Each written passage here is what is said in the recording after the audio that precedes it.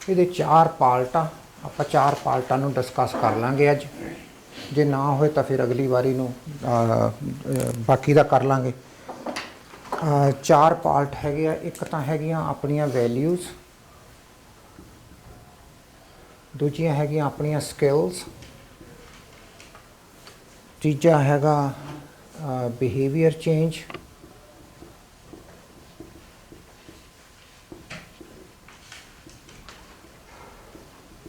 ਤੇ ਚੌਥਾ ਪਾਰਟ ਹੈਗਾ ਰੀਆਰਗੇਨਾਈਜ਼ਡ ਲਾਈਫ।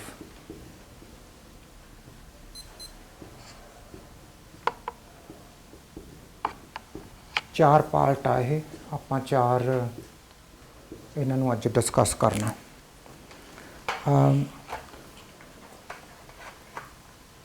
ਬਹੁਤ ਹੱਦ ਤੱਕ ਜਿਹੜੀ ਆਪਣੀ ਜ਼ਿੰਦਗੀ ਆ ਉਹ ਜੋ ਕੁਛ ਆਪਾਂ ਨੂੰ ਵਿਰਸੇ ਦੇ ਵਿੱਚ ਮਿਲਦਾ ਉਹਦੇ ਹਿਸਾਬ ਨਾਲ ਆਪਾਂ ਜਿਉਂਦੇ ਹਾਂ। ਜੋ ਕੁਛ ਵੀ ਮਿਲਦਾ, ਜੋ ਕੁਛ ਤੁਹਾਨੂੰ ਤੁਹਾਡੇ ਮਾਂ-ਬਾਪ ਤੋਂ ਮਿਲਿਆ, ਸੋਸਾਇਟੀ ਤੋਂ ਮਿਲਿਆ, ਤੁਸੀਂ ਛੋਟੇ ਹੁੰਦਿਆਂ ਨੇ ਪੜ੍ਹਿਆ ਲਿਖਿਆ, ਤੁਹਾਡੇ ਦੋਸਤ ਮਿੱਤਰ ਆ, ਅਤੇ ਜਿਸ ਹਿਸਾਬ ਨਾਲ ਤੁਸੀਂ ਜਿਸ ਮਾਹੌਲ ਦੇ ਵਿੱਚ ਤੁਸੀਂ ਪਲੇ ਹੋ ਉਹ ਤੁਹਾਡੀਆਂ ਕਦਰਾਂ ਕੀਮਤਾਂ ਬਣ ਗਈਆਂ।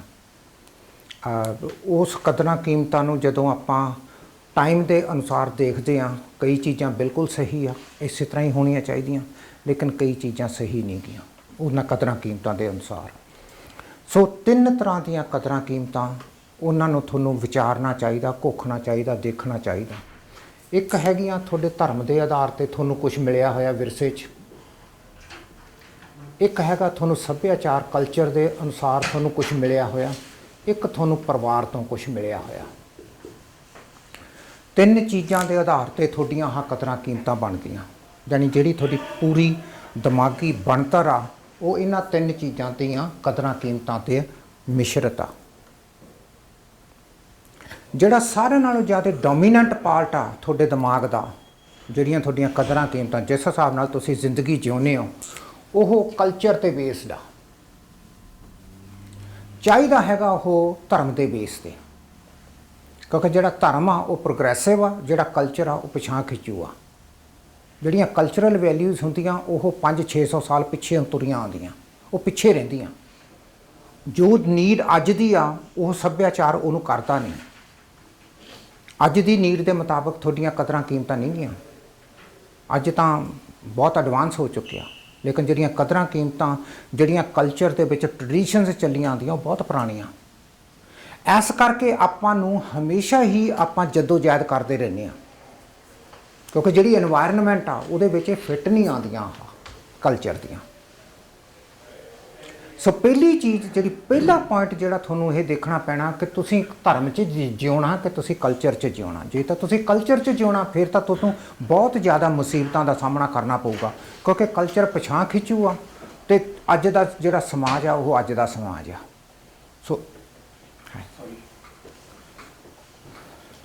ਸੋ ਇੱਕ ਤਾਂ ਇਹ ਚੀਜ਼ ਪਹਿਲਾਂ ਤੁਹਾਨੂੰ ਦੇਖਣੀ ਪਊਗੀ। ਜਿਹੜੀਆਂ ਕਲਚਰਲ ਵੈਲਿਊਜ਼ ਹੈਗੀਆਂ ਇਹਦੇ ਵਿੱਚ ਬਹੁਤ ਸਾਰੇ ਤੁਹਾਡੇ ਟਰਡੀਸ਼ਨਸ ਆ, ਤੁਹਾਡੇ ਰਿਚੁਅਲਸ ਆ, ਤੁਹਾਡੀ ਬਣਤਰ ਆ, ਤੁਹਾਡੀ ਸੋਚ ਵਿਚਾਰ ਆ।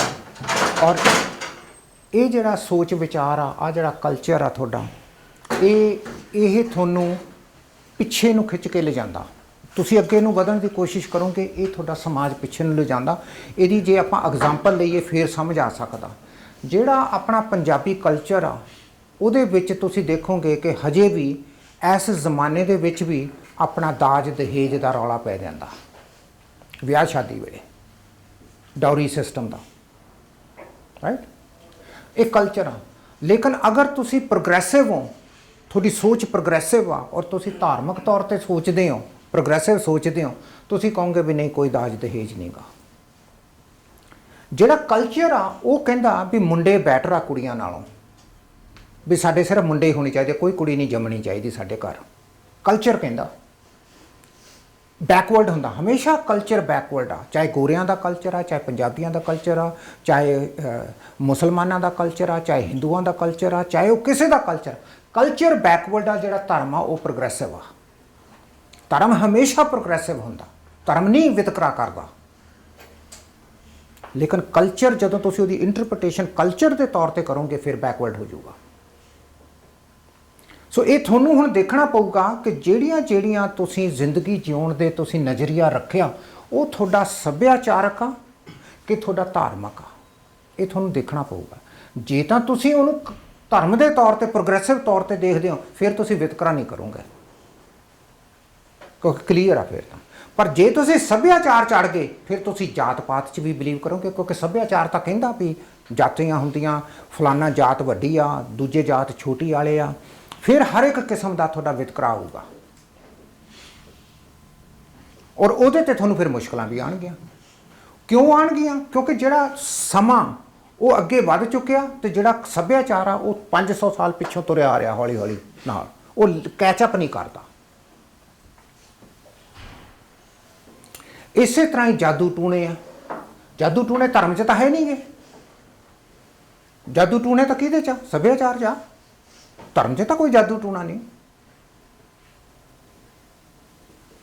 ਸੋ ਜਿਹੜਾ ਸੱਭਿਆਚਾਰ ਆ, ਜਿਹੜਾ ਇਹ ਹਮੇਸ਼ਾ ਹੀ ਬੰਦੇ ਨੂੰ ਪਿੱਛੇ ਖਿੱਚ ਕੇ ਰੱਖਦਾ। ਸੋ ਇਹਨੂੰ ਪ੍ਰੀਜ਼ਰਵ ਕਰਨ ਦੀ ਕੋਈ ਲੋੜ ਨਹੀਂ। ਤੁਸੀਂ ਸੁਣਦੇ ਹੋਵੋਗੇ ਰੇਡੀਓ ਤੇ ਆਮ ਤੌਰ ਤੇ ਟਾਕ ਸ਼ੋਜ਼ ਵੀ ਸਾਡਾ ਸੱਭਿਆਚਾਰ ਖਤਰੇ 'ਚ ਆ। ਸੁਣਦੇ ਹੋ ਨਾ? ਆਪਣਾ ਸੱਭਿਆਚਾਰ ਖਤਰੇ 'ਚ ਨਹੀਂ ਗਾ, ਇਹ ਇਨਫੈਕਟ ਇਹਨੂੰ ਛੱਡ ਦੇਣਾ ਚਾਹੀਦਾ। ਇਹਦੀ ਕੋਈ ਲੋੜ ਨਹੀਂ ਗੀ ਸੱਭਿਆਚਾਰ ਦੀ। It's not necessary to keep, ਕਿਉਂਕਿ ਇਹਦੇ 'ਚ ਬਹੁਤ ਸਾਰੀਆਂ ਚੀਜ਼ਾਂ ਐਸੀਆਂ ਜਿਹੜੀਆਂ ਸਾਇੰਟੀਫਿਕ ਅਗਰ ਉਹਨਾਂ 'ਤੇ ਤੁਲਨਾ ਕੀਤੀ ਜਾਵੇ ਉਹਦੇ 'ਤੇ ਫਿੱਟ ਨਹੀਂ ਬਹਿੰਦੀਆਂ। ਔਰ ਇਹਦਾ ਅਸਰ, ਕਿਉਂਕਿ ਜਿਹੜੀ ਲੈਂਗੁਏਜ ਆ ਉਹਦਾ ਬਹੁਤ ਸਾਰਾ ਹਿੱਸਾ ਸੱਭਿਆਚਾਰ ਦੇ ਨਾਲ ਮੇਲ ਖਾਂਦਾ, ਤਾਂ ਸਾਡੀ ਜਿਹੜੀ ਸ਼ਬਦਾਵਲੀ ਆ ਉਹ ਵੀ ਇਹਦੇ ਨਾਲ ਬੇਸਡ ਆ, ਇਹਦੇ ਨਾਲ ਬੇਸਡ ਨਹੀਂ। ਜਿਵੇਂ ਆਪਣਾ ਇੱਕ ਸ਼ਬਦ ਆ, ਆਪਾਂ ਆਮ ਤੌਰ ਤੇ ਗੱਲ ਕਰਦੇ ਹਾਂ ਵੀ ਸੂਰਜ ਚੜ੍ਹ ਗਿਆ। ਸੂਰਜ ਥੋੜ੍ਹੀ ਚੜ੍ਹਦਾ, ਕਿਉਂਕਿ ਇੱਕ ਜ਼ਮਾਨੇ ਦੇ ਵਿੱਚ ਆਪਾਂ ਇਹ ਸੋਚਦੇ ਸੀਗੇ ਵੀ ਧਰਤੀ ਖੜੀ ਆ, ਸੂਰਜ ਗੋਲ ਘੁੰਮਦਾ।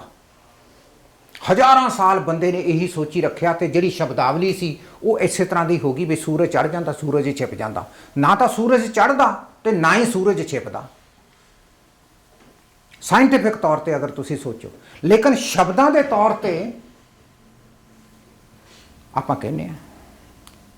ਸੋ ਇਹ ਅਗਰ ਤੁਸੀਂ ਥੋੜ੍ਹਾ ਜਿਹਾ ਬਰੀਕੀ ਨਾਲ ਦੇਖੋ, ਤੁਹਾਨੂੰ ਇਹ ਪਤਾ ਲੱਗੂਗਾ ਕਿ ਜਿਹੜਾ ਜ਼ਿਆਦਾ ਦਰਦ ਆ ਦੁਨੀਆ ਦੇ ਵਿੱਚ, ਜਿਹੜਾ ਦਰਦ ਆ, ਜਿਹੜਾ ਸਫਰਿੰਗ ਆ, ਉਹ ਇਹਦੇ ਤੋਂ ਨਿਕਲਦੀ ਆ, ਇਹਦੇ ਤੋਂ ਨਹੀਂ ਨਿਕਲਦੀ। ਲੇਕਿਨ ਜਦੋਂ ਇਹਦੀ ਰੰਗਤ ਇਹਦੇ ਤੇ ਆ ਜਾਂਦੀ ਆ, ਫਿਰ ਧਰਮ ਦਾ ਵੀ ਪੱਠਾ ਬਿਠਾ ਦਿੰਦਾ ਕਲਚਰ,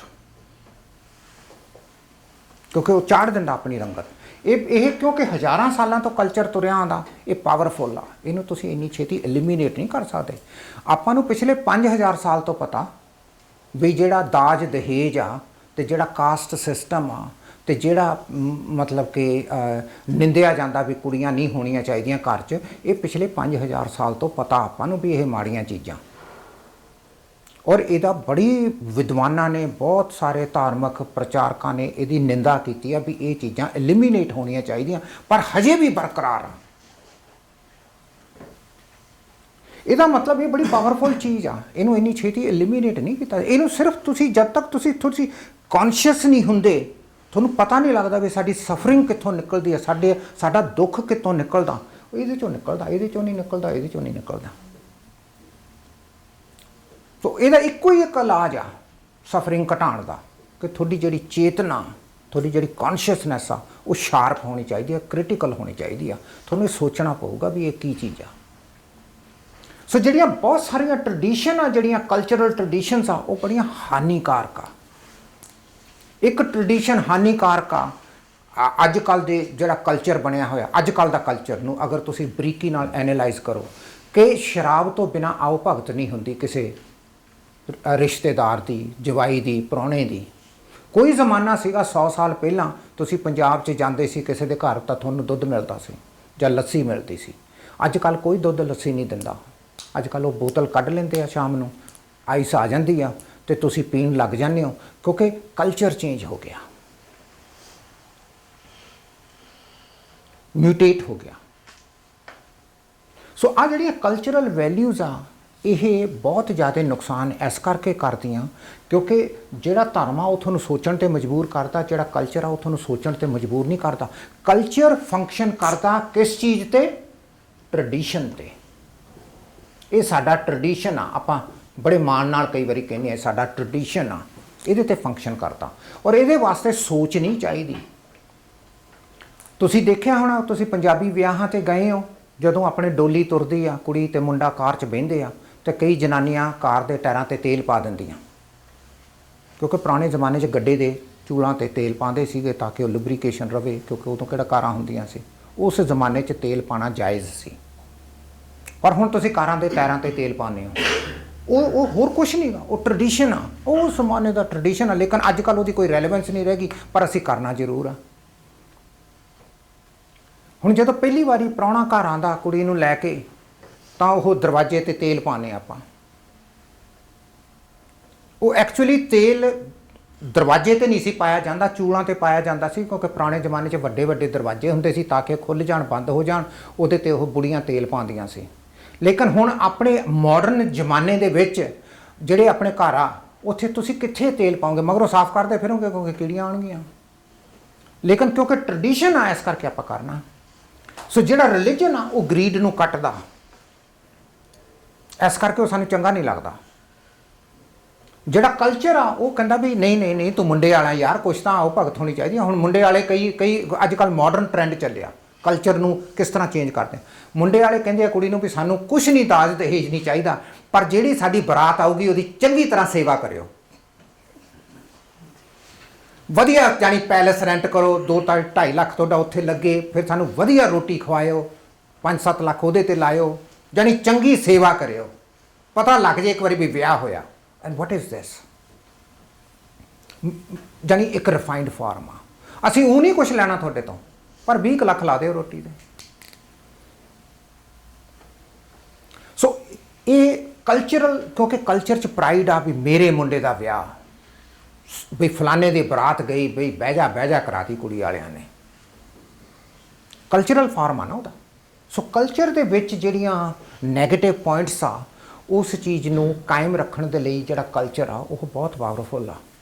ਇਸੇ ਕਰਕੇ ਕੁੜੀਆਂ ਮਾਰ ਦਿੱਤੀਆਂ ਜਾਂਦੀਆਂ, ਕੁੜੀਆਂ ਸਾੜ ਦਿੱਤੀਆਂ ਜਾਂਦੀਆਂ।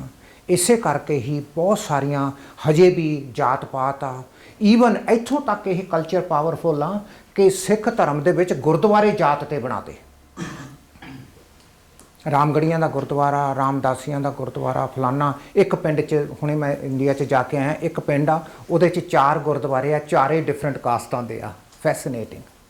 ਇੱਕ ਜੱਟਾਂ ਦਾ ਗੁਰਦੁਆਰਾ, ਇੱਕ ਰਾਮਗੜੀਆਂ ਦਾ ਗੁਰਦੁਆਰਾ, ਇੱਕ ਰਵੀਦਾਸੀਆਂ ਦਾ ਗੁਰਦੁਆਰਾ, ਇੱਕ ਕਹਿੰਦੇ ਇਹ ਹੈ ਕਿ ਮਿਕਸਡ ਆ ਇੱਕ ਮਿਕਸਡ ਗੁਰਦੁਆਰਾ ਵੀ ਆ।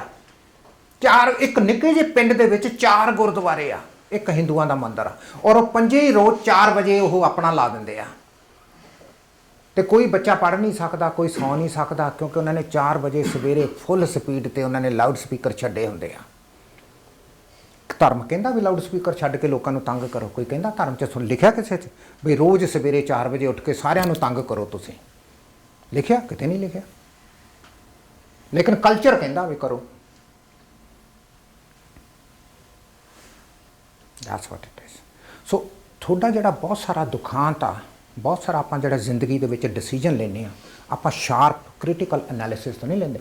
ਜਿਹੜਾ ਧਰਮ ਆ ਉਹ ਹਮੇਸ਼ਾ ਸ਼ਾਰਪ ਅਤੇ ਕ੍ਰਿਟੀਕਲ ਆ। ਉਹਦੇ 'ਚ ਤੁਸੀਂ ਇੱਧਰ ਉੱਧਰ ਨਹੀਂ ਕਰਨ ਦਿੰਦਾ ਧਰਮ, ਤੁਹਾਨੂੰ ਬੜਾ ਕਲੀਅਰ ਧਰਮ। ਲੇਕਿਨ ਜਿਹੜਾ ਕਲਚਰ ਆ ਇਹਦੇ 'ਚ ਬੜਾ ਤੁਹਾਡੇ ਕੋਲੇ ਲੀਵੇ ਆ, ਬਹੁਤ, ਤੁਸੀਂ ਬਹੁਤ ਕੁਛ ਕਰ ਸਕਦੇ ਹੋ। ਸੋ ਇਸ ਕਰਕੇ ਜਿਹੜੀਆਂ ਤੁਹਾਡੀਆਂ ਵੈਲਿਊਜ਼ ਆ ਉਹਨਾਂ ਨੂੰ ਪਹਿਲਾਂ ਤੁਹਾਨੂੰ ਡਿਫਾਈਨ ਕਰਨਾ ਪਊਗਾ ਕਿ ਤੁਹਾਡੀਆਂ ਵੈਲਿਊਜ਼ ਕਲਚਰਲ ਆ ਕਿ ਤੁਹਾਡੀਆਂ ਵੈਲਿਊਜ਼, ਹਾਂਜੀ, ਤੁਹਾਡੀਆਂ ਵੈਲਿਊਜ਼ ਕਲਚਰਲ ਆ ਕਿ ਤੁਹਾਡੀਆਂ ਵੈਲਿਊਜ਼ ਰਿਲੀਜਨ ਬੇਸਡ ਆ। ਤੁਹਾਨੂੰ ਇਹ ਡਿਫਾਈਨ ਕਰਨਾ ਪਊਗਾ। ਜਦੋਂ ਤੁਸੀਂ ਇੱਕ ਵਾਰੀ ਡਿਫਾਈਨ ਕਰ ਲਿਆ, ਤੁਸੀਂ ਕਾਮ ਹੋ ਜਾਓਗੇ, ਕਿਉਂਕਿ ਨਾਓ ਯੂ ਆਰ, ਤੁਹਾਡੇ ਜਿਹੜੇ ਸਰਟਨ ਪ੍ਰਿੰਸੀਪਲਸ ਆ ਉਹ ਹੁਣ ਕਲੀਅਰ ਹੁੰਦੇ ਗਏ ਆ।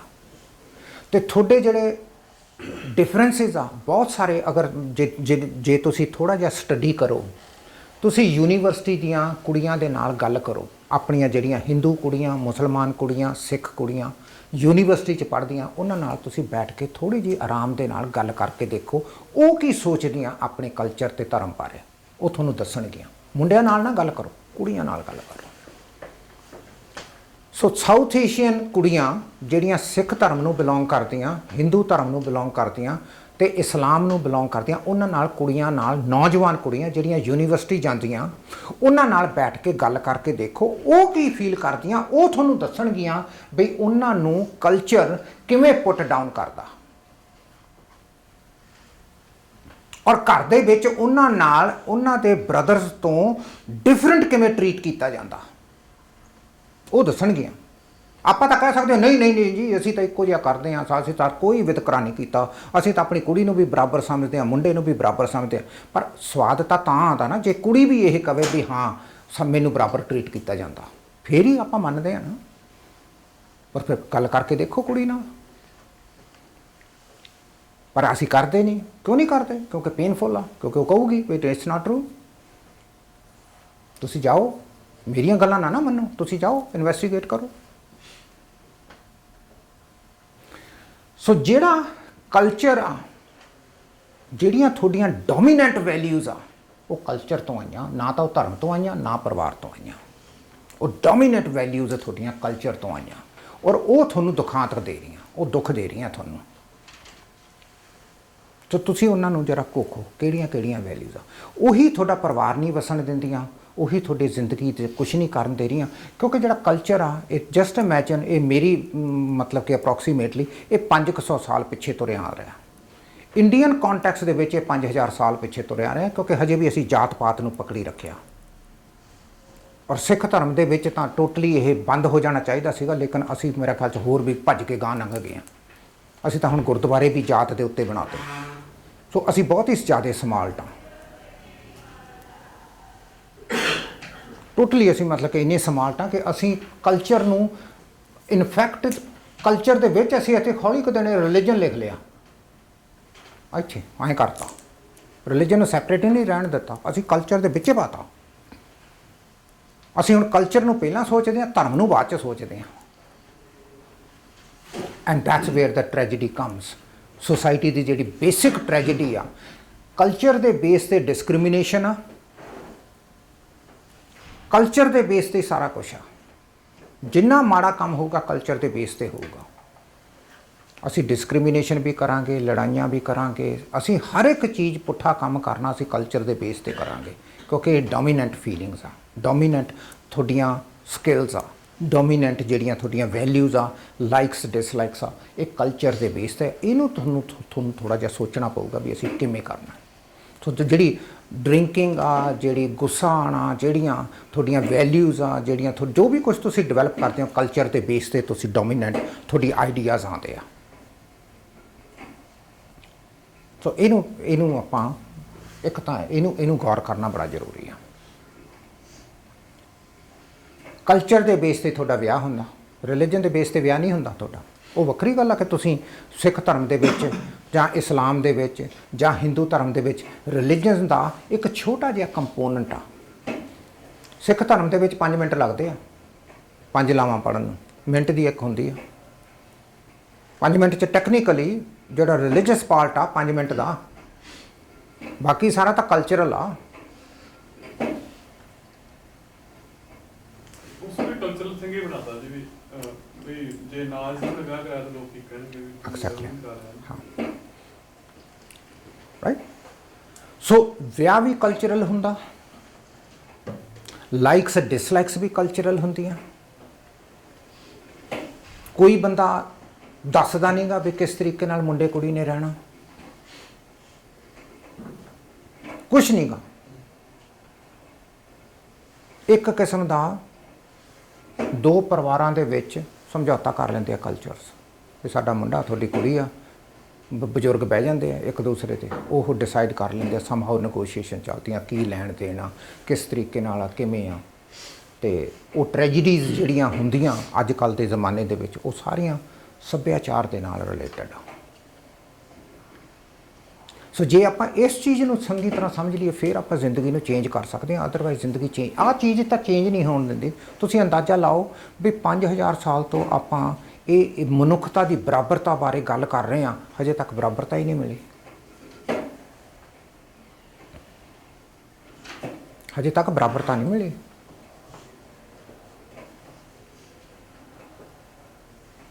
ਕੈਨੇਡਾ ਦੇ ਵਿੱਚ 1921 ਦੇ ਵਿੱਚ ਜਨਾਨੀਆਂ ਨੂੰ person supreme Court of Canada ਨੇ ਡਿਕਲੇਅਰ ਕੀਤਾ ਸੀ। ਕੈਨੇਡਾ ਦੇ ਵਿੱਚ 1921 ਚ ਜਨਾਨੀਆਂ ਨੂੰ ਕੈਨੇਡਾ 'ਚ 1921 ਚ ਜਨਾਨੀਆਂ ਨੂੰ ਕਿਹਾ ਸੀਗਾ Supreme Court of Canada may we we recognise women as persons in Canada. ਇਹ ਪਰਸਨਸ ਹੀ ਨਹੀਂ ਸੀਗੀਆਂ, ਦੇ ਵਰ ਨਾਟ ਇਵਨ ਪਰਸਨਸ।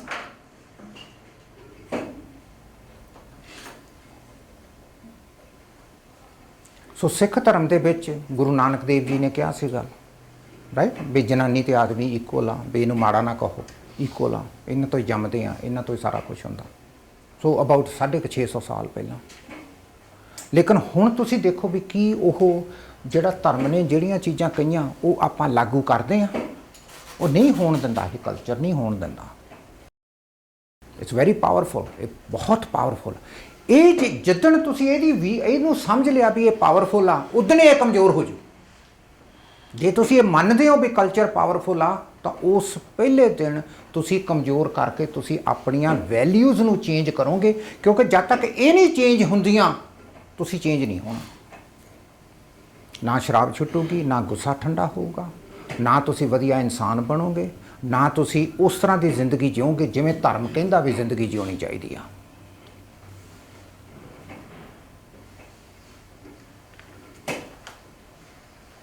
ਰਾਈਟ। ਸੋ ਇਹ ਚੀਜ਼ਾਂ ਸਲਟਨ ਪਹਿਲਾਂ ਕ੍ਰਿਟੀਕਲ ਆ।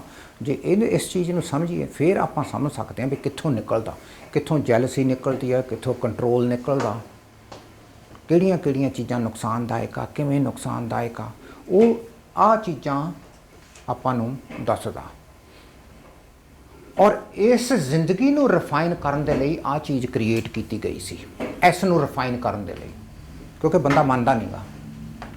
ਬੰਦੇ ਨੂੰ ਆਪਣੀਆਂ ਆਦਤਾਂ ਦੇ ਉੱਤੇ ਕੁਛ ਥਿੰਕਿੰਗ ਹਾਇਰ ਲੈਵਲ ਦੀ ਕਰਨ ਵਾਸਤੇ ਧਰਮ ਦੀ ਬੰਦਿਆਂ ਨੇ ਇਜਾਦ ਕੀਤੀ ਵੀ ਦੇਰ ਇਜ਼ ਸੱਚ ਏ ਥਿੰਗ ਐਜ਼ ਏ ਹਾਇਰ। ਉਹਨਾਂ ਨੇ ਫਿਰ ਕਿਹਾ ਵੀ ਤੂੰ ਝੂਠ ਨਹੀਂ ਬੋਲਣਾ, ਤੂੰ ਲੜਨਾ ਨਹੀਂ, ਤੂੰ ਚੋਰੀ ਨਹੀਂ ਕਰਨੀ, ਤੂੰ ਆਹ ਨਹੀਂ ਕਰਨਾ, ਤੂੰ ਆਹ ਨਹੀਂ ਕਰਨਾ। ਉਹ ਧਰਮ ਦੀਆਂ ਸਲਟਨ ਬੁਨਿਆਦੀ ਸਿੱਖਿਆ, ਪਰ ਆਪਾਂ ਨੇ ਮੰਨਣੀ ਨਹੀਂ।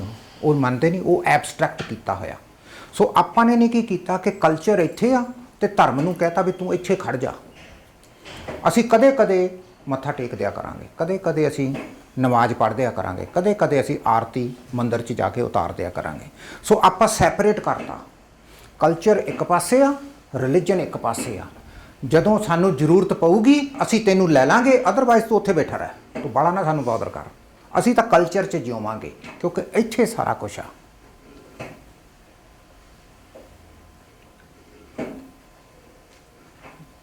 ਔਰ ਕਲਚਰ ਦੀ ਇੱਕ ਭੈੜ ਆ ਟ੍ਰੈਡੀਸ਼ਨ ਦੀ ਇੱਕ ਭੈੜ ਆ ਕਿ ਇਹ ਨਾਨ ਸਾਇੰਟੀਫਿਕ ਆ। ਮੈਂ ਤੁਹਾਨੂੰ ਦੱਸਦਾ ਵੀ ਕਿੰਨਾ ਬੇਵਕੂਫ ਆ ਇਹ ਕਲਚਰ। ਜਦੋਂ ਬੱਚਾ ਪੰਜਾਬੀ ਕਮਿਊਨਿਟੀ ਦੇ ਵਿੱਚ ਥੋੜ੍ਹਾ ਜਿਹਾ ਵੱਡਾ ਹੁੰਦਾ ਤੇ ਉਹ ਸ਼ਰਾਰਤਾਂ ਕਰਦਾ ਤੇ ਆਪਾਂ ਉਸ ਬੱਚੇ ਨੂੰ ਠੀਕ ਕਰਨਾ ਚਾਹੁੰਦੇ ਹਾਂ, ਉਹਨੂੰ ਡਿਸਿਪਲਿਨ ਕਰਨਾ ਚਾਹੁੰਦੇ ਹਾਂ। ਛੋਟੇ ਬੱਚੇ ਨੂੰ ਉਹਨੂੰ ਕਹਿੰਦੇ ਆ ਵੀ ਨਹੀਂ ਤੂੰ ਬੈਠਣਾ ਸਿੱਖ, ਤੂੰ ਟੱਚ ਨਾ ਕਰ ਵਾਲੀਆਂ ਚੀਜ਼ਾਂ, ਕਿਤਾਬ ਲੈ ਕੇ ਥੋੜ੍ਹਾ ਜਿਹਾ ਪੜ੍ਹ, ਵਾਲਾ ਟੈਲੀਵਿਜ਼ਨ ਨਾ ਦੇਖ, ਟਾਈਮ ਸਿਰ ਸੌਂ, ਟਾਈਮ ਸਿਰ ਉੱਠ, ਰੋਟੀ ਖਾ, ਕੱਪੜੇ ਕਰ, ਗੰਦਾ ਨਾ ਚੀਜ਼ਾਂ ਕਰ। ਉਦੋਂ ਕੋਈ ਨਾ ਕੋਈ ਇਹ ਆਵਾਜ਼ ਤੁਹਾਡੇ ਕੰਨਾਂ 'ਚ ਪਊਗੀ ਵੀ ਇਹ ਵੱਡਾ ਹੋ ਕੇ ਸਿੱਖ ਜੂ। ਆਹ ਟ੍ਰੈਡੀਸ਼ਨ ਆ। ਜਦੋਂ ਕਿ ਸਾਇੰਟੀਫਿਕਲੀ ਬੱਚਾ ਸਿਰਫ ਪਹਿਲੇ 6 ਸਾਲ 'ਚ ਹੀ ਸਿੱਖ ਸਕਦਾ ਡਿਸਿਪਲਿਨ, ਉਦੋਂ ਬਾਅਦ ਨਹੀਂ ਸਿੱਖਦਾ। ਉਦੋਂ ਬਾਅਦ ਉਹ ਬਾਗੀ ਹੋ ਜਾਂਦਾ, ਕਿਉਂਕਿ ਉਹਦੀ ਜਿਹੜੀ ਦਿਮਾਗ ਦੀ ਵਿਕਾਸ ਆ ਉਹ ਪਹਿਲੇ 6 ਸਾਲ ਹੀ ਹੁੰਦਾ। ਲੇਕਿਨ ਟ੍ਰੈਡੀਸ਼ਨ ਕਹਿੰਦਾ ਇਹਨੂੰ ਬਾਲਾ ਨਾ ਬਾਦਰ ਕਰੋ ਬੱਚੇ ਨੂੰ, ਇਹ ਵੱਡਾ ਹੋ ਕੇ ਸਿੱਖ ਜੂਗਾ। ਸੋ ਸਾਰੇ ਨਾਲ ਜ਼ਿਆਦਾ ਨੁਕਸਾਨ ਟ੍ਰੈਡੀਸ਼ਨ ਕਰ ਰਿਹਾ, ਕਿਉਂਕਿ ਆਪਾਂ ਡਿਸਿਪਲਿਨ ਹੀ ਨਹੀਂ ਕਰਦੇ ਪੰਜਾਬੀ ਕਮਿਊਨਿਟੀ 'ਚ। ਬੱਚੇ ਨੂੰ 4 ਸਾਲ ਦੇ ਬੱਚੇ ਨੂੰ ਤਾਂ ਰੋਟੀ ਨਹੀਂ ਮੂੰਹ 'ਚ ਪਾਣੀ ਆਉਂਦੀ।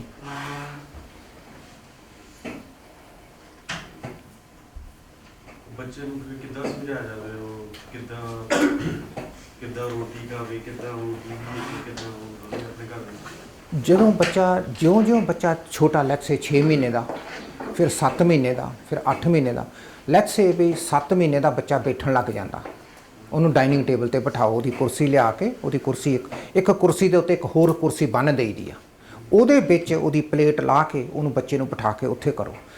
ਜਦੋਂ ਤੁਸੀਂ ਬੱਚੇ ਦੇ ਮੂੰਹ 'ਚ ਕੁਝ ਪਾਣਾ 7 ਮਹੀਨੇ ਦੇ 8 ਮਹੀਨੇ ਦੇ 9 ਮਹੀਨੇ ਦੇ ਐਂ ਕਰਕੇ ਤੁਸੀਂ ਡਾਈਨਿੰਗ ਟੇਬਲ ਤੇ ਹੀ ਉਹਦੇ ਮੂੰਹ 'ਚ ਪਾਣਾ।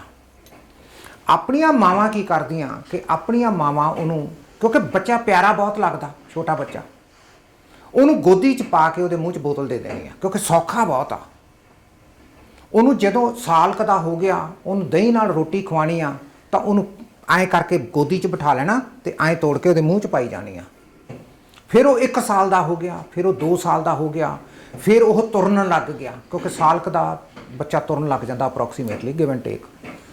ਉਦੋਂ ਉਹ ਬੱਚੇ ਨੂੰ ਬੈਠਣ ਨਾਲ ਕੋਈ ਸਹੀ, ਕਿਉਂਕਿ ਆਪਾਂ ਬਿਠਾਇਆ ਨਹੀਂ, ਹੁਣ ਉਹਨੇ ਬਹਿਣਾ ਨਹੀਂ, ਕਿਉਂਕਿ ਉਹਨੂੰ ਤਾਂ ਬਹੁਤ ਚੰਗਾ ਲੱਗਦਾ ਐਕਸਪਲੋਰ ਕਰਨਾ। ਕਦੇ ਉਹਨੇ ਟੀਵੀ ਜਾ ਕੇ ਛੇੜਤਾ, ਕਦੇ ਉਹਨੇ ਵੀਡੀਓ ਨੂੰ ਆਇਆ ਕਰਨ ਲੱਗ ਗਿਆ, ਕਦੇ ਪਲੱਗ 'ਚ ਕੱਢਣ ਲੱਗ ਗਿਆ, ਜਾਣੀ ਉਹਨੇ ਤਾਂ ਐਕਸਪਲੋਰ ਕਰਨਾ। ਲੇਕਿਨ ਆਪਾਂ ਉਹਨੂੰ ਦੱਸ ਨਹੀਂ, ਆਪਾਂ ਸਿਰਫ ਉਹਨੂੰ ਇੰਨਾ ਕਹਿ ਰਹੇ ਓਏ ਇਹਨੂੰ ਟੱਚ ਨਾ ਕਰ, ਓਏ ਉਹ ਟੱਚ ਨਾ ਕਰ। ਉਹਨੂੰ ਨਹੀਂ ਪਤਾ ਲੱਗਦਾ, ਕਿਉਂਕਿ ਜਿੰਨਾ ਆਪਾਂ ਜ਼ਿਆਦਾ ਕਹਿੰਦੇ ਆ ਟੱਚ ਨਾ ਕਰ, ਉਹਨੂੰ ਕਹਿੰਦਾ ਓਕੇ ਮੈਂ ਆ ਟੱਚ ਕੀਤਾ ਤਾਂ ਮੇਰੇ ਮਾਂ ਪਿਓ ਨੇ ਮੈਨੂੰ ਆਵਾਜ਼ ਮਾਰੀ, ਮੈਂ ਆਹ ਟੱਚ ਕੀਤਾ ਤਾਂ ਮੇਰੇ ਮਾਂ ਪਿਓ ਨੇ ਆਵਾਜ਼ ਮਾਰੀ। ਉਹ ਕਹਿੰਦਾ ਮੈਂ ਹੋਰ ਟੱਚ ਕਰੂੰਗਾ, ਹੋਰ ਆਵਾਜ਼ਾਂ ਪੈਣਗੀਆਂ। ਉਹਨੂੰ ਨਹੀਂ ਪਤਾ ਵੀ ਚੰਗਾ ਮਾੜਾ ਕੀ ਆ, ਕਿਉਂਕਿ ਉਹ ਤਾਂ ਛੋਟਾ। ਆਪਾਂ ਉਹਨੂੰ ਕੰਟੀਨਿਊਸਲੀ ਨੋ ਕਹਿੰਦੇ ਆ ਤੇ ਉਹ ਬੜਾ ਐਕਸਾਈਟ ਹੁੰਦਾ ਬੱਚਾ ਕਹਿੰਦਾ ਯਾਰ ਮੇਰੇ ਮਾਂ ਪਿਓ ਬੋਲਦੇ ਬਹੁਤ ਵਧੀਆ। ਉਹ ਜਿੰਨਾ ਜ਼ਿਆਦਾ ਉਹ ਟੱਚ ਕਰਦਾ ਉਨਾ ਜ਼ਿਆਦਾ ਆਪਾਂ ਨੋ ਕਹਿੰਦੇ ਆ, ਉਨਾ ਜ਼ਿਆਦਾ ਉਹ ਹੋਰ ਟੱਚ ਕਰਦਾ। ਸੋ ਇਹਨੂੰ ਕਹਿੰਦੇ ਆ ਨੈਗੇਟਿਵ ਰੀਇਨਫੋਰਸਮੈਂਟ। ਇਹਦਾ ਮਤਲਬ ਉਹ ਹੁਣ ਗਿੱਝ ਗਿਆ ਨੈਗੇਟਿਵ, ਹੁਣ ਆਪਾਂ ਉਹਨੂੰ ਬਿਠਾਵਾਂਗੇ ਵੀ ਉਹ ਫਿਰ ਭੱਜੂਗਾ, ਕਿਉਂਕਿ ਉਹਦੇ ਦਿਮਾਗ 'ਚ ਆ ਵੀ ਜੇ ਮੈਂ ਭੱਜੂਗਾ ਤਾਂ ਮੇਰੇ ਮਾਪਿਆਂ ਮੈਨੂੰ ਬੁਲਾਊਗਾ। ਤੇ ਜੇ ਆਪਾਂ ਉਲਟਾ ਕਰਦੀ, ਆਪਾਂ ਛੇੜੀਏ ਨਾ ਉਹਨੂੰ, ਜੇ ਉਹ ਚੀਜ਼ਾਂ ਛੇੜਦਾ ਆਪਾਂ ਜਾਈਏ ਚੱਕ ਕੇ ਰੱਖ ਦਈਏ, ਉਹਨੂੰ ਕਹੀਏ ਹੈਲੋ ਹਾਊ ਆਰ ਯੂ, ਆਹ ਦੇਖ ਰੈੱਡ ਟੋਏ, ਆਪਾਂ ਉਹਨੂੰ ਡਿਸਟਰੈਕਟ ਕਰਤਾ। ਹੁਣ ਉਹਦੀ ਕੋਈ ਕਿਉਰਿਓਸਿਟੀ ਨਹੀਂ ਗੀ ਜਾ ਕੇ ਛੇੜਨ ਦੀ। ਜੇ ਉਹ ਕੰਪਿਊਟਰ ਛੇੜਦਾ ਉਹਨੂੰ ਕਹੇ ਵੀ ਆ ਜਾ ਛੇੜ ਲਾ, ਕਿਉਂਕਿ ਬੱਚੇ ਦਾ ਉਹਨਾਂ ਨੇ ਅਟੈਂਸ਼ਨ ਸਪੈਨ 2-3 ਸਾਲ ਦੇ ਬੱਚੇ ਦਾ 1.5 ਮਿੰਟ ਦਾ, 1.5 ਮਿੰਟ ਤੋਂ ਬਾਅਦ ਬੱਚਾ ਟੋਏ ਨਾਲ ਨਹੀਂ ਖੇਲਦਾ, 1.5 ਮਿੰਟ ਤੋਂ ਬਾਅਦ ਬੱਚਾ ਕੰਪਿਊਟਰ ਨਹੀਂ ਦੇਖਦਾ, 1.5 ਮਿੰਟ ਤੋਂ ਬਾਅਦ ਉਹਨੇ ਚਾਬੀਆਂ ਨਾਲ ਨਹੀਂ ਕਰਨਾ, ਜੇ ਤੁਸੀਂ ਉਹਨੂੰ ਛੇੜਿਆ ਨਾ ਹੋਵੇ, ਜੇ ਤੁਸੀਂ ਉਹਦੀ ਨੈਗੇਟਿਵ ਰੀਇਨਫੋਰਸ 1.5 ਮਿੰਟ ਦੀ ਇੰਨਾ ਅਟੈਂਸ਼ਨ ਸਪੈਨ ਬੱਚੇ ਦਾ ਹੁੰਦਾ ਨਹੀਂ, ਉਹਨੇ ਛੱਡਦੇ ਨਹੀਂ ਆਪੇ। ਲੇਕਿਨ ਕਿਉਂਕਿ ਆਪਾਂ ਉਹਨੂੰ ਕਹਿ ਦਿੰਦੇ ਆ ਵੀ ਨਹੀਂ ਤੂੰ ਟੱਚ ਨਹੀਂ ਕਰਨਾ, ਹੁਣ ਉਹਦੀ ਕਿਉਰਿਓਸਿਟੀ ਜਾਗਦੀ ਆ, ਹੁਣ ਉਹਨੇ ਉੱਥੇ ਹੀ ਜਾਣਾ, ਫਿਰ ਉਹ ਰੋਊ। ਜਦੋਂ 5-7 ਵਾਰੀ ਕਰ ਦਿੰਦੇ ਆ ਫਿਰ ਤੁਸੀਂ ਉਹਦੇ ਤੋਂ ਜਿਹੜੇ ਆ ਸੈੱਲਫੋਨ ਆ, ਮੈਂ ਦੇਖਿਆ ਕਈ ਵਾਰੀ ਬੱਚਿਆਂ ਨੂੰ ਗੁਰਦੁਆਰੇ ਦੇ ਵਿੱਚ ਜਾਂ ਪਾਰਟੀਆਂ ਦੇ ਵਿੱਚ, ਪਹਿਲਾਂ ਤਾਂ ਮਾਂ ਨੇ ਉਹਨੇ ਪਹਿਲਾਂ ਤਾਂ ਉਹਦਾ ਪਰਸ ਫਰੋਲਣਾ, ਉਹਨੇ ਕਹਿਣਾ ਨਹੀਂ ਨਹੀਂ ਨਹੀਂ ਪਰਸ ਨਹੀਂ ਲੈਣਾ, ਪਰਸ ਨਹੀਂ ਲੈਣਾ, ਰਾਈਟ। ਅੱਛਾ ਫਿਰ ਬੱਚੇ ਨੇ ਰੋਣਾ, ਫਿਰ ਉਹਨੇ ਕਹਿਣਾ ਓਕੇ ਲੈ ਖੋਲੀ ਨਾ, ਉਹਨੇ ਪਰਸ ਫੜਾ ਦੇਣਾ। ਹੁਣ ਬੱਚਾ ਵੀ ਸਮਾਰਟ ਆ, ਉਹਨੇ ਟੁਕਰਾਂ ਮਾਰ ਕੇ ਉਹਨੇ ਜ਼ਿਪ ਖੋਲ ਲੈਣੀ ਆ। ਹੁਣ ਉਹਨੇ ਖੋਲਿਆ, ਹੁਣ ਫਿਰ ਮਾਂ ਨੇ ਕਹਿਣਾ ਨਹੀਂ ਤੂੰ ਇਹਨੂੰ ਖੋਲਣਾ ਨਹੀਂ, ਫਿਰ ਉਹਨੇ ਹੱਥ ਉਹਦਾ ਬਾਹਰ ਕੱਢ ਕੇ ਜ਼ਿਪ ਲਾ ਦੇਣੀ ਆ, ਉਹਨੇ ਫਿਰ ਹੌਲੀ ਹੌਲੀ ਕਰਕੇ ਖੋਲ ਲੈਣਾ, ਰਾਈਟ। ਅੱਛਾ ਕਿਉਂਕਿ ਉਹਨੂੰ ਤਾਂ ਵਧੀਆ ਲੱਗ ਰਿਹਾ, ਮਾਂ ਸੋਚਦੀ ਆ ਵੀ ਮੈਂ ਇਹਨੂੰ ਕੁਝ ਸਿਖਾ ਰਹੀ ਹਾਂ ਵੀ ਤੂੰ ਨਾ ਖੋਲ, ਲੇਕਿਨ 2 ਸਾਲ ਦੇ ਬੱਚੇ ਨੂੰ ਨਹੀਂ ਪਤਾ ਵੀ ਮੈਂ ਨਹੀਂ ਖੋਲਣਾ ਪਰਸ। ਫਿਰ ਉਹ ਹੌਲੀ ਕਦੇ ਨੇ ਸੈੱਲਫੋਨ ਕੱਢ ਲੈਂਦਾ, ਫਿਰ ਆਪਾਂ ਉਹਦੇ ਤੋਂ ਸੈੱਲਫੋਨ ਖੋਹਨੇ ਆ, ਫਿਰ ਉਹਨੂੰ ਬੜੀ ਐਕਸਾਈਟਮੈਂਟ ਹੁੰਦੀ ਆ, ਫਿਰ ਉਹ ਰੋਂਦਾ, ਫਿਰ ਕੋਈ ਨਾ ਕੋਈ ਬਜ਼ੁਰਗ ਕਹਿੰਦਾ ਵੀ ਤੂੰ ਦੇ ਦੇ, ਕਿਉਂ ਜਵਾਕ ਨੂੰ ਰਵਾਈ ਜਾਂਦੀ ਆ, ਫਿਰ ਉਹ ਕਹਿੰਦੀ ਹੈ ਚੰਗਾ ਲੈ ਲਾ, ਫਿਰ ਉਹ ਖੋਲ ਲੈਂਦਾ ਉਹਨੂੰ ਸੈੱਲਫੋਨ ਨੂੰ ਐਂ ਕਰਕੇ, ਫਿਰ ਉਹਨੂੰ ਐਂ ਕਰ ਦਿੰਦਾ ਉਹ। ਜਦੋਂ ਆਪਾਂ ਇਹੋ ਜਿਹੀਆਂ ਚੀਜ਼ਾਂ ਕਰਦੇ ਹਾਂ, ਇਹਦਾ ਮਤਲਬ ਜਿਹੜਾ ਡਿਸਿਪਲਿਨ ਆਪਾਂ ਬੱਚੇ 'ਚ ਪੈਦਾ ਕਰਨਾ ਸੀ ਉਹ ਟ੍ਰੈਡੀਸ਼ਨਸ ਕਰਕੇ ਆਪਾਂ ਨੇ ਨਹੀਂ ਕੀਤਾ। ਹੁਣ ਬੱਚਾ ਅਨਡਿਸਿਪਲਿਨਡ ਯੂਜ਼ ਟੂ ਹੋ ਗਿਆ, ਅਨਡਿਸਿਪਲਿਨ। ਹੁਣ ਉਹ ਜਿੱਥੇ ਮਰਜ਼ੀ ਜਾਂਦਾ, ਜਦੋਂ ਮਰਜ਼ੀ ਖਾਂਦਾ, ਜਦੋਂ ਤੁਸੀਂ ਉਹਨੂੰ ਕਹਿੰਦੇ ਹੋ ਖਾ ਲਾ ਉਹ ਨਹੀਂ ਖਾਂਦਾ, ਤੁਸੀਂ ਕਹਿੰਦੇ ਹੋ ਸੌਂ ਜਾ ਉਹ ਉੱਠ ਕੇ ਬਹਿ ਜਾਂਦਾ, ਜਦੋਂ ਤੁਸੀਂ ਉਹਨੂੰ ਜਗਾਉਣਾ ਚਾਹੁੰਦੇ ਹੋ ਉਹ ਰੋਂਦਾ, ਜਾਣੀ ਉਹ ਹਰ ਇੱਕ ਕੰਮ ਆਪਣੀ ਮਰਜ਼ੀ ਦੇ ਅਨੁਸਾਰ ਕਰਦਾ। ਇਹਦਾ ਮਤਲਬ ਕੀ ਹੋਇਆ ਕਿ ਜਿਹੜੀਆਂ ਆਪਾਂ ਆਪਣੀ ਜ਼ਿੰਦਗੀ ਨੂੰ ਰੈਗੂਲੇਟ ਕਰਨਾ ਵੀ ਉਹ ਕਿਸੇ ਸੀਮਾ ਦੇ ਵਿੱਚ ਰਵੇ, ਡਿਸਿਪਲਿਨ 'ਚ ਰਵੇ, ਉਹ ਰਹਿੰਦਾ ਨਹੀਂ। ਤੇ ਜਿਹੜਾ ਦਿਮਾਗ ਆ ਬੱਚੇ ਦਾ ਉਹ ਸਿਰਫ 6 ਸਾਲ ਤੱਕ ਪੂਰਾ ਡਿਵੈਲਪ ਹੁੰਦਾ, ਉਸ ਤੋਂ ਬਾਅਦ ਡਿਵੈਲਪ ਨਹੀਂ ਹੁੰਦਾ। ਉਸ ਤੋਂ ਬਾਅਦ ਤਾਂ ਉਹ ਜਾਣੀ ਕੁਆਲੀਟੇਟਿਵਲੀ ਵਧੀਆ ਬਣਦਾ, ਉਹਦੇ ਕਨੈਕਸ਼ਨਸ ਜੁੜਦੇ ਆ 6 ਸਾਲ ਤੋਂ ਬਾਅਦ ਸਾਰੀਆਂ ਚੀਜ਼ਾਂ ਨਾਲ। ਸੋ ਪਹਿਲੇ 6 ਸਾਲ ਤਾਂ ਆਪਾਂ ਕੋਈ ਡਿਸਿਪਲਿਨ ਨਹੀਂ ਕੀਤਾ, ਉਹਦੀ ਫਾਊਂਡੇਸ਼ਨ ਦਿਮਾਗ ਦੀ ਬਣੀ ਨਹੀਂ। ਹੁਣ ਅਸੀਂ ਕਹਿੰਦੇ ਹਾਂ ਵੀ ਉਹ ਕਿਸੇ ਤਰੀਕੇ ਨਾਲ ਵਧੀਆ ਬੱਚਾ ਬਣ ਜਾਵੇ, how it's gonna be possible? Possible ਹੀ ਨਹੀਂਗਾ, ਕਿਉਂਕਿ ਆਪਾਂ ਨੇ ਸਾਇੰਸ ਨਹੀਂ ਪੜ੍ਹੀ। ਤੇ ਇਸ ਕਰਕੇ ਜਿਹੜਾ ਟ੍ਰੈਡੀਸ਼ਨ ਆ, ਤੁਸੀਂ ਦੇਖੋਗੇ ਆਪਣੇ ਬੱਚੇ ਗੁਰਦੁਆਰੇ ਦੇ ਵਿੱਚ ਬਹਿੰਦੇ ਨਹੀਂ, ਮਾਂ ਕਹੂਗੀ ਬੈਠ, ਫਾਦਰ ਵੀ ਕਹਿੰਦਾ ਬੈਠ, ਛੋਟਾ ਬੱਚਾ ਉੱਠ ਕੇ ਕਦੇ ਮਾਂ ਕੋਲੇ ਜਾ ਰਿਹਾ, ਕਦੇ ਪਿਓ ਕੋਲੇ ਜਾ ਰਿਹਾ, ਕਦੇ ਮਾਂ ਕੋਲੇ ਜਾ ਰਿਹਾ, ਕਦੇ ਉਹ ਗੋਲਕ ਕੋਲੇ ਜਾ ਰਿਹਾ, ਕਦੇ ਉਹ ਰਾਗੀਆਂ ਦੇ ਸਾਹਮਣੇ ਭੰਗੜਾ ਪਾਉਣ ਲੱਗ ਜਾਂਦਾ ਕਿਉਂਕਿ ਉਹਨੂੰ ਲੱਗਦਾ ਵੀ ਇਹ ਗਾਣੇ ਵੱਜ ਰਹੇ ਆ। ਕਿਉਂ ਆ ਇਹ ਸਾਰਾ ਕੁਝ? ਬੜਾ ਸਿੰਪਲ ਆ, ਕਿਉਂਕਿ ਅਸੀਂ ਉਹਨਾਂ ਨੂੰ ਟ੍ਰੇਨ ਨਹੀਂ ਕਰਦੇ। ਕਿਹੜੀ ਚੀਜ਼ ਟ੍ਰੇਨ ਨਹੀਂ ਕਰ ਦਿੰਦੀ? ਕਲਚਰ ਨਹੀਂ ਟ੍ਰੇਨ ਕਰ ਦਿੰਦਾ। ਮੈਂ ਕਹਿੰਦਾ ਵੀ ਜੇ ਪੁਲਿਸ ਵਾਲੇ ਡਿਕਸੀ ਗੁਰਦੁਆਰੇ ਦੇ ਬਾਹਰ ਰੇਡਾਰ ਲਾ ਕੇ ਤੇ ਖੜ ਜਾਣ ਚਾਰੇ ਪਾਸੇ, ਮੈਂ ਤੁਹਾਨੂੰ ਦਾਅਵੇ ਨਾਲ ਕਹਿੰਦਾ ਕਿ ਉੱਥੇ 200-300 ਟਿਕਟਾਂ ਦੇ ਦੇਣਗੇ ਉਹ ਸੀਟ ਬੈਲਟਾਂ ਦੀਆਂ, ਕਿਉਂਕਿ ਬੱਚਿਆਂ ਨੇ ਸੀਟ ਬੈਲਟਾਂ ਨਹੀਂ ਲਾਉਣੀਆਂ। ਔਰ ਬਹੁਤ ਸਾਰੇ ਛੋਟੇ ਬੱਚੇ ਪਿੱਛੇ ਮਾਂ, ਦਾਦੀ ਮਾਂ ਜਾਂ ਨਾਨੀ ਮਾਂ ਕੁੱਛੜ 'ਚ ਲੈ ਕੇ ਬੈਠੀ ਆ ਕਿਉਂਕਿ ਜਵਾਕ ਲਾਉਂਦਾ ਨਹੀਂ ਸੀਟ ਬੈਲਟ, ਅਖੇ ਤਾਂ ਰੋਂਦਾ ਬਹੁਤ ਆ। ਕਿਉਂ? ਕਿਵੇਂ ਰੋਂਦਾ ਬੱਚਾ? ਕਿਉਂਕਿ ਅਸੀਂ ਡਿਸਪਲਿਨ ਨਹੀਂ ਕੀਤਾ। ਪਹਿਲਾਂ ਛੋਟੇ ਹੁੰਦੇ ਨੂੰ ਸੀਟ ਬੈਲਟ ਨਹੀਂ ਲਾਈ, ਜਦੋਂ ਉਹ 2 ਸਾਲ ਦਾ ਹੋ ਗਿਆ ਅਸੀਂ ਕਿਹਾ ਹੁਣ ਤੂੰ ਸੀਟ ਬੈਲਟ ਲਾ। ਉਹ ਥੋੜ੍ਹੀ ਦੇਰ ਲਾਉਂਦਾ, ਫਿਰ ਉਹ ਖਿੱਚਦਾ, ਉਹਨੇ ਫਿਰ ਲਾ ਦਿੰਦਾ, ਫਿਰ ਅਸੀਂ ਉਹਦੇ ਨਾਲ ਲੜਦੇ ਹਾਂ। ਫਿਰ ਇੱਕ ਜਣਾ ਕੋਈ ਦੂਜਾ ਬੰਦਾ ਕਹਿ ਦਿੰਦਾ ਕੋਈ ਨਹੀਂ ਯਾਰ ਕੁਛ ਨਹੀਂ ਹੋਣ ਲੱਗਿਆ, ਤੂੰ ਹੁਣ ਐਵੇਂ ਨਾ ਰਵਾ ਇਹਨੂੰ। ਚਲੋ ਜੀ, ਉਹਨੂੰ ਉਤਸ਼ਾਹ ਮਿਲ ਜਾਂਦਾ, ਉਹ ਫਿਰ ਇਸ ਤਰ੍ਹਾਂ ਕਰਦੇ ਐਂਡ ਦੈਟ ਕੰਟੀਨਿਊਸ। ਇਹ ਟ੍ਰਡੀਸ਼ਨ ਕਰਾਉਂਦਾ, ਇਹ ਉਸ ਕਲਚਰ 'ਚ ਉਹ ਕਿਉਂਕਿ ਜਿਹੜਾ ਕਲਚਰ ਆ ਅਨਸਾਇੰਟੀਫਿਕ ਆ, ਇਹਦੇ 'ਚ ਕੋਈ ਸਾਇੰਸ ਨਹੀਂ ਗੀ, ਟ੍ਰਡੀਸ਼ਨ ਤੋਂ ਤੁਰਿਆ ਆ ਰਿਹਾ, ਐਵੇਂ ਕਰੀ ਜਾਂਦੇ ਆ। ਆਪਾਂ ਨੂੰ ਪਤਾ ਇੱਕ ਜ਼ਮਾਨਾ ਸੀਗਾ, ਹੁਣ ਜਦੋਂ ਆਪਾਂ ਕਿਸੇ ਦੇ ਘਰ ਜਾਂਦੇ ਆ ਰਿਸ਼ਤੇਦਾਰ ਦੇ ਇੰਡੀਆ 'ਚ, ਉਹ ਤੁਹਾਨੂੰ ਜਦੋਂ ਤੁਸੀਂ ਵਾਪਸ ਆਉਂਦੇ ਹੋ ਤੁਹਾਨੂੰ ਪੈਸੇ ਦਿੰਦੇ ਆ, 11 ਰੁਪਏ ਦਿੱਤੇ, 100 ਰੁਪਏ ਦਿੱਤੇ, ਆਪਣੇ ਅਨੁਸਾਰ ਉਹਨਾਂ ਨੇ ਪੈਸੇ ਦੇਣੇ ਆ। ਟ੍ਰਡੀਸ਼ਨ ਹੀ ਆ ਉਹ, ਦੈਟਸ ਅ ਟ੍ਰਡੀਸ਼ਨ। ਕੋਈ ਜ਼ਮਾਨੇ 'ਚ ਹੋਣਾ ਉਹਦਾ ਕੋਈ ਫਾਇਦਾ ਹੋਣਾ, ਉਹ ਕਹਿੰਦੇ ਹੋਣੇ ਵੀ ਗਰੀਬ ਆ ਚੱਲ ਆਪ ਰਾਸਤੇ 'ਚ ਕੰਮ ਆਉਣਗੇ, ਉਹਦਾ ਇੱਕ ਇਹ ਰਿਵਾਜ ਪੈ ਗਿਆ। ਉਹ ਰਿਵਾਜ ਹਜੇ ਵੀ ਕਾਇਮ ਆ, ਉਹ ਹਜੇ ਵੀ ਕਾਇਮ ਆ। ਇੰਡੀਆ 'ਚ ਜਾਓਗੇ ਤੁਹਾਨੂੰ ਮਤਲਬ ਕਿ ਪੈਸੇ ਦੇਣੇ ਪੈਂਦੇ ਆ ਇੱਕ ਦੂਜੇ ਨੂੰ। ਹਾਂਜੀ, ਸ਼ਗਨ, ਹਾਂ ਸ਼ਗਨ ਦੇ ਤੌਰ 'ਤੇ ਉਹ ਪੈਸੇ ਦੇਣੇ ਪੈਂਦੇ। ਟ੍ਰਡੀਸ਼ਨ ਆ ਨਾ, ਕਲਚਰਲ ਆ। ਲੇਕਿਨ ਜੇ ਕੋਈ ਬੈਠਾ ਧਿਆਨ ਨਾਲ ਸੋਚੇ ਵੀ ਕੀ ਅੱਜ ਇਸ ਜ਼ਮਾਨੇ 'ਚ ਇਹ ਲੋੜ ਹੈਗੀ ਆ ਕਿ ਸ਼ਗਨ ਦੇ ਨਾਲ ਹੀ ਉਸ ਬੰਦੇ ਦੀ ਰਿਸਪੈਕਟ ਹੁੰਦੀ ਆ, ਹੋਰ ਕਿਸੇ ਤਰ੍ਹਾਂ ਰਿਸਪੈਕਟ ਨਹੀਂ ਹੁੰਦੀ। ਇਹ ਜਾਣੀ ਇਹ ਕਲਚਰਲ ਜਿਹੜੀਆਂ ਟ੍ਰਡੀਸ਼ਨਸ ਆ ਇਹ ਥੋੜ੍ਹੀਆਂ ਜਿਹੀਆਂ ਪਿੱਛੋਂ ਤੁਰਦੀਆਂ ਔਰ ਇਹ ਆਪਾਂ ਨੂੰ ਪਿੱਛੇ ਖਿੱਚ ਕੇ ਰੱਖਦੀਆਂ। ਇਹਨਾਂ ਨੂੰ ਤੁਸੀਂ ਦੇਖੋ ਵੀ ਕਿਹੜੀਆਂ ਕਿਹੜੀਆਂ ਕਲਚਰਲ ਟ੍ਰਡੀਸ਼ਨਸ ਆ ਜਿਹੜੀਆਂ ਨੁਕਸਾਨ ਪਹੁੰਚਾਉਣਗੀਆਂ। ਬੱਚਿਆਂ ਦੀ ਪਰਵਰਿਸ਼ ਦੇ ਵਿੱਚ ਆਪਾਂ ਬਹੁਤ ਪਿੱਛੇ ਆ ਔਰ ਬਹੁਤ ਨੁਕਸਾਨ ਹੋ ਰਿਹਾ ਆਪਾਂ ਨੂੰ। 3 ਸਾਲ ਦਾ ਬੱਚਾ ਆਪੇ ਡਰੈਸਅਪ ਹੋ ਸਕਦਾ, ਆਪੇ ਰੋਟੀ ਖਾ ਸਕਦਾ। ਤੁਸੀਂ ਉਹਦੇ ਸਾਹਮਣੇ ਲਾ ਦਿਓ, ਉਹਨੂੰ ਕੁਰਸੀ ਕੋਲੇ ਕਰ ਦਿਓ, ਉਹਨੂੰ ਕਹਿ ਲਓ ਖਾ ਲਾ ਪੁੱਤ। And that kid 3 year old should be able to eat without making mess। ਥੋੜ੍ਹਾ ਜਿਹਾ ਮੈਸ ਪਾ ਲੈਂਦਾ ਪਰ ਵਿਦਾਊਟ ਮੇਕਿੰਗ ਅ ਮੈਸ ਤੇ ਸ਼ੁੱਡ ਬੀ। 3 ਸਾਲ ਦੇ ਬੱਚੇ ਨੂੰ ਇਹ ਪਤਾ ਹੋਣਾ ਚਾਹੀਦਾ ਵੀ ਬਾਹਰ ਠੰਡ ਆ ਅਤੇ ਮੈਨੂੰ ਮੈਂ ਪਾਣੇ ਆ ਕੱਪੜੇ ਕਿ ਨਹੀਂ ਪਾਣੇ। 3 ਸਾਲ ਦਾ ਬੱਚਾ 3 ਸਾਲ ਦਾ ਬੱਚਾ ਬਾਹਰ ਨਾ ਜਾਵੇ, ਦਰਵਾਜ਼ੇ ਦੇ ਕੋਲ ਖੜ੍ਹ ਜੇ ਆਪਣੇ ਮਿਟਸ ਵਗੈਰਾ ਸਾਰੇ ਪਾ ਕੇ ਅਤੇ ਕਵੇ ਮਮ ਆਮ ਰੈਡੀ। ਤੁਸੀਂ ਉਹਦੇ ਕੰਨੀ ਦੇਖੋ, ਉਹਨੂੰ ਕਹੋ ਯੂ ਆਰ ਰੈਡੀ। ਸੋ ਬੱਚਿਆਂ ਦੇ ਮਾਮਲੇ 'ਚ ਵੀ ਇਹ ਆ ਜਾਂਦਾ, ਇੰਟਰਪਰਸਨਲ ਰਿਲੇਸ਼ਨਸ਼ਿਪ ਦੇ ਮਾਮਲੇ 'ਚ ਵੀ ਆ ਜਾਂਦਾ। ਸੋ ਬਹੁਤ ਸਾਰੀਆਂ ਚੀਜ਼ਾਂ ਐਸੀਆਂ ਅਨਸਾਇੰਟੀਫਿਕ ਆ ਜਿਹੜੀਆਂ ਕਲਚਰ ਇਕੱਠੀਆਂ ਕਰੀ ਬੈਠਾ ਔਰ ਇਹ ਆਪਾਂ ਨੂੰ ਬੜਾ ਨੁਕਸਾਨ ਪਹੁੰਚਾਉਂਦਾ। ਸੋ ਇੱਕ ਤਾਂ ਇਸ ਚੀਜ਼ ਬਾਰੇ ਤੁਸੀਂ ਥੋੜ੍ਹਾ ਜਿਹਾ ਗੌਰ ਕਰ ਲਓ। ਸੈਕੰਡ ਚੀਜ਼ ਆ ਕਿ ਤੁਸੀਂ ਆਪਣੇ ਧਰਮ ਦੀਆਂ ਜਿਹੜੀਆਂ ਫਿਲੋਸੋਫੀਕਲ ਐਸਪੈਕਟਸ ਆ, ਫਿਲਾਸਫੀ ਆ ਜਿਹੜੀ ਧਰਮ ਦੀ, ਉਹਨੂੰ ਚੰਗੀ ਤਰ੍ਹਾਂ ਪੜ੍ਹ ਲਓ। ਜੇ ਤੁਸੀਂ ਉਹਨੂੰ ਚੰਗੀ ਤਰ੍ਹਾਂ ਪੜ੍ਹੋਗੇ ਨਹੀਂ, ਤੁਹਾਨੂੰ ਧਰਮ ਦੇ ਬਾਰੇ ਗਿਆਨ ਨਹੀਂ ਹੋਣਾ।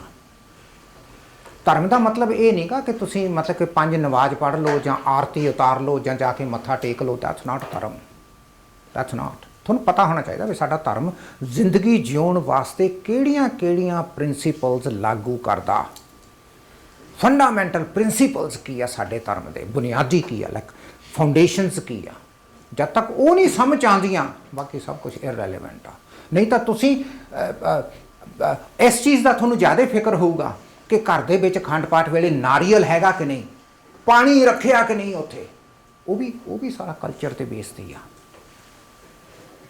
ਹਾਲਾਂਕਿ ਧਰਮ ਦੀ ਅਸੀਂ ਕੋਈ, ਮੈਨੂੰ ਥੋੜ੍ਹਾ ਜਿਹਾ ਸਿੱਖ ਧਰਮ ਦਾ ਜ਼ਿਆਦਾ ਪਤਾ, ਹਿੰਦੂ ਧਰਮ ਦਾ, ਇਸਲਾਮ ਦਾ ਘੱਟ ਪਤਾ, ਪਰ ਸਿੱਖ ਧਰਮ ਦੇ ਵਿੱਚ ਨਾਰੀਅਲ ਰੱਖਣਾ ਜਾਂ ਪਾਣੀ ਰੱਖਣਾ ਇੰਨਾ ਕੋਈ ਮਹੱਤਤਾ ਨਹੀਂ ਰੱਖਦਾ ਅਖੰਡ ਪਾਠ ਵੇਲੇ। ਐਵੇਂ ਰਿਚੁਅਲਸ ਬਣ ਜਾਂਦਾ, ਟ੍ਰਡੀਸ਼ਨ ਜਿਹਾ ਬਣ ਜਾਂਦਾ ਅਤੇ ਆਪਾਂ ਤੁਰ ਪੈਂਦੇ ਹਾਂ। ਸੋ ਜਿਹੜੀ ਫਿਲਾਸਫੀ ਆ ਨਾ ਧਰਮ ਦੀ, ਉਹਨੂੰ ਸਿੱਖਣਾ ਬੜਾ ਜ਼ਰੂਰੀ ਆ। ਔਰ ਹਰ ਇੱਕ ਧਰਮ ਦੇ ਪੈਗੰਬਰ ਨੇ, ਮੁਹੰਮਦ ਸਾਹਿਬ ਨੇ ਜਾਂ ਕ੍ਰਿਸ਼ਨ ਜੀ ਨੇ, ਰਾਮਚੰਦਰ ਜੀ ਨੇ ਜਾਂ ਆਪਣੇ ਗੁਰੂ ਸਾਹਿਬਾਨ ਨੇ ਉਸ ਜ਼ਮਾਨੇ ਦੇ ਕਲਚਰ ਦੀ ਕ੍ਰਿਟੀਕ ਕੀਤੀ। उस जमाने के कल्चर की बड़ी दब के क्रिटिक की, क्योंकि वो सही नहीं सी उस जमाने 'ਚ।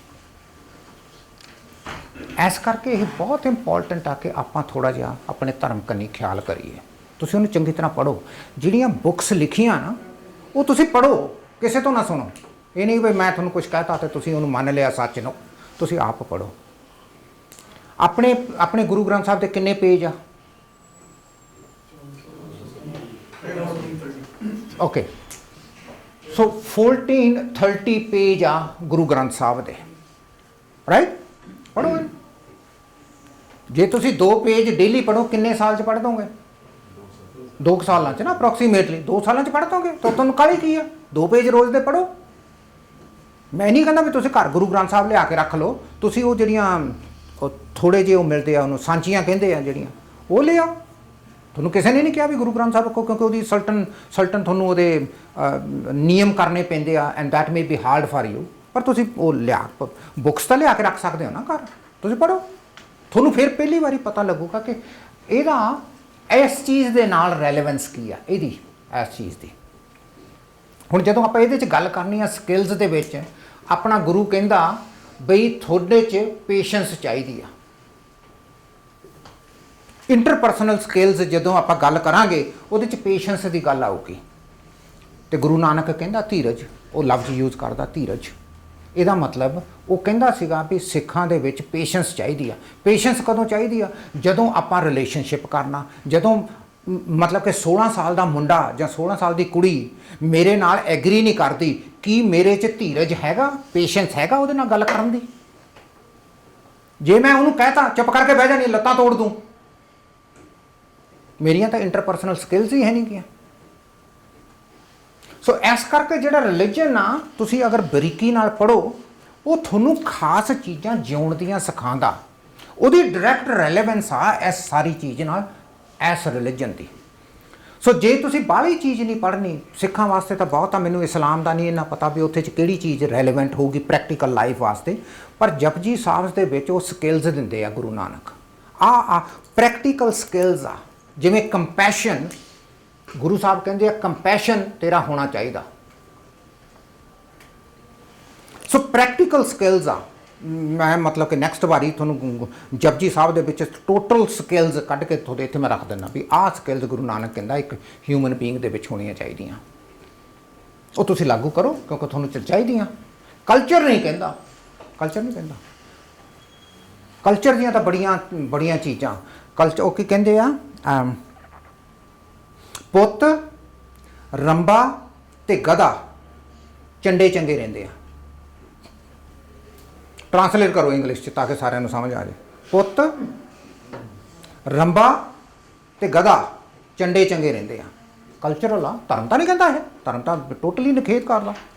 That's a cultural saying, that's not a religious saying, that's a cultural saying. Culture दे विच आ भी इन्हां नूं रोब मारोगे एंड कंट्रोल च रखोगे तो ठीक आ,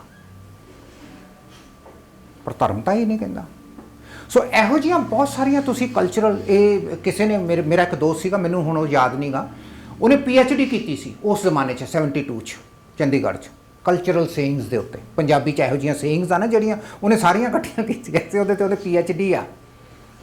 वो सारे पिंडां दे विच बुढ़ियां कोले गया, बजुर्गां कोले गया, जो जो सेइंग सीगियां कल्चरस उन्हें इकट्ठियां कीतियां। पता नहीं उहदी काफ़ी किताब भी होनी हुण शायद किते, कल्चरल सेइंग्स आ उहदियां इस तरह दियां।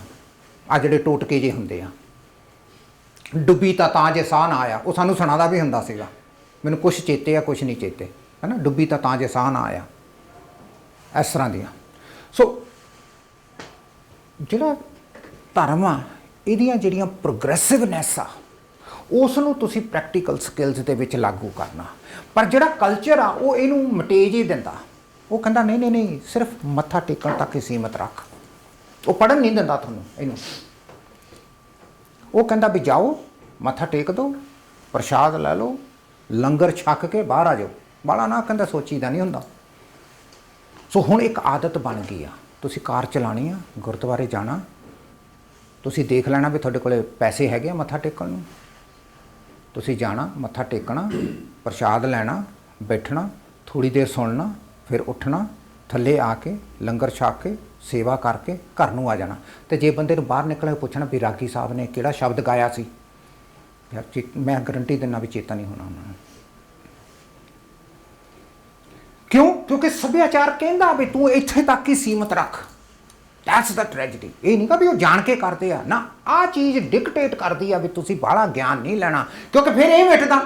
ਜੇ ਤੁਹਾਨੂੰ ਇਹਦਾ ਗਿਆਨ ਆ ਜੇ ਫਿਰ ਆ ਨਹੀਂ ਰਹਿੰਦਾ, ਫਿਰ ਸੱਭਿਆਚਾਰ ਨੇ ਨਹੀਂ ਰਹਿਣਾ। ਫਿਰ ਉਹਨੇ ਕਹਿਣਾ ਵੀ ਨਹੀਂ ਮੈਂ ਆ ਮੇਰਾ ਮੁੰਡਾ ਤੇ ਇਸੇ ਤਰ੍ਹਾਂ ਹੀ ਵਿਆਹ ਕਰਾ ਲੂਗਾ, ਮੈਂ ਜਾਣਾ ਜਾ ਕੇ ਵਿਆਹ ਕਰਾ ਕੇ ਆ ਜਾਣਾ, ਤੇ ਮੈਂ ਨਾ 5 ਬੰਦਿਆਂ ਤੋਂ ਵੱਧ ਨਹੀਂ ਲਿਜਾਣੇ, ਤੇ ਮੈਂ ਨਾ ਲੈਣਾ ਤੇ ਨਾ ਕੁਛ ਦੇਣਾ, ਥੈਂਕ ਯੂ ਵੈਰੀ ਮੱਚ। ਆ ਜਿਹੜੀ ਸਾਡੀ ਕੁੜੀ ਆਊਗੀ ਸਾਡੇ ਘਰ, ਉਹਦੇ ਵੀ ਕੱਪੜੇ ਸਾਡੇ ਹੀ ਆ, ਕਿਉਂਕਿ because that's what the religion says. ਪਰ ਕਲਚਰ 'ਚ ਉਦੋਂ ਬੁੜੀਆਂ ਨੇ ਸ਼ੋਰ ਪਾ ਦੇਣਾ, ਨਹੀਂ ਨਹੀਂ ਇਹ ਕਿਵੇਂ ਹੋ ਸਕਦਾ, ਜਾਂ ਕਿਸੇ ਬਜ਼ੁਰਗ ਨੇ ਸ਼ੋਰ ਪਾ ਦੇਣਾ, ਉਹ ਨਹੀਂ ਨਹੀਂ ਇਹ ਕਿਵੇਂ ਹੋਊਗਾ, ਲੈ 5 ਬੰਦੇ ਜਾਣਗੇ, ਲੈ ਇਹ ਕਿਵੇਂ ਹੋਊਗਾ, ਨਹੀਂ ਬਿਲਕੁਲ ਨਹੀਂ ਹੋਣਾ, ਨੋ ਨੋ ਨੋ ਨੋ ਨੋ।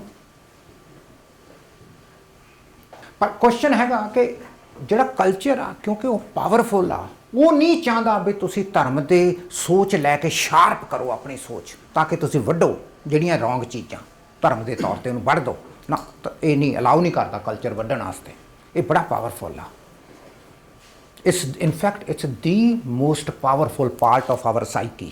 ਆਪਣੀ ਸਾਈਕੀ ਦਾ ਸਾਰਿਆਂ ਨਾਲੋਂ ਵੱਡਾ ਹਿੱਸਾ ਕਲਚਰ ਆ। ਕਲਚਰ ਹੀ ਕਹਿੰਦਾ ਵੀ ਕਾਲੇ ਚੰਗੇ ਨਹੀਂ ਗੇ, ਅਦਰਵਾਈਜ਼ ਗੁਰੂ ਸਾਹਿਬ ਤਾਂ ਕਹਿੰਦੇ ਆ ਵੀ ਸਾਰੇ ਹਿਊਮੈਨਿਟੀ ਇੱਕ ਆ। ਪਰ ਤੁਸੀਂ ਆਮ ਤੌਰ ਤੇ ਪੰਜਾਬੀ ਕਮਿਊਨਿਟੀ 'ਚ ਦੇਖੋਗੇ, ਓਏ ਕਾਲਿਆਂ ਦੇ ਜਵਾਕਾਂ ਨਾਲ ਨਾ ਖੇਲ, ਐਵੇਂ ਡਰੱਗ ਡੀਲਰ ਨਾ ਬਣ ਜਾਏ।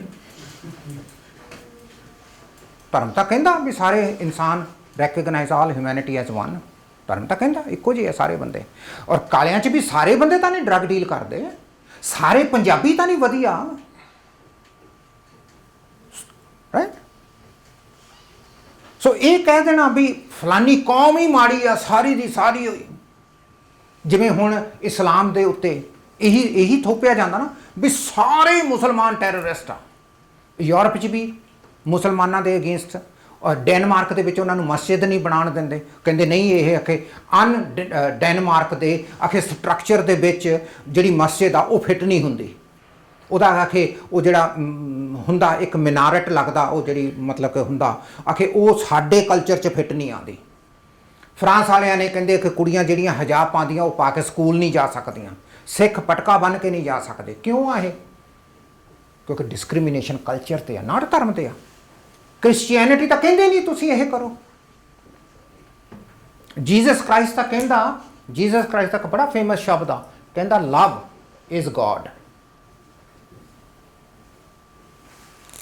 ਹੁਣ ਜੇ ਮੈਂ ਡਿਸਕ੍ਰਿਮੀਨੇਸ਼ਨ ਕਰਦਾ ਤਾਂ ਮੈਂ ਉਹਨੂੰ ਪਿਆਰ ਨਹੀਂ ਕਰਦਾ, ਤਾਂ ਫਿਰ ਗੋਡ ਤਾਂ ਰਿਹਾ ਹੀ ਨਾ।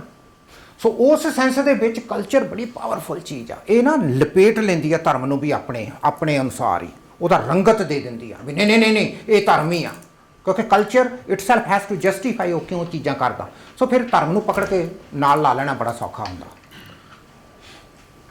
ਸੋ ਇੱਕ ਤਾਂ ਇਹ ਅਗਰ ਆਪਾਂ ਚੀਜ਼ ਸਮਝ ਲਈਏ, ਇਹ ਡੋਮੀਨੈਂਟ ਪਾਰਟ ਆ ਹਿਊਮਨ, ਜੇ ਆਪਾਂ ਨੇ ਚੇਂਜ ਹੋਣਾ ਤਾਂ, ਕਿਉਂਕਿ ਇਹ ਤੁਹਾਨੂੰ ਇਹਦੀਆਂ ਵੈਲਿਊਜ਼ ਆ ਨਾ ਜਿਹੜੀਆਂ ਕਲਚਰਲ ਵੈਲਿਊਜ਼, ਇਹ ਬੜੀਆਂ ਪਾਵਰਫੁਲ ਆ, ਇਹਨਾਂ ਨੂੰ ਚੇਂਜ ਨਹੀਂ ਕਰਨਾ। ਪਰ ਤੁਹਾਡਾ ਕੁਐਸਚਨ ਬਹੁਤ ਵੈਲਿਡ ਆ, ਤੁਹਾਡਾ ਕੁਐਸਚਨ ਵੈਲਿਡ ਐਸ ਕਰਕੇ ਆ ਕਿ ਮੇਰੇ ਕੋਲ ਇਹਦਾ ਕੋਈ ਸੋਲਿਊਸ਼ਨ ਨਹੀਂਗਾ। Like I don't have a solution ਵੀ ਆਪਾਂ ਕਿਸ ਤਰੀਕੇ ਨਾਲ ਕੰਪਰੋਮਾਈਜ਼ ਕਰੀਏ। ਸਿਰਫ ਇੰਨਾ ਹੀ ਆ ਕਿ ਅਗਰ ਤੁਸੀਂ ਰਿਲੀਜਨ ਨੂੰ ਥੋੜ੍ਹਾ ਜਿਹਾ ਪੜ੍ਹੋ, ਫਿਰ ਤੁਹਾਡੀਆਂ ਬਹੁਤ ਸਾਰੀਆਂ ਜਿਹੜੀਆਂ ਕਲਚਰ ਜਸਟੀਫਾਈ ਕਰਦਾ ਤੁਸੀਂ ਉਹਨੂੰ ਨਗੇਟ ਕਰ ਦੋਗੇ।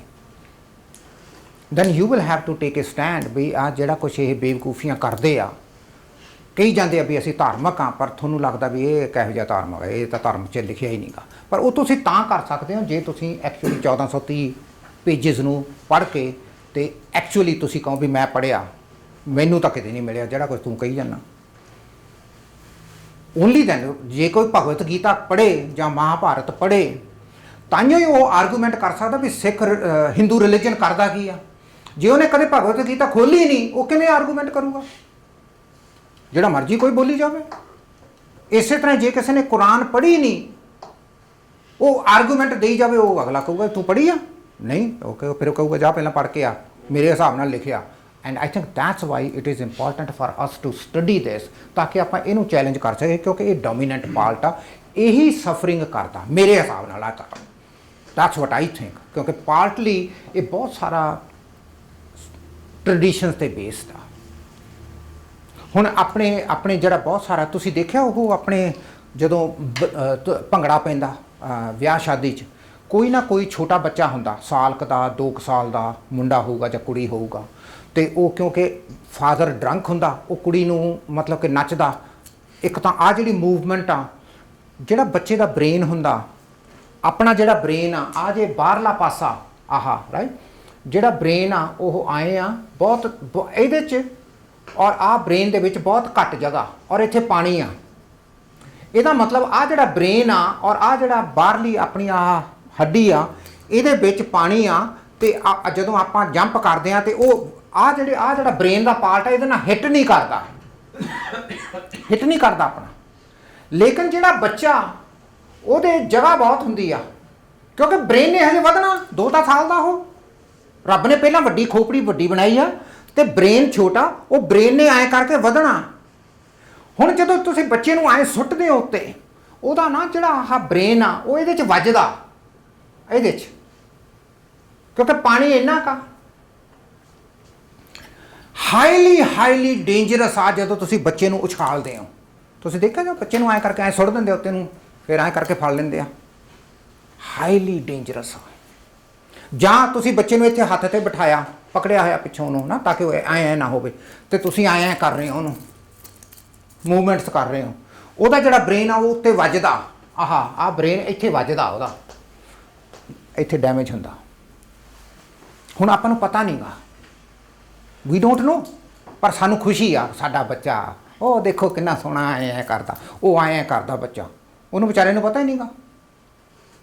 ਡੇਂਜਰਸ ਆ ਹਾਈਲੀ ਡੇਂਜਰਸ ਆ। ਜਿਹੜਾ ਨੋਇਜ਼ ਆ ਨੋਇਜ਼ ਵਿਆਹ ਸ਼ਾਦੀ ਦਾ ਛੋਟਾ ਬੱਚਾ ਅਗਰ ਤੁਸੀਂ ਉਹਦੇ ਕੰਨ 'ਚ ਨਹੀਂ ਪਾਉਂਦੇ ਤਾਂ ਉਹਦੇ ਪਰਮਾਨੈਂਟਲੀ ਈਅਰ ਡੈਮੇਜ ਹੁੰਦਾ ਹੀਅਰਿੰਗ ਉਹਦੀ ਵੀਕ ਹੋਊਗੀ ਕਿਉਂਕਿ ਉਹਦੇ ਡੈਸੀਬਲਸ ਉਹਨਾਂ ਨੇ ਤਾਂ ਐਡੇ ਸਪੀਕਰ ਹੁੰਦੇ ਆ ਕਰੈਂਕ ਆਊਟ ਕਰ ਦਿੰਦੇ ਆ। ਛੋਟੇ ਬੱਚੇ ਦੇ ਵਾਸਤੇ ਉਹ ਗੁੱਡ ਨਹੀਂ ਗਏ ਪਰ ਕਿਉਂਕਿ ਪਤਾ ਨਹੀਂਗਾ ਸਾਨੂੰ ਸਾਇੰਟੀਫਿਕਲੀ ਇਸ ਕਰਕੇ ਅਸੀਂ ਕੇਅਰ ਨਹੀਂ ਕਰਦੇ ਪਰ ਕਿਉਂਕਿ ਕਲਚਰਲ ਆ ਕਲਚਰ ਕਹਿੰਦਾ ਵੀ ਚਾਹੇ ਬੱਚਾ 2 ਮਹੀਨੇ ਦਾ ਚਾਹੇ ਬੱਚਾ ਸਾਲ ਦਾ ਅਸੀਂ ਲੈ ਕੇ ਜਾਣਾ। ਇਹ ਕਦੇ ਨਹੀਂ ਸੋਚਿਆ ਵੀ ਉੱਥੇ ਜਿਹੜਾ ਮਿਊਜ਼ਿਕ ਚੱਲੂਗਾ ਰਾਤ ਦੇ 11-12 ਵਜੇ ਤੱਕ ਇੱਕ ਛੋਟੇ ਬੱਚੇ ਦੀ ਨੀਂਦ ਡਿਸਟਰਬ ਹੁੰਦੀ ਆ। ਨੋਇਜ਼ ਆ ਮੂਵਮੈਂਟਸ ਆ ਬਹੁਤ ਜ਼ਿਆਦਾ ਸ਼ੋਰ ਆ। ਡਾਕਟਰ ਪਵਿੱਤਰ ਉੱਥੇ ਉਹਨੇ ਬਹੁਤ ਵਧੀਆ ਕਿਹਾ ਜਦੋਂ ਬੱਚਾ ਪੈਦਾ ਹੁੰਦਾ ਜਿਹੜਾ ਉਹਨੂੰ ਪਹਿਲਾ ਡਰ ਹੁੰਦਾ ਉਹ ਨੋਇਜ਼ ਦਾ। ਜਦੋਂ ਮਾਂ ਦੇ ਢਿੱਡ 'ਚ ਹੁੰਦਾ ਉਹਨੂੰ ਕੋਈ ਨੋਇਜ਼ ਨਹੀਂਗਾ। ਜਦੋਂ ਬੱਚਾ ਪੈਦਾ ਹੁੰਦਾ ਔਰ ਬਾਹਰ ਆਉਂਦਾ ਤੇ ਇੱਕਦਮ ਹੀ ਸ਼ੋਰ ਸੁਣਾਈ ਦਿੰਦਾ ਉਹਨੂੰ ਕੋਈ ਬੋਲਦਾ ਕਿਉਂਕਿ ਡਾਕਟਰ ਬੋਲ ਰਹੇ ਆ ਰਾਈਟ ਗੱਲਾਂ ਕਰਦੇ ਆ ਉਹ ਪਹਿਲੀ ਵਾਰੀ ਉਹਨੂੰ ਇਮੀਡੀਏਟਲੀ ਸੁਣਦੀਆਂ ਕਲੀਅਰਲੀ ਸੁਣਦੀਆਂ ਉਹ ਡਰਦਾ। ਸੋ ਹਮੇਸ਼ਾ ਬੰਦਾ ਨੋਇਜ਼ ਤੋਂ ਡਰੂਗਾ। ਸੋ ਪਹਿਲਾ ਡਰ ਜਿਹੜਾ ਮਨੁੱਖਤਾ ਨੂੰ ਲੱਗਦਾ ਫੀਅਰ ਉਹ ਨੋਇਜ਼ ਦਾ ਫੀਅਰ ਆ। ਸੈਕੰਡ ਫੀਅਰ ਡਾਕਟਰ ਪਵਿੱਤਰ ਕਹਿੰਦਾ ਦਾ ਫੀਅਰ ਆਫ ਫਾਲਿੰਗ ਡਿੱਗਣ ਦਾ।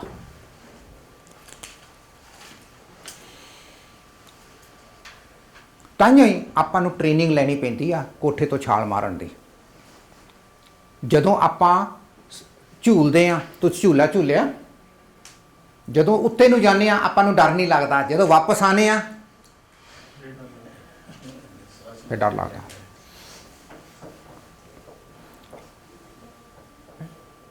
ਸੋ ਇਸ ਕਰਕੇ ਇਹ ਬਹੁਤ ਇੰਪੋਰਟੈਂਟ ਆ ਕਿ ਆਪਾਂ ਸਰਟਨ ਜਿਹੜੀਆਂ ਕਲਚਰਲ ਆਪਣੀਆਂ ਜਿਹੜੀਆਂ ਐਸਪੈਕਟਸ ਆ ਉਹਨਾਂ ਨੂੰ ਆਪਾਂ ਧਿਆਨ 'ਚ ਰੱਖੀਏ ਤੇ ਜੇ ਆਪਾਂ ਉਹਨਾਂ ਨੂੰ ਧਿਆਨ 'ਚ ਰੱਖ ਲਿਆ ਤੇ ਆਪਾਂ ਬਹੁਤ ਸਾਰੀਆਂ ਪ੍ਰੋਬਲਮਸ ਉਹਦੀਆਂ ਸੋਲਵ ਕਰ ਲਾਂਗੇ ਕਿਉਂਕਿ ਕਲਚਰ ਤੁਸੀਂ ਹਰ ਇੱਕ ਵਾਰੀ ਤੁਸੀਂ ਇਹਨੂੰ ਕ੍ਰਿਟੀਕਲੀ ਦੇਖੋ ਹਰ ਇੱਕ ਵਾਰੀ ਕਲਚਰ ਦਾ ਮਤਲਬ ਹੈਗਾ ਕਿ ਤੁਸੀਂ ਆਪਣੇ ਬੱਚਿਆਂ ਨੂੰ ਪਿੱਛੇ ਸੁੱਟੋਗੇ ਤੇ ਲੋਕ ਕੀ ਕਹਿਣਗੇ ਜਿਵੇਂ ਨਿਰਲੇਪ ਕਹਿੰਦਾ ਵੀ ਲੋਕ ਕੀ ਕਹਿਣਗੇ ਨੂੰ ਧਿਆਨ ਰੱਖੋਗੇ।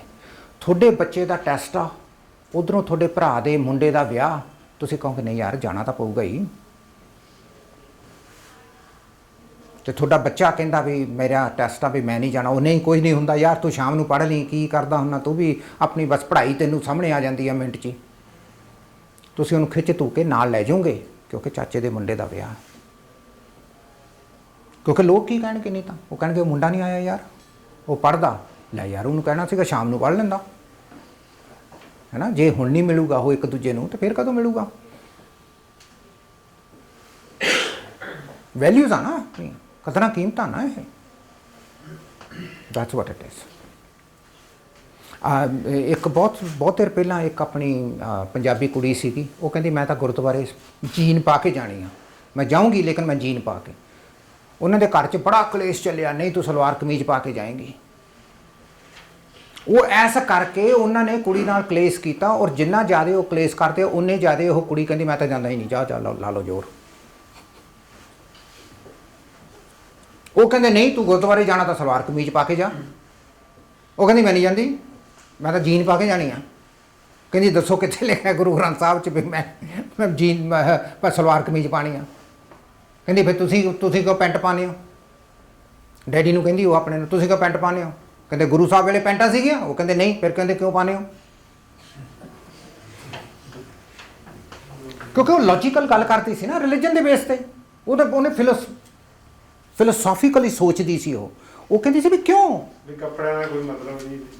ਉਹ ਕਹਿੰਦੇ ਸੀ ਨਹੀਂ ਸਲਵਾਰ ਕਮੀਜ਼ ਪਾ ਕੇ ਜਾ, ਕਿਉਂਕਿ ਉਹਨਾਂ ਨੂੰ ਆਪਣਾ ਪਾਲਾ ਮਾਰਦਾ ਸੀ, ਕਿਉਂਕਿ ਲੋਕ ਕਹਿਣਗੇ ਯਾਰ ਤੇਰੀ ਕੁੜੀ ਸਲਵਾਰ ਕਮੀਜ਼ ਨਹੀਂ ਪਾ ਕੇ ਆਉਂਦੀ। ਉਹ ਕਹਿੰਦੀ ਨਹੀਂ।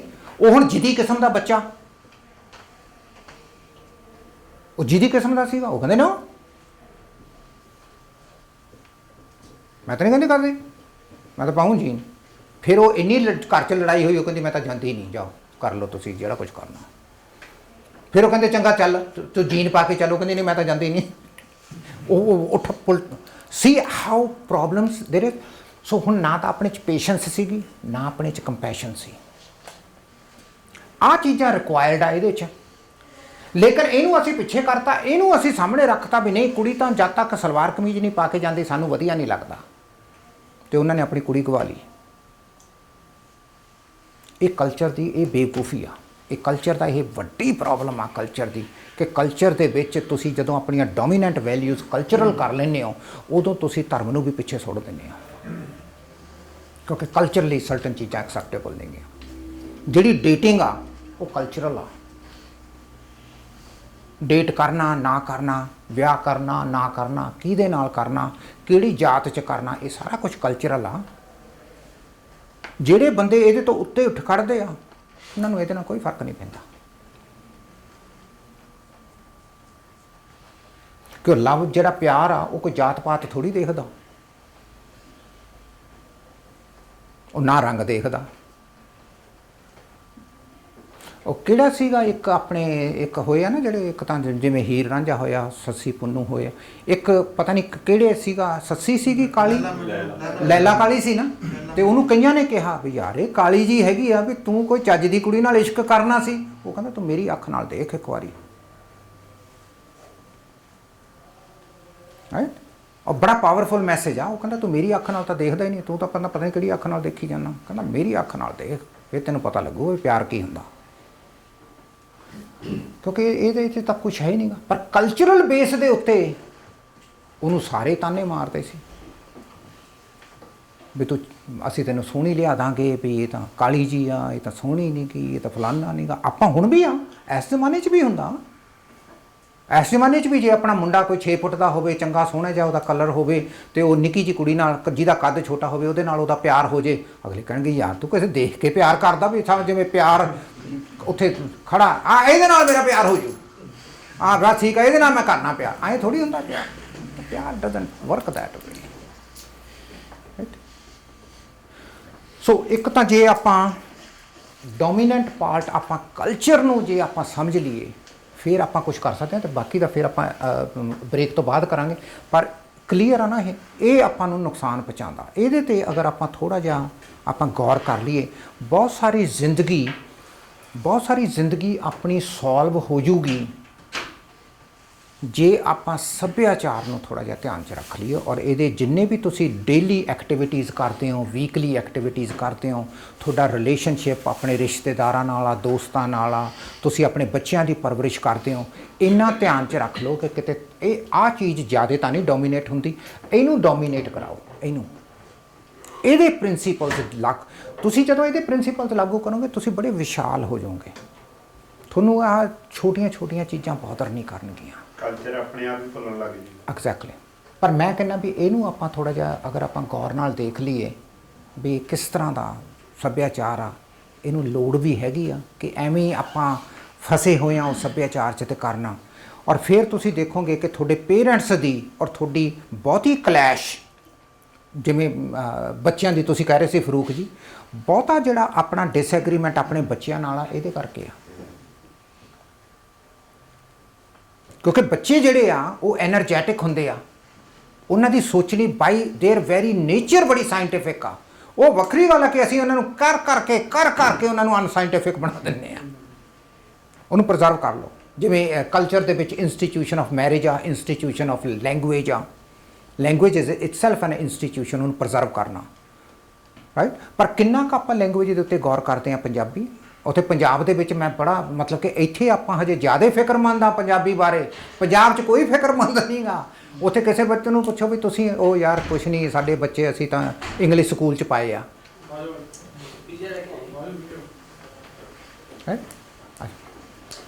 ਉਹ ਸਾਰੇ ਇੰਗਲਿਸ਼ ਸਕੂਲ ਦੇ ਆ। ਕਿਉਂ ਆ ਉਹ? Like Y is it? ਕਿਉਂ? ਕਿਉਂਕਿ ਉਹ ਕਹਿੰਦੇ ਵੀ ਸਾਨੂੰ ਉਹ ਚਾਹੀਦਾ, ਜੌਬਸ ਚਾਹੀਦੀਆਂ, ਸਾਡੇ ਬੱਚੇ ਨੂੰ ਇੰਗਲਿਸ਼ ਬੋਲਣੀ ਚਾਹੀਦੀ ਹੈ। ਉੱਥੇ ਬੱਚੇ ਹਿੰਦੀ ਬੋਲ ਕੇ ਰਾਜੀ ਆ, ਉਹਨਾਂ ਨੂੰ ਬੜਾ ਟੌਰ ਲੱਗਦਾ ਪੰਜਾਬ 'ਚ ਹਿੰਦੀ ਬੋਲਣੀ।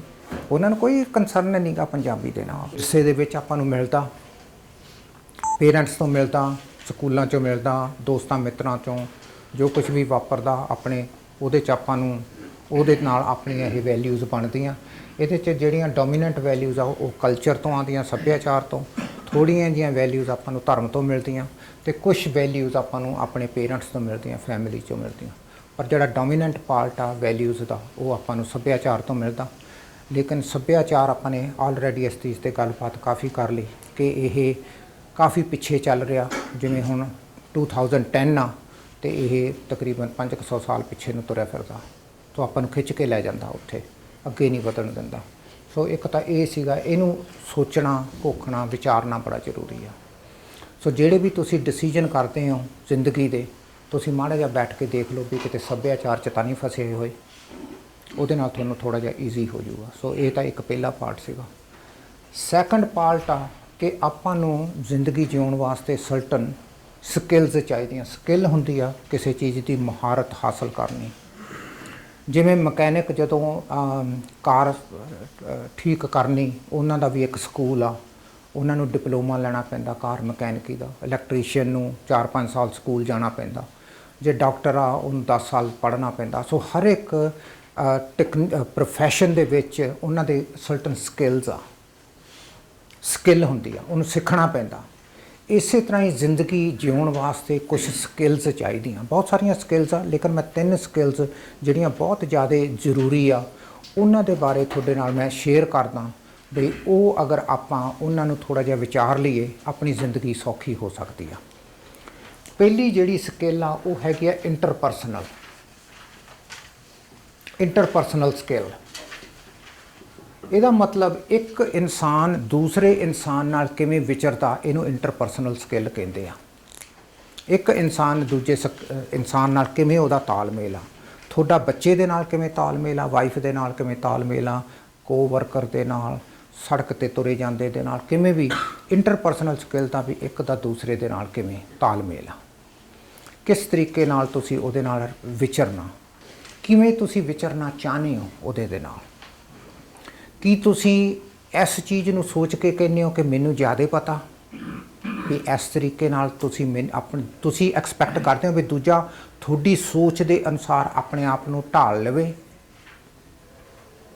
ਕਿ ਇਹੀ ਤੁਹਾਡੀ ਇੰਟਰਪਰਸਨਲ ਸਕਿੱਲ ਆ ਕਿ ਤੁਸੀਂ ਕਹਿੰਦੇ ਹੋ ਵੀ ਹੁਣ ਆਪਣਾ ਵਿਆਹ ਹੋ ਗਿਆ, ਤੁਸੀਂ ਆਪਣੀ ਵਾਈਫ ਨੂੰ ਕਹੋ ਵੀ ਓਕੇ ਮੈਂ ਐਂ ਸੋਚਦਾ, ਤੂੰ ਆਪਣੇ ਆਪ ਨੂੰ ਮੇਰੇ ਹਿਸਾਬ ਨਾਲ ਢਾਲ ਲਾ ਅਤੇ ਜ਼ਿੰਦਗੀ ਸਹੀ ਹੋ ਜੂਗੀ, ਮੈਂ ਤੈਨੂੰ ਦੱਸੀ ਜਾਂਦਾ, ਤੂੰ ਕਰੀ ਚੱਲ। ਅਗਰ ਇਹ ਆਪਣੇ ਕੋਲ ਸਿਰਫ ਇੰਨੀ ਕੀ ਸਕਿੱਲ ਆ ਕਿ ਆਪਾਂ ਉਹਨੂੰ ਕਹਿੰਦੇ ਆ ਵੀ ਮੈਂ ਤੈਨੂੰ ਦੱਸੀ ਜਾਂਦਾ, ਤੂੰ ਕਰੀ ਚੱਲ, ਅਤੇ ਇਹ ਕੋਈ ਵਧੀਆ ਸਕਿੱਲ ਨਹੀਂ ਗੀ ਇੰਟਰਪਰਸਨਲ ਸਕਿੱਲ। ਚਾਂਸਿਸ ਆਰ ਕਿ ਅਗਲਾ ਬੰਦਾ ਆਪਣੇ ਆਪ ਨੂੰ ਨਾ ਢਾਲ ਸਕੇ। ਕਿਉਂਕਿ ਵੈਲਿਊਜ਼ ਨੂੰ ਚੇਂਜ ਕਰਨਾ ਜਿਵੇਂ ਤੁਹਾਡੇ ਵਾਸਤੇ ਬਹੁਤ ਮੁਸ਼ਕਲ ਆ। ਅਗਰ ਤੁਸੀਂ ਸੋਚਦੇ ਹੋ ਕਿ ਮੇਰੀ 16 ਸਾਲ ਦੀ ਕੁੜੀ ਡੇਟਿੰਗ ਨਾ ਕਰੇ, ਤੁਹਾਡੀ ਇਹ ਵੈਲਿਊ ਆ ਤੁਸੀਂ ਨਹੀਂ ਚਾਹੁੰਦੇ ਵੀ ਤੁਹਾਡੀ 16 ਸਾਲ ਦੀ ਕੁੜੀ ਡੇਟ ਕਰੇ, ਲੇਕਿਨ ਕੋਈ ਕਵੇ ਵੀ ਨਹੀਂ ਨਹੀਂ ਯਾਰ ਕਰ ਲੈਣ ਦੇ, ਤੁਸੀਂ ਕਹੋਗੇ ਨਹੀਂ ਮੈਨੂੰ ਨਹੀਂ, ਮੈਂ ਨਹੀਂ ਇਹ ਚਾਹੁੰਦਾ ਵੀ ਮੇਰੀ 16 ਸਾਲ ਦੀ ਕੁੜੀ ਡੇਟ ਕਰੇ। ਜਿੰਨਾ ਤੁਹਾਨੂੰ ਮੁਸ਼ਕਲ ਆ ਆਪਣੇ ਆਪ ਨੂੰ ਚੇਂਜ ਕਰਨਾ, ਉਨਾ ਹੀ ਅਗਲੇ ਨੂੰ ਮੁਸ਼ਕਲ ਆ ਆਪਣੇ ਆਪ ਨੂੰ ਚੇਂਜ ਕਰਨਾ। ਸੋ ਇੰਟਰਪਰਸਨਲ ਸਕਿੱਲਸ ਦੇ ਵਿੱਚ ਤੁਹਾਨੂੰ ਸਰਟਨ ਸਕਿੱਲਸ ਚਾਹੀਦੀਆਂ ਫਰਦਰ। ਉਹਦੇ 'ਚ ਇੱਕ ਸਕਿੱਲ ਹੁੰਦੀ ਆ ਕੰਪਰੋਮਾਈਜ਼ ਕਰਨ ਦੀ ਐਬਿਲਿਟੀ। ਤੁਸੀਂ ਕੰਪਰੋਮਾਈਜ਼ ਕਰ ਸਕਦੇ ਹੋ ਅਗਲੇ ਦੀ ਵਿਲੱਖਣਤਾ ਦੇ ਨਾਲ, ਔਰ ਤੁਹਾਨੂੰ ਪਤਾ ਵੀ ਆ ਵੀ ਅਗਲਾ ਬੰਦਾ ਵਿਲੱਖਣ ਆ, ਲੇਕਿਨ ਫਿਰ ਵੀ ਤੁਸੀਂ ਉਹਦੀ ਵਿਲੱਖਣਤਾ ਦੀ ਰਿਸਪੈਕਟ ਕਰਦੇ ਹੋ। ਇੱਕ ਸਕਿੱਲ ਆ। ਜੇ ਸਕਿੱਲ ਨਹੀਂ ਗੀ ਫਿਰ ਤੁਹਾਡੀ ਲੜਾਈ ਹੋਊਗੀ, ਕਿਉਂਕਿ ਫਿਰ ਤੁਹਾਡਾ ਦਿਮਾਗ ਇਹੀ ਕਹੀ ਜਾਊਗਾ ਇਹ ਕਿਉਂ ਨਹੀਂ ਮੰਨਦੀ, ਇਹ ਕਿਉਂ ਨਹੀਂ ਮੇਰੇ ਵਾਂਗੂ ਸੋਚਦੀ, ਇਹ ਕਿਉਂ ਨਹੀਂ ਮੇਰੀ ਗੱਲ ਮੰਨ ਲੈਂਦੀ, ਮੈਂ ਕੀ ਮਾੜਾ ਕਰਦਾ, ਮੈਂ ਵੀ ਤਾਂ ਆਪਣਾ ਪਰਿਵਾਰ ਵਸਾਣਾ, ਮੈਂ 10 ਘੰਟੇ ਕੰਮ ਤੇ ਜਾਣਾ, ਮੈਂ ਪੈਸੇ ਲਿਆਉਣਾ, ਮੈਂ ਮੌਰਗੇਜ ਪੇ ਕਰਦਾ, ਕੀ ਕਿਉਂ ਨਹੀਂ ਇਹ ਮੇਰੀ ਗੱਲ ਮੰਨਦੀ। ਫਿਰ ਤੁਹਾਡੇ ਦਿਮਾਗ 'ਚ ਕਿਉਂ ਨਹੀਂ ਉਹ ਆਉਂਦਾ ਰਹੂਗਾ, ਕਿਉਂਕਿ ਤੁਸੀਂ ਉਹਦੀ ਵਿਲੱਖਣਤਾ ਦੀ ਮਾਨਤਾ ਨਹੀਂ ਕਰਦੇ। ਤੁਹਾਨੂੰ ਲੱਗਦਾ ਕਿ ਮੇਰੀ ਸੋਚ ਦੇ ਅਨੁਸਾਰ ਇਹਨੂੰ ਢਲ ਜਾਣਾ ਚਾਹੀਦਾ, ਔਰ ਜਿਹੜਾ ਅਗਲਾ ਬੰਦਾ ਉਹ ਵੀ ਇਹੀ ਸੋਚੀ ਜਾਂਦਾ ਕਿ ਤੁਸੀਂ ਉਹਦੀ ਸੋਚ ਦੇ ਅਨੁਸਾਰ ਢਲ ਜਾਓ। ਹੁਣ ਦੋਨੋਂ ਜਣੇ ਇੱਕ ਦੂਸਰੇ ਨੂੰ ਢਾਲਣ ਦੀ ਜਦੋਜਹਿਦ ਕਰ ਰਹੇ ਆ, ਪਰ ਰਹਿ ਕੋਈ ਵੀ ਨਹੀਂ ਰਿਹਾ। ਉਹ ਕਹਿੰਦੀ ਆ ਵੀ ਤੁਸੀਂ ਮੇਰੇ ਵਰਗੇ ਬਣ ਜਾਓ, ਤੁਸੀਂ ਕਹਿੰਦੇ ਹੋ ਵੀ ਤੂੰ ਮੇਰੇ ਵਰਗੀ ਬਣ ਜਾ, ਤੇ ਹੁਣ ਸਟਰਗਲ ਹੋਊਗੀ, ਕਿਉਂਕਿ ਦੋਨੋਂ ਹੀ ਨਹੀਂ ਬਣ ਸਕਦੇ, ਕਿਉਂਕਿ ਵੈਲਿਊਜ਼ ਇੰਨੀਆਂ ਸੌਖੀਆਂ ਨਹੀਂ ਗੀਆਂ ਆਪਣੀਆਂ ਚੇਂਜ ਕਰ ਲੈਣੀਆਂ। ਸੋ ਇਸ ਕਰਕੇ ਇੰਪੋਰਟੈਂਟ ਹੈਗਾ ਕਿ ਇਹ ਮੰਨ ਲੈਣਾ ਕਿ ਦੂਸਰਾ ਬੰਦਾ ਡਿਫਰੈਂਟ ਆ, ਔਰ ਉਹਦੇ ਨਾਲ ਆਪਾਂ ਜਿਉਣਾ ਸਿੱਖ ਲਈਏ, ਉਹਦਾ ਨਾਂ ਕੰਪਰੋਮਾਈਜ਼ ਆ। ਪਹਿਲੀ ਚੀਜ਼, ਪ੍ਰੋਵਾਈਡਡ, ਇਹਦੇ ਨਾਲ ਇੱਕ ਕੁਆਲੀਫਾਇਰ ਆ, ਪ੍ਰੋਵਾਈਡਡ ਉਸ ਬੰਦੇ ਦੀਆਂ ਵੈਲਿਊਜ਼ ਨੁਕਸਾਨਦਾਇਕ ਨਾ ਹੋਣ ਤਾਂ। ਸੋ ਕੁਆਲੀਫਾਇਰ ਕੀ ਆ ਕਿ ਉਹਦੀਆਂ ਵੈਲਿਊਜ਼ ਜਿਹਦੇ ਨਾਲ ਤੁਸੀਂ ਕੰਪਰੋਮਾਈਜ਼ ਕਰ ਰਹੇ ਹੋ, ਉਹਦੇ ਨਾਲ ਤੁਸੀਂ ਤੁਹਾਨੂੰ ਕੋਈ ਬੁਨਿਆਦੀ ਤੌਰ ਤੇ ਨੁਕਸਾਨ ਨਾ ਹੋਵੇ, ਨਹੀਂ ਤਾਂ ਇਹਦਾ ਕੋਈ ਰੈਲੇਵੈਂਸ ਨਹੀਂ ਰਹਿ ਜਾਂਦੀ ਇਸ ਡਾਇਲੌਗ ਦੀ। ਮਿਸਾਲ ਦੇ ਤੌਰ ਤੇ ਅਗਲਾ ਬੰਦਾ ਕਹਿੰਦਾ ਵੀ ਮੈਂ ਤਾਂ ਇੱਕ ਹਸਬੈਂਡ ਆ, ਉਹ ਕਹਿੰਦਾ ਵੀ ਮੈਂ ਤਾਂ ਕਿਸੇ ਹੋਰ ਜਨਾਨੀ ਦੇ ਨਾਲ ਅਫੇਅਰ ਕਰੂੰਗਾ, ਲੇਕਿਨ ਤੂੰ ਮੇਰੇ ਨਾਲ ਵੀ ਰਹਿ। ਮੇਰੀ ਗੱਲ ਸਮਝਿਆ ਨਾ, ਇਹ ਵੈਲਿਊ ਕੌਨਫਲਿਕਟ ਹੋ ਗਿਆ, ਇਹਦੇ ਨਾਲ ਕੰਪਰੋਮਾਈਜ਼ ਨਹੀਂ ਕੀਤਾ ਜਾ ਸਕਦਾ। ਉਹਨੂੰ ਉਹ ਫਿਰ ਇਹੀ ਕਹਿ ਸਕਦੀ ਆ ਵੀ ਓਕੇ ਜਾਂ ਉਹਨੂੰ ਰੱਖ ਲੈ ਜਾਂ ਮੈਨੂੰ ਰੱਖ ਲੈ। ਸੋ ਕੰਪਰੋਮਾਈਜ਼ ਦੀ ਇੱਕ ਸੀਮਾ, ਲੇਕਿਨ ਕੰਪਰੋਮਾਈਜ਼ ਨੰਨਦਲੈਸ ਹੋਣਾ ਚਾਹੀਦਾ। ਕੰਪਰੋਮਾਈਜ਼ ਹੋਣਾ ਚਾਹੀਦਾ, ਲੇਕਿਨ ਇੱਕ ਪ੍ਰਿੰਸੀਪਲ ਦੇ ਉੱਤੇ। ਉਹ ਪ੍ਰਿੰਸੀਪਲ ਜਦੋਂ ਖਤਮ ਹੋ ਜਾਂਦਾ ਫਿਨਿਸ਼ ਆ। ਔਰ ਉਹ ਕਿਹੜੇ ਪ੍ਰਿੰਸੀਪਲਸ ਆ, ਉਹਦੇ ਸਰਟਨ ਪ੍ਰਿੰਸੀਪਲਸ ਆ। ਇੱਕ ਪ੍ਰਿੰਸੀਪਲ ਹੈਗਾ ਓਨੈਸਟੀ ਦਾ, ਇੰਟੈਗ੍ਰਿਟੀ ਦਾ, ਫੇਥਫੁਲਨੈਸ, ਰਿਸਪੈਕਟ, ਰਿਸਪੌਂਸਿਬਿਲਿਟੀ,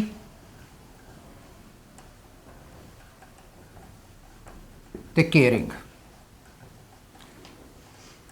ਆਹ ਸਰਟਨ ਆਪਣੇ ਫੰਡਾਮੈਂਟਲ ਪ੍ਰਿੰਸੀਪਲਸ ਆ ਜਿਉਣ ਦੇ, ਇਹਨਾਂ ਨਾਲ ਕੰਪਰੋਮਾਈਜ਼ ਨਹੀਂ ਕੀਤਾ ਜਾ ਸਕਦਾ।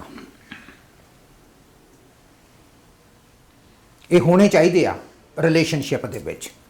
ਜੇ ਇਹ ਹੈਗੇ ਆ ਤਾਂ ਤੁਸੀਂ ਓਨੈਸਟਲੀ ਵੀ ਅਗਲੇ ਨੂੰ ਕਹਿ ਸਕਦੇ ਹੋ ਵੀ ਸੌਰੀ, ਮੇਰੇ ਆ ਵਿਚਾਰ ਆ, ਹੋ ਸਕਦਾ ਤੁਹਾਡੇ ਨਾਲ ਵੱਖਰੇ ਹੋਣ, ਹੋ ਸਕਦਾ ਤੁਹਾਡੇ ਨਾਲ ਵੱਖਰੇ ਹੋਣ, ਪਰ ਮੇਰੇ ਇਹ ਵਿਚਾਰ ਆ, ਲੇਕਿਨ ਐਜ਼ ਲੌਂਗ ਉਹ ਤੁਹਾਨੂੰ ਨੁਕਸਾਨ ਨਹੀਂ ਪਹੁੰਚਾ ਰਹੇ, ਤੁਸੀਂ ਰਿਸਪੈਕਟਫੁਲੀ ਉਹਨਾਂ ਨਾਲ, ਓਨੈਸਟਲੀ, ਰਿਸਪੈਕਟਫੁਲੀ, ਕੇਅਰਿੰਗ ਐਟੀਟਿਊਡ ਨਾਲ ਉਹਨਾਂ ਵਿਚਾਰਾਂ ਦੇ ਨਾਲ ਆਪਣੀ ਅਸਹਿਮਤੀ ਪ੍ਰਗਟ ਕਰ ਸਕਦੇ ਹੋ ਵੀ ਨਹੀਂ ਦੈਟਸ ਫਾਈਨ, ਜੇ ਤੂੰ ਰੱਖਣੇ ਆ ਤਾਂ ਰੱਖ ਲਾ, ਪਰ ਮੈਂ ਤੇਰੇ ਨਾਲ ਐਗਰੀ ਨਹੀਂ ਕਰਦਾ। ਇਹਦੇ 'ਚ ਇਹ ਇੰਨੀ ਕੁ ਚੀਜ਼ ਕਰਨ ਵਾਸਤੇ ਤੁਹਾਨੂੰ ਵਿਸ਼ਾਲਤਾ ਚਾਹੀਦੀ ਆ, ਉਹਦੇ 'ਚ ਤੁਹਾਡੀ ਸੋਚ ਚਾਹੀਦੀ ਆ, ਤੁਹਾਡੇ 'ਚ ਪੇਸ਼ੈਂਸ ਚਾਹੀਦੀ ਆ, ਤੁਹਾਡੇ 'ਚ ਨਿਮਰਤਾ ਚਾਹੀਦੀ ਆ। ਸਿੱਖ ਧਰਮ ਦਾ ਇੱਕ ਹੋਰ ਪ੍ਰਿੰਸੀਪਲ ਆ, ਪਹਿਲਾ ਸੀਗਾ ਪੇਸ਼ੈਂਸ, ਗੁਰੂ ਨਾਨਕ ਯੂਜ਼ ਕਰਦਾ। ਸੈਕੰਡ ਚੀਜ਼ ਗੁਰੂ ਨਾਨਕ ਯੂਜ਼ ਕਰਦਾ ਹਿਊਮਿਲਿਟੀ। ਹਿਊਮਿਲਿਟੀ ਸਿੱਖ 'ਚ ਹੋਣੀ ਬਹੁਤ ਜ਼ਰੂਰੀ ਆ, ਨਿਮਰਤਾ ਹੋਣੀ ਬਹੁਤ ਜ਼ਰੂਰੀ ਆ। ਫੰਡਾਮੈਂਟਲ ਫਾਊਂਡਿੰਗ ਪ੍ਰਿੰਸੀਪਲਸ ਆ ਸਿੱਖੀਜ਼ਮ ਦਾ, to be human, to be humble, right. So ਉਸ ਬੇਸਿਸ ਦੇ ਉੱਤੇ ਅਗਰ ਆਪਾਂ ਦੇਖਦੇ ਹਾਂ ਆਹ ਚੀਜ਼ਾਂ ਜ਼ਰੂਰੀ ਆ ਕੰਪਰੋਮਾਈਜ਼ ਕਰਨ ਤੇ। ਇੰਟਰਪਰਸਨਲ ਸਕਿੱਲ 'ਚ ਦੋ ਬੰਦੇ ਆ ਨਹੀਂ ਤਾਂ ਰਹਿ ਨਹੀਂ ਸਕਦੇ। ਔਰ ਜੇ ਤੁਸੀਂ ਪੇਰੈਂਟਸ ਦਾ ਔਰ ਬੱਚਿਆਂ ਦਾ ਆਪਾਂ ਜੇ ਡਿਸਕਸ਼ਨ ਦੇ ਤੌਰ ਤੇ ਲਈਏ, ਪੇਰੈਂਟਸ ਔਰ ਬੱਚਿਆਂ ਦੇ ਐਸ ਕੈਨੇਡਾ ਦੇ ਵਿੱਚ ਜੇ ਆਪਾਂ ਥੋੜ੍ਹਾ ਜਿਹਾ ਦੇਖੀਏ ਤਾਲਮੇਲ, ਇਹਨਾਂ ਚੀਜ਼ਾਂ ਤੇ ਆਪਾਂ ਕੰਪਰੋਮਾਈਜ਼ ਨਹੀਂ ਕਰਦੇ ਬੱਚਿਆਂ ਨਾਲ, ਓਨੈਸਟਲੀ ਕੰਪਰੋਮਾਈਜ਼ ਨਹੀਂ ਕਰਦੇ। ਜਦੋਂ ਛੋਟੇ ਬੱਚੇ ਜਾਂ ਵੱਡੇ ਬੱਚੇ, ਤੁਹਾਡਾ ਮੁੰਡਾ 16 ਸਾਲ ਦਾ ਕੋਈ ਹੋਰ 5-7 ਮੁੰਡੇ ਆਪਣੇ ਘਰ ਲਿਆਂਦਾ ਔਰ ਉਹ ਸਾਰੇ ਮੁੰਡੇ ਡਿਫਰੈਂਟਲੀ ਡਰੈਸਅਪ ਕਰਦੇ ਆ, ਆਪਾਂ ਨੂੰ ਪਹਿਲਾਂ ਹੀ ਡਰ ਲੱਗਣ ਲੱਗ ਜਾਂਦਾ। ਆਪਾਂ ਓਨੈਸਟਲੀ ਨਹੀਂ ਗੱਲ ਕਰਦੇ, ਆਪਾਂ ਨੂੰ ਪਹਿਲਾਂ ਹੀ ਜਿਹੜਾ ਡਰ ਆ, ਡਰ ਬੁਲਾਉਂਦਾ ਆਪਾਂ ਨੂੰ, ਜਿਹੜਾ ਫੀਅਰ ਆ ਉਹਦੇ ਤੋਂ ਆਪਾਂ ਗੱਲ ਕਰਦੇ ਆ ਬਈ ਤੇਰੇ ਆ ਜਿਹੜੇ ਮੁੰਡੇ ਦੋਸਤ ਆ, ਆ ਜਿਹੜੇ ਕੰਨਾਂ 'ਚ ਬਾਲੀਆਂ ਪਾਈ ਫਿਰਦੇ ਆ ਤੇ ਪੈਂਟਾਂ ਢਿੱਲੀਆਂ ਕਰੀ ਫਿਰਦੇ ਆ ਤੇ ਡਿਫਰੈਂਟਲੀ ਤੁਰਦੇ ਆ, ਬੋਲਦੇ ਆ, ਸਾਨੂੰ ਡਰ ਲੱਗਦਾ ਵੀ ਤੇਰੀ ਸੰਗਤ ਹੀ ਮਾੜੀ ਆ। ਅਸੀਂ ਕੋਈ ਜੱਜ ਨਹੀਂ ਕੀਤਾ ਉਹਨਾਂ ਨੂੰ, ਅਸੀਂ ਬੈਠੇ ਨਹੀਂ, ਅਸੀਂ ਸੋਚਿਆ ਨਹੀਂ, ਵਿਚਾਰਿਆ ਨਹੀਂ, ਕੁਝ ਦੇਖਿਆ ਨਹੀਂ, ਲੇਕਿਨ ਅਸੀਂ ਆਪਣੀ ਜੱਜਮੈਂਟ ਬੱਚੇ ਦੇ ਉੱਤੇ ਥੋਪਤੀ ਐਸ ਕਰਕੇ ਕਿਉਂਕਿ ਸਾਨੂੰ ਦੇਖਣ ਨੂੰ ਉਹਨਾਂ ਦਾ ਚਾਲ ਚੱਲਣ ਜਾਂ ਬੜਾ ਵਧੀਆ ਨਹੀਂ ਲੱਗਿਆ। ਹੁਣ ਜਦੋਂ ਅਸੀਂ ਇੰਟਰਪਰਸਨਲ ਸਕਿੱਲ 'ਚ ਕੋਈ ਕੰਪਰੋਮਾਈਜ਼ ਨਹੀਂ ਕੀਤਾ, ਕੋਈ ਕੁਛ ਨਹੀਂ ਕੀਤਾ, ਅਸੀਂ ਗੱਲਬਾਤ ਜਿਹੜਾ ਸੈਕੰਡ ਪਾਰਟ ਜਿਹੜਾ ਮਤਲਬ ਕਿ ਹੈਗਾ ਉਹ ਕਮਿਊਨੀਕੇਸ਼ਨ ਦਾ, ਤੇ ਥਰਡ ਪਾਰਟ ਆ ਪਹਿਲਾ, ਆ ਸੈਕੰਡ ਆ, ਤੇ ਥਰਡ ਪਾਰਟ ਹੈਗਾ ਪ੍ਰੋਬਲਮ ਸੋਲਵਿੰਗ ਦਾ, ਆ ਤੀਜਾ ਪਾਰਟ ਆ। ਆ 3 ਪੁਆਇੰਟ ਆ ਇੰਟਰਪਰਸਨਲ ਇਹਨਾਂ ਆ ਸਕਿੱਲਸ ਦੇ ਵਿੱਚ ਜਿਹੜੇ ਜ਼ਰੂਰੀ ਆ ਜ਼ਿੰਦਗੀ ਜਿਉਣ ਵਾਸਤੇ। ਕਿਉਂਕਿ ਅਸੀਂ ਆਲਰੇਡੀ ਡਰਦੇ ਹਾਂ ਬੱਚਿਆਂ ਤੋਂ, ਉਹਦੇ ਦੋਸਤਾਂ ਤੋਂ। ਸਾਡਾ ਜਿਹੜਾ ਸਾਰਾ ਕਮਿਊਨੀਕੇਸ਼ਨ ਸਟਾਈਲ ਆ ਉਹ ਡਰ ਚੋਂ ਨਿਕਲੂਗਾ। ਅਸੀਂ ਕਹਾਂਗੇ ਵੀ ਯਾਰ ਤੂੰ ਘੱਟੋ ਘੱਟ ਚੱਜ ਦੇ ਤਾਂ ਦੋਸਤ ਬਣਾ ਲਿਆ ਕਰ, ਇਹ ਕਿਹੋ ਜਿਹੇ ਦੋਸਤ ਆ ਤੇਰੇ, ਇਹ ਕਿਹੋ ਜਿਹੀਆਂ ਪੈਂਟਾਂ ਪਾ ਕੇ ਤੁਰੇ ਫਿਰਦੇ ਆ ਸਾਡੇ ਘਰ, ਇਹ ਤਾਂ ਮੈਨੂੰ ਚੋਰ ਲੱਗਦੇ ਆ ਦੇਖਣ ਨੂੰ, ਇੱਕ ਡਰੱਗ ਡੀਲਰ ਜੇ ਲੱਗਦੇ ਆ ਮੈਨੂੰ। ਉਹ ਬੱਚਾ ਪਹਿਲਾਂ ਹੀ ਉਹਨੂੰ ਗੁੱਸਾ ਆ ਜਾਂਦਾ, ਕਿਉਂਕਿ ਜਦੋਂ ਤੁਸੀਂ ਡਰ 'ਚ ਬੋਲੋਗੇ ਤਾਂ ਇਹਦਾ ਆਪੋਜ਼ਿਟ ਐਂਗਰ ਆ। ਉਹ ਕਹੂਗਾ ਵੀ ਹਾਊ ਡੂ ਯੂ ਨੋ, ਤੈਨੂੰ ਕਿਵੇਂ ਲੱਗਦਾ ਵੀ ਇਹ ਡਰੱਗ ਡੀਲਿੰਗ ਕਰਦੇ ਆ, ਕਿਉਂ ਤੁਸੀਂ ਮੇਰੇ ਦੋਸਤਾਂ ਨੂੰ ਨਿੰਦਦੇ ਹੋ। ਸੋ ਹੁਣ ਕਮਿਊਨੀਕੇਸ਼ਨ ਨਹੀਂ ਤੁਰਨੀ। ਨਾਓ ਵੀ ਹੈਵ ਅ ਪ੍ਰੋਬਲਮ। ਔਰ ਬਹੁਤ ਸਾਰੇ ਪੇਰੈਂਟਸ ਐਸ ਕਰਕੇ ਆਪਣੇ ਬੱਚਿਆਂ ਨੂੰ ਬਾਹਰ ਨਹੀਂ ਜਾਣ ਦਿੰਦੇ ਕਿਉਂਕਿ ਉਹਨਾਂ ਨੂੰ ਇਹ ਡਰ ਆ ਕਿ ਸਾਡੇ ਬੱਚਿਆਂ ਨੂੰ ਕੋਈ ਦੂਸਰਾ ਵਰਗ ਲਾ ਲੂਗਾ, ਉਹਨਾਂ ਨੂੰ ਨਸ਼ਿਆਂ ਤੇ ਲਾ ਦੂਗਾ, ਉਹ ਗੋਲੀਆਂ ਚੱਲ ਜਾਣਗੀਆਂ, ਸਾਡਾ ਬੱਚਾ ਮਰ ਜਾਊਗਾ, ਇਸ ਕਰਕੇ ਅਸੀਂ ਉਹਨੂੰ ਬਾਹਰ ਹੀ ਨਹੀਂ ਜਾਣ ਦੇਣਾ। ਔਰ ਆਮ ਤੌਰ ਤੇ ਮਾਪਿਆਂ ਦੀ ਇਹੀ ਕੋਸ਼ਿਸ਼ ਹੁੰਦੀ ਹੈ, ਚਾਹੇ ਉਹ ਕੁੜੀਆਂ ਹੋਣ ਚਾਹੇ ਉਹ ਮੁੰਡੇ ਹੋਣ, ਵੀ ਸਾਡਾ ਬੱਚਾ 16 ਸਾਲ ਤੋਂ ਬਾਅਦ ਬਾਹਰ ਨਾ ਜਾਵੇ, ਘਰੇ ਹੀ ਰਵੇ। ਜੇ ਉਹਨੇ ਖੇਲਣਾ ਤਾਂ ਆਪੇ ਇਕੱਲਾ ਬਾਸਕਟਬਾਲ ਖੇਲ ਲਵੇ ਆਪਣੇ ਗਰਾਜ ਦੇ ਵਿੱਚ। ਜਿਹੜਾ ਸਾਡਾ ਡਰਾਈਵੇ ਆ ਉਹਦੇ 'ਚ ਇੱਕ ਅਸੀਂ ਨੈੱਟ ਲਾ ਦਿੰਦੇ ਹਾਂ, ਬਸ ਉੱਥੇ ਇਕੱਲਾ ਹੀ ਬਾਲ ਖੇਲ ਲਵੇ, ਪਰ ਕਿਸੇ ਹੋਰ ਨਾਲ ਇੰਟਰੈਕਟ ਨਾ ਕਰੇ, ਕਿਉਂਕਿ ਜੇ ਇੰਟਰੈਕਟ ਕੀਤਾ ਇਹਨੂੰ ਖਰਾਬ ਕਰ ਦੇਣਗੇ, ਇਹਨੂੰ ਨਸ਼ਿਆਂ ਤੇ ਲਾ ਦੇਣਗੇ, ਇਹ ਮਾੜੀ ਸੰਗਤ 'ਚ ਪੈ ਜਾਊਗਾ। ਇਸ ਕਰਕੇ ਮਾਪਿਆਂ ਦੀ ਪੂਰੀ ਕੋਸ਼ਿਸ਼ ਇਹ ਆ ਕਿ ਕਿਤੇ ਬਾਹਰ ਨਾ ਇਹ ਚਲੇ ਜੇ। ਉਹ ਡਰ 'ਚੋਂ ਨਿਕਲਦੀ ਆ, ਉਹ ਫੀਅਰ 'ਚੋਂ ਆ, ਉਹ ਪ੍ਰਡੋਮੀਨੈਂਟਲੀ ਉਹਨਾਂ ਦਾ ਫੀਅਰ ਆ। ਹੁਣ ਜੇ ਮੈਂ ਆਲਰੇਡੀ ਡਰਿਆ ਹੋਇਆ, ਮੇਰੀ ਵੈਲਿਊਜ਼ ਬੇਸਿਕਲੀ ਇਹ ਆ, ਕਲਚਰ ਕਹਿੰਦਾ ਵੀ ਯਾਰ ਕਾਲੇ ਖਰਾਬ ਆ, ਗੋਰਿਆਂ ਦਾ ਕੋਈ ਕਲਚਰ ਆ, ਆਪਣੀ ਇੱਕ ਇਹ ਵੀ ਬੜੀ ਵੱਡੀ ਆਦਤ ਆ, ਉਹ ਕਹਿੰਦੇ ਗੋਰਿਆਂ ਦਾ ਕੀ ਕਲਚਰ ਆ, ਸਾਲੇ 3600 ਕਹਿੰਦੇ ਵਿਆਹ ਕਰਾ ਲੈਂਦੇ, 3600 ਡਿਵੋਰਸ ਕਰ ਲੈਂਦੇ ਆ, ਜਨਾਨੀਆਂ ਨੂੰ ਇਹਨਾਂ ਨੂੰ ਖਾਣਾ ਨਹੀਂ ਬਣਾਉਣਾ ਆਉਂਦਾ। ਇਹੀ ਆਪਾਂ ਇਹੋ ਜਿਹੀਆਂ ਗੱਲਾਂ ਕਰਦੇ ਹਾਂ ਨਾ ਗੋਰਿਆਂ ਦੇ ਬਾਰੇ, ਕੋਈ ਡੈਫਿਸਿਟ ਤਾਂ ਆਪਣਾ ਕੁਛ ਹੈ ਨਹੀਂਗਾ। ਕਾਲਿਆਂ ਨੂੰ ਤਾਂ ਨਹੀਂ ਅਸੀਂ ਪਸੰਦ ਕਰਦੇ, ਗੋਰਿਆਂ ਨੂੰ ਅਸੀਂ ਤਾਂ ਨਹੀਂ ਪਸੰਦ ਕਰਦੇ, ਉਹਨਾਂ ਦਾ ਕਲਚਰ ਹੈ ਨਹੀਂਗਾ ਗੋਰਿਆਂ ਦਾ। ਕਾਲੇ ਕਹਿੰਦੇ ਸਾਰੇ ਡਰੱਗ ਡੀਲਰ ਆ, ਤਾਂ ਰਹਿ ਕੌਣ ਗਏ ਪੰਜਾਬੀ, ਉਹਨਾਂ ਨੂੰ ਕਹਿੰਦੇ ਅਸੀਂ ਇਸ ਕਰਕੇ ਨਹੀਂ ਪਸੰਦ ਕਰਦੇ ਕਿਉਂਕਿ ਉਹ ਤੈਨੂੰ ਵਰਗਲਾ ਲੈਣਗੇ, ਤੂੰ ਬੜਾ ਭੋਲਾ। ਸੋ ਫਿਰ ਰਹਿ ਕੌਣ ਗਿਆ, ਕੋਈ ਵੀ ਨਹੀਂ। ਸੋ ਅਗਰ ਆਪਾਂ ਇੰਟਰਪਰਸਨਲ ਸਕਿੱਲ ਦੀ ਗੱਲ ਕਰਦੇ ਹਾਂ ਵੀ ਇੱਕ ਇਨਸਾਨ ਦੂਸਰੇ ਇਨਸਾਨ ਨਾਲ ਕਿਵੇਂ ਗੱਲਬਾਤ ਕਰੇ, ਜੇ ਮੇਰਾ ਗੱਲਬਾਤ ਸ਼ੁਰੂ ਡਰ ਤੋਂ ਹੁੰਦੀ ਆ ਫਿਰ ਆਪਣਾ ਰਿਸ਼ਤਾ ਹੀ ਨਹੀਂ ਬਣਨਾ, ਫਿਰ ਆਪਣਾ ਰਿਸ਼ਤਾ ਨਹੀਂ ਬਣ ਸਕਦਾ। Then it cannot be. ਰਿਸ਼ਤਾ ਤਾਂ ਬਣੂਗਾ ਜੇ ਆਹ ਚੀਜ਼ਾਂ ਹੋਣਗੀਆਂ ਸਾਰੀਆਂ। ਇਸ ਕਰਕੇ ਜਿਹੜੀ ਬਹੁਤੀ ਲੜਾਈ ਆਪਣੇ ਮਾਪਿਆਂ ਦੀ ਤੇ ਬੱਚਿਆਂ ਦੀ ਆ ਉਹ ਟਰਸਟ ਦੇ ਉੱਤੇ ਆ। ਔਰ ਹਰ ਇੱਕ ਬੱਚੇ ਨੂੰ ਜਿਨ੍ਹਾਂ ਨੂੰ ਵੀ ਪੁੱਛੀਦਾ ਉਹ ਇਹੀ ਕਹਿੰਦੇ ਆ, my mum doesn't trust me, my dad doesn't trust me. Predominantly ਉਹਨਾਂ ਦਾ ਇਹੀ ਪਹਿਲੇ ਲਫ਼ਜ਼ ਉਹਨਾਂ ਦੇ ਇਹੀ ਹੁੰਦੇ ਵੀ ਦੇ ਡੋਂਟ ਟਰਸਟ ਮੀ। ਤੇ ਇਹੀ ਆਪਣਾ ਹਸਬੈਂਡ ਵਾਈਫ ਦੇ ਰਿਲੇਸ਼ਨਸ਼ਿਪ 'ਚ ਆ ਵੀ ਟਰਸਟ ਨਹੀਂਗਾ। that's also in our relationships as well ਵੀ ਟਰਸਟ ਨਹੀਂਗਾ ਵਾਈਫ ਨੂੰ ਹਸਬੈਂਡ ਤੇ ਟਰਸਟ ਨਹੀਂਗਾ ਹਸਬੈਂਡ ਨੂੰ ਵਾਈਫ ਤੇ ਟਰਸਟ ਨਹੀਂਗਾ ਇਨ ਅ ਡੀਪਰ ਸੈਂਸ ਕੋਈ ਕਿਸੇ ਤੇ ਟਰਸਟ ਨਹੀਂਗਾ ਓਕੇ ਸੋ ਜਿਹੜਾ ਇੰਟਰਪਰਸਨਲ ਸਕਿੱਲ ਆ ਇੱਕ ਦੂਸਰੇ ਦੇ ਨਾਲ ਰਹਿਣ ਦੀ ਸਕਿੱਲ ਉਹਦੇ ਵਿੱਚ ਇੱਕ ਕੰਪਰੋਮਾਈਜ਼ ਇੱਕ ਬਹੁਤ ਵੱਡੀ ਐਸਪੈਕਟ ਆ ਵੀ ਕੀ ਤੁਸੀਂ ਕੰਪਰੋਮਾਈਜ਼ ਕਰ ਸਕਦੇ ਹੋ ਸੈਕੰਡ ਜਿਹੜੀ ਵੱਡੀ ਸਕਿੱਲ ਆ ਉਹ ਹੈਗੀ ਆ ਕਮਿਊਨੀਕੇਟ ਤੁਸੀਂ ਕਮਿਊਨੀਕੇਟ ਕਰਦੇ ਕਿਵੇਂ ਹੋ ਕਿਹੜੇ ਟਾਈਮ ਤੇ ਕਰਦੇ ਹੋ ਕਿਹੜੀ ਜਗ੍ਹਾ ਤੇ ਕਰਦੇ ਹੋ ਕਿਹੋ ਜਿਹੇ ਵੋਕੈਬਲਰੀ ਯੂਜ਼ ਕਰਦੇ ਹੋ ਵਰਡਸ ਕਿਹੋ ਜਿਹੇ ਆ ਤੁਸੀਂ ਕੱਢਣਾ ਕੀ ਚਾਹੁੰਦੇ ਹੋ ਕਮਿਊਨੀਕੇਸ਼ਨ 'ਚ ਕੀ ਤੁਸੀਂ ਕਮਿਊਨੀਕੇਸ਼ਨ ਮੈਂ ਤੁਹਾਨੂੰ ਐਗਜ਼ਾਮਪਲ ਦਿੰਦਾ ਇੱਕ ਬੰਦਾ ਕਹਿੰਦਾ ਵੀ ਉਹਦਾ ਇੱਕ ਕੁੜੀ ਦਾ ਇੱਥੇ ਉਹ ਕਿਸੇ ਨਾਲ ਮੁੰਡੇ ਨਾਲ ਪਿਆਰ ਕਰਦੀ ਸੀ ਮਾਪੇ ਨਹੀਂ ਸੀ ਚਾਹੁੰਦੇ ਵੀ ਉਹ ਕੁੜੀ ਇੱਥੇ ਵਿਆਹ ਕਰਾਵੇ ਉਹਨੂੰ ਇੰਡੀਆ ਲੈ ਗਏ 19 ਸਾਲ ਦੀ ਕੁੜੀ ਸੀ ਇੰਡੀਆ ਲੈ ਗਏ ਇੰਡੀਆ ਲਿਜਾ ਕੇ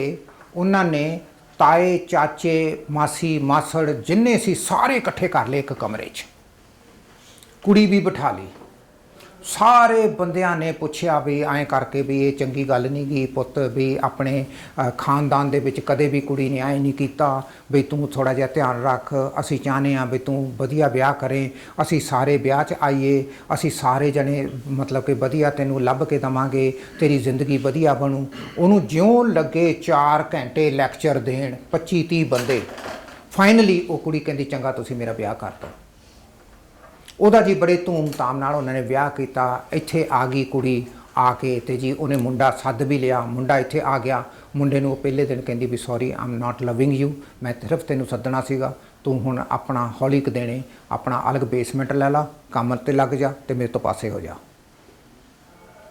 ਜਦੋਂ ਮਾਪਿਆਂ ਨੂੰ 6 ਮਹੀਨੇ ਬਾਅਦ ਉਹ ਮੁੰਡੇ ਨੂੰ ਉਹਨਾਂ ਨੇ ਆਪੇ ਦੋਨੋਂ ਕੁੜੀ ਮੁੰਡੇ ਪਾਸੇ ਹੋ ਗਏ ਉਹ ਸੈਪਰੇਟ ਅਪਾਰਟਮੈਂਟ ਲੈ ਲਿਆ ਕੁੜੀ ਅਪਾਰਟਮੈਂਟ 'ਚ ਰਹਿਣ ਲੱਗੀ ਮੁੰਡੇ ਨੂੰ ਉਹਨੂੰ ਕਿਹਾ ਤੂੰ ਬੇਸਮੈਂਟ 'ਚ ਚਲੇ ਜਾ ਤੇ ਉਹਨਾਂ ਨੂੰ ਜਦੋਂ ਮਾਪਿਆਂ ਨੂੰ ਪਤਾ ਲੱਗਿਆ ਤਾਂ ਉਦੋਂ ਉਹਨਾਂ ਨੇ ਮੈਨੂੰ ਸੱਦਿਆ ਬਈ ਇਹ ਉਦੋਂ ਹੀ ਕਹਿ ਦਿੰਦੀ ਬਈ ਮੈਂ ਵਿਆਹ ਨਹੀਂ ਕਰਾਉਣਾ ਤਾਂ ਸਾਨੂੰ ਇੰਨਾ ਖੱਜਲ ਖੁਆਰ ਨਾ ਹੋਣਾ ਪੈਂਦਾ ਇਹ ਕਿਹੋ ਜਿਹੀਆਂ ਸਾਡੇ ਨਾਲ ਗੇਮਸ ਪਲੇ ਕਰਦੀ ਆ ਤੇ ਉਹਨਾਂ ਨੇ ਜਦੋਂ ਮੈਨੂੰ ਇਹ ਸਾਰਾ ਕੁਝ ਦੱਸਿਆ ਮੈਂ ਕਿਹਾ ਵੀ ਤੁਸੀਂ ਤਾਂ ਇਹਦੇ 'ਤੇ ਪ੍ਰੈਸ਼ਰ ਪਾਇਆ ਕਹਿੰਦੇ ਬਿਲਕੁਲ ਅਸੀਂ ਕੋਈ ਪ੍ਰੈਸ਼ਰ ਨਹੀਂ ਸੀ ਪਾਇਆ ਅਸੀਂ ਤਾਂ ਉਦੋਂ ਵੀ ਇਹਨੂੰ ਕਿਹਾ ਸੀ ਵੀ ਜੇ ਤੂੰ ਵਿਆਹ ਕਰਾਉਣਾ ਤਾਂ ਕਰਾ ਲਾ ਜੇ ਤੂੰ ਨਹੀਂ ਵਿਆਹ ਕਰਾਉਣਾ ਤਾਂ ਨਾ ਕਰਾ ਹੁਣ ਤੁਸੀਂ ਮੈਨੂੰ ਦੱਸੋ ਕਿ 25-30 ਬੰਦਿਆਂ ਦੇ ਸਾਹਮਣੇ ਕੀ ਉਹ ਕਹਿ ਸਕਦੀ ਸੀ ਇੱਕ ਕੁੜੀ 19 ਸਾਲ ਦੀ ਵੀ ਨਹੀਂ ਮੈਂ ਨਹੀਂ ਵਿਆਹ ਕਰਾਉਣਾ ਜਦੋਂ 4 ਘੰਟੇ ਲੱਗੇ ਪਏ ਸੀ ਉਹਨੂੰ ਲੈਕਚਰ ਦੇਣ ਤੇ ਉਹ ਮਾਪੇ ਕਹਿੰਦੇ ਆ ਨਹੀਂ ਅਸੀਂ ਤਾਂ ਇਹਨੂੰ ਕਦੇ ਨਹੀਂ ਫੋਰਸ ਕੀਤਾ ਅਸੀਂ ਨਹੀਂ ਇਹਨੂੰ ਫੋਰਸ ਕੀਤਾ ਨਾ ਬਿਲਕੁਲ ਨਹੀਂ ਅਸੀਂ ਤਾਂ ਇਹਨੂੰ ਉਦੋਂ ਵੀ ਕਹਿੰਦੇ ਸੀ ਦੇਖ ਲਾ ਕੁੜੀਏ ਤੇਰੀ ਮਰਜ਼ੀ ਆ ਜੇ ਤੂੰ ਕਰਾਉਣਾ ਤਾਂ ਕਰਾ ਲਾ ਜੇ ਤੂੰ ਨਹੀਂ ਕਰਾਉਣਾ ਤਾਂ ਨਾ ਕੀ ਇਹੋ ਜਿਹਾ ਕਮਿਊਨੀਕੇਸ਼ਨ ਪੈਟਰਨ ਹੈ ਜਿਹਦੇ ਪਿੱਛੇ ਆਲਰੇਡੀ ਤੁਸੀਂ ਡਿਸਾਈਡ ਕੀਤਾ ਹੋਇਆ ਵੀ ਆਹ ਚੀਜ਼ ਹੋ ਜਾਣੀ ਚਾਹੀਦੀ ਆ ਤੇ ਤੁਸੀਂ ਕਮਿਊਨੀਕੇਸ਼ਨ ਨੂੰ ਕੁਝ ਇਸ ਤਰੀਕੇ ਨਾਲ ਮੋੜ ਦਿਓ ਵੀ ਅਗਲਾ ਬੰਦਾ ਤੁਹਾਡੀ ਮੋੜ ਤੇ ਮੰਨ ਜਾਵੇ then that's not a communication that's not an interpersonal skill then that's not an ਔਰ ਬਹੁਤ ਸਾਰੇ ਆਪਣੇ ਪਰਿਵਾਰਾਂ ਦੇ ਵਿੱਚ ਬੱਚਿਆਂ ਦਾ ਔਰ ਮਾਪਿਆਂ ਦਾ ਦੁਖਾਂਤ ਇਸ ਕਰਕੇ ਆ ਕਿ ਜਿਹੜੇ ਮਾਪੇ ਆ ਉਹ ਉਸ ਨੂੰ ਜਿਹੜੀ ਗੱਲਬਾਤ ਆ ਉਹਨੂੰ ਇੱਕ ਖਾਸ ਮੋੜ ਦਿੰਦੇ ਆ ਵੀ ਇਸ ਮੋੜ ਦੇ ਵਿੱਚ ਬੱਚਾ ਨੂੰ ਐਂ ਕਰਕੇ ਗੱਲ ਕੀਤੀ ਜਾਵੇ ਔਰ ਉਹਦੇ ਵਿੱਚ ਉਸ ਮੋੜ ਨੂੰ ਦੀ ਸਾਰਿਆਂ ਨਾਲੋਂ ਮਾੜੀ ਚੀਜ਼ ਆਪਣੀਆਂ ਜਨਾਨੀਆਂ ਕਰਦੀਆਂ ਬੱਚਿਆਂ ਦੇ ਮਾਮਲੇ 'ਚ ਔਰ ਬੱਚਿਆਂ ਨੂੰ ਖਾਸ ਕਰਕੇ ਮੁੰਡਿਆਂ ਨੂੰ ਜਿਹੜੀ ਉਹ ਕਮਿਊਨੀਕੇਸ਼ਨ ਪੈਟਰਨ ਤੇ ਗੱਲ ਕਰਦੀਆਂ ਉਹ ਗਿਲਟ ਤੇ ਬੇਸਡ ਆ ਤੈਨੂੰ ਮੈਂ ਬੜੀ ਮੁਸ਼ਕਲ ਨਾਲ ਪਾਲਿਆ ਤੂੰ ਹੀ ਮੇਰਾ ਇੱਕ ਮਤਲਬ ਕਿ ਹੈਗਾ ਦੇਖੀ ਕਿਤੇ ਮੈਨੂੰ ਛੱਡ ਨਾ ਦੇਈਂ ਮੇਰੀਆਂ ਬਹੁਤ ਆਸਾਂ ਬੱਝੀਆਂ ਹੋਈਆਂ ਤੇਰੇ ਨਾਲ ਇਹ ਮਾਵਾਂ ਕਹਿੰਦੀਆਂ ਮੁੰਡਿਆਂ ਨੂੰ ਤੂੰ ਹੀ ਮੇਰੀ ਦੇਖ ਰੇਖ ਕਰਨੀ ਆ ਪੁੱਤ ਤੇਰਾ ਪਿਓ ਬੜੀ ਮਿਹਨਤ ਕਰਦਾ ਦੇਖੀ ਕਿਤੇ ਸੋ ਉਹਨੂੰ ਛੋਟੇ ਹੁੰਦੇ ਨੂੰ ਮੁੰਡੇ ਨੂੰ ਕਈ ਜਾਂਦੀਆਂ ਮਾਵਾਂ ਕਈ ਜਾਂਦੀਆਂ ਆਹ ਗਿਲਟ ਵਾਲੀਆਂ ਸਟੇਟਮੈਂਟਸ ਦੇਈ ਜਾਂਦੀਆਂ ਕਿ ਉਹ ਬੱਚਾ ਟੋਟਲੀ ਅਸਹਾਏ ਹੋ ਜਾਂਦਾ ਉਹਦੀ ਕ੍ਰਿਟੀਕਲ ਥਿੰਕਿੰਗ ਨਹੀਂ ਰਹਿ ਜਾਂਦੀ ਉਹਦੇ 'ਚ ਇੱਕ ਉਸ ਤਰੀਕੇ ਦਾ ਉਸ ਦੇ ਨਾਲ ਉਹ ਆਪਣੇ ਰਿਸ਼ਤੇ ਦੇ ਨਾਲ ਜੋੜ ਦਿੰਦੇ ਆ ਕਿ ਜੇ ਪੇਰੈਂਟਸ ਗਲਤ ਵੀ ਹੋਣ ਉਹਦੇ ਤੋਂ ਗਲਤ ਕਹਿ ਨਹੀਂ ਹੋਊਗਾ ਗਿਲਟ ਦਾ ਨੁਕਸਾਨ ਇਹ ਆ ਗਿਲਟ ਸਟੇਟਮੈਂਟਸ ਦਾ ਕਿ ਸ਼ਾਰਪਨੈਸ ਨਹੀਂ ਰਹਿ ਜਾਂਦੀ ਹਿਊਮਨ ਬੀਇੰਗ ਦੇ ਵਿੱਚ ਤੁਸੀਂ ਮਾੜੀ ਚੀਜ਼ ਨੂੰ ਮਾੜੀ ਕਹਿਣ ਦੀ ਤੁਹਾਡੇ 'ਚ ਸਮਰੱਥਾ ਹੀ ਨਹੀਂ ਗੀ ਤੁਹਾਡੇ 'ਚ ਉਹ ਜਾਨ ਨਹੀਂ ਰਹਿ ਜਾਂਦੀ, ਤੁਸੀਂ ਕਹਿ ਨਹੀਂ ਸਕਦੇ। ਇਹ ਗਿਲਟ ਦਾ ਇੱਕ ਬਹੁਤ ਵੱਡਾ ਨੁਕਸਾਨ ਆ। ਔਰ ਆਪਣੀਆਂ ਮਾਵਾਂ, ਪੰਜਾਬੀ ਮਾਵਾਂ ਖਾਸ ਕਰਕੇ ਮਾਸਟਰ ਆ ਗਿਲਟ ਨੂੰ ਯੂਜ਼ ਕਰਨ ਦੀ। ਸੈਕੰਡ ਚੀਜ਼ ਜਿਹੜੀ ਨੁਕਸਾਨਦਾਇਕ ਆ, ਜਦੋਂ ਮਾਂ ਆਪਣੇ ਮੁੰਡੇ ਦੇ ਪ੍ਰਤੀ ਅਸਹਾਏ ਹੋ ਜਾਂਦੀ ਆ, ਉਹਦੇ ਵੱਸ ਨਹੀਂ ਚੱਲਦਾ ਔਰ ਮੁੰਡਾ ਉਹਦੀ ਗੱਲ ਨਹੀਂ ਮੰਨਦਾ, ਮੁੰਡਾ ਉਹਨੂੰ ਚੈਲੰਜ ਕਰਕੇ ਬਾਹਰ ਜਾਂਦਾ, ਫਿਰ ਉਹਦਾ ਸੈਕੰਡ ਪਾਰਟ ਕੀ ਆ ਕਿ ਉਹ ਕਰਾਈ ਕਰਕੇ ਰੋਂਦੀ ਬਹੁਤ ਆ ਮੁੰਡੇ ਦੇ ਸਾਹਮਣੇ। ਚੰਗਾ ਫਿਰ ਤੂੰ ਜੋ ਮੈਂ ਕਰਨਾ ਕਰ ਲਾ। ਇਹ ਫਰਦਰ ਮੁੰਡੇ ਦੀ ਸਾਈਕੀ ਡਿਸਟਰੋਏ ਕਰਦਾ।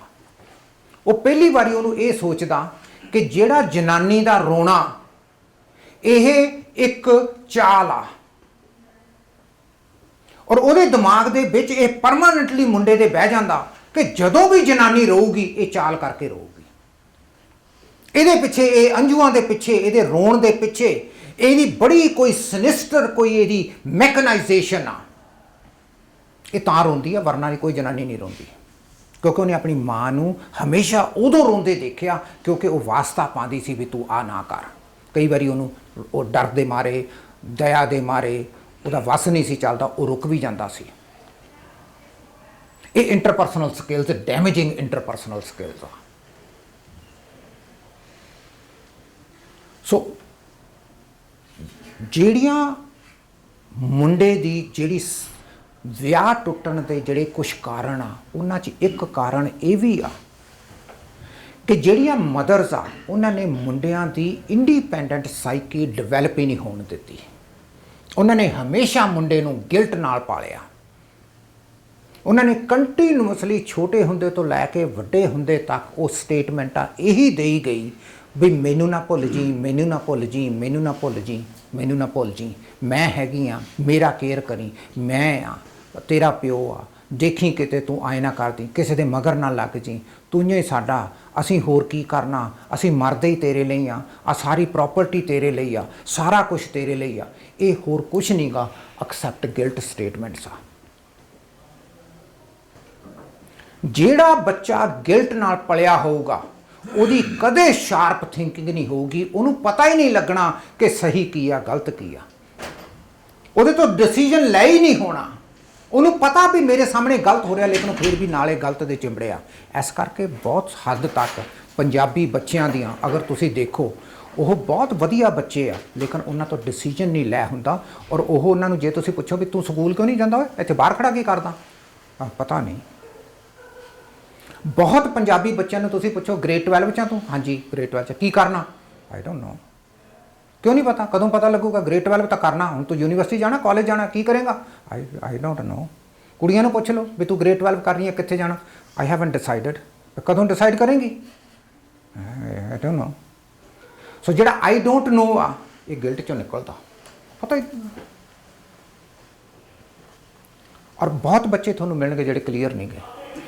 ਕਦੋਂ ਬੱਚਾ ਕਲੀਅਰ ਹੁੰਦਾ, ਤੁਸੀਂ ਕਿਸੇ ਛੋਟੇ ਬੱਚੇ ਨੂੰ ਪੁੱਛ ਕੇ ਦੇਖੋ, 7-8 ਸਾਲ ਦੇ ਬੱਚੇ ਨੂੰ ਬੜਾ ਕਲੀਅਰ ਆ, ਉਹ ਕਹੂਗਾ I want to become a doctor, I want to become a fire fighter. ਇੱਕ ਬੱਚੇ ਨੂੰ ਪੁੱਛਿਆ, ਮੈਂ ਕਿਹਾ what do you want to become son, ਕਹਿੰਦਾ ਗਾਰਬੇਜ ਮੈਨ, ਕਹਿੰਦਾ I like to pick garbage.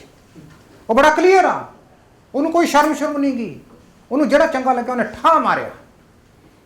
16 ਸਾਲ ਦੇ ਬੱਚੇ ਨੂੰ ਪੁੱਛ ਕੇ ਦੇਖਿਓ, ਟਰਾਈ ਕਰੋ, ਥੋੜੀ ਜਿਹੀ ਐਕਸਪੈਰੀਮੈਂਟ ਕਰੋ, ਪੁੱਛੋ ਕਿਸੇ 16 ਸਾਲ ਦੇ ਬੱਚੇ ਨੂੰ what do you want to become, ਹੋਊਗਾ ਆਈ ਡੋਂਟ ਨੋ।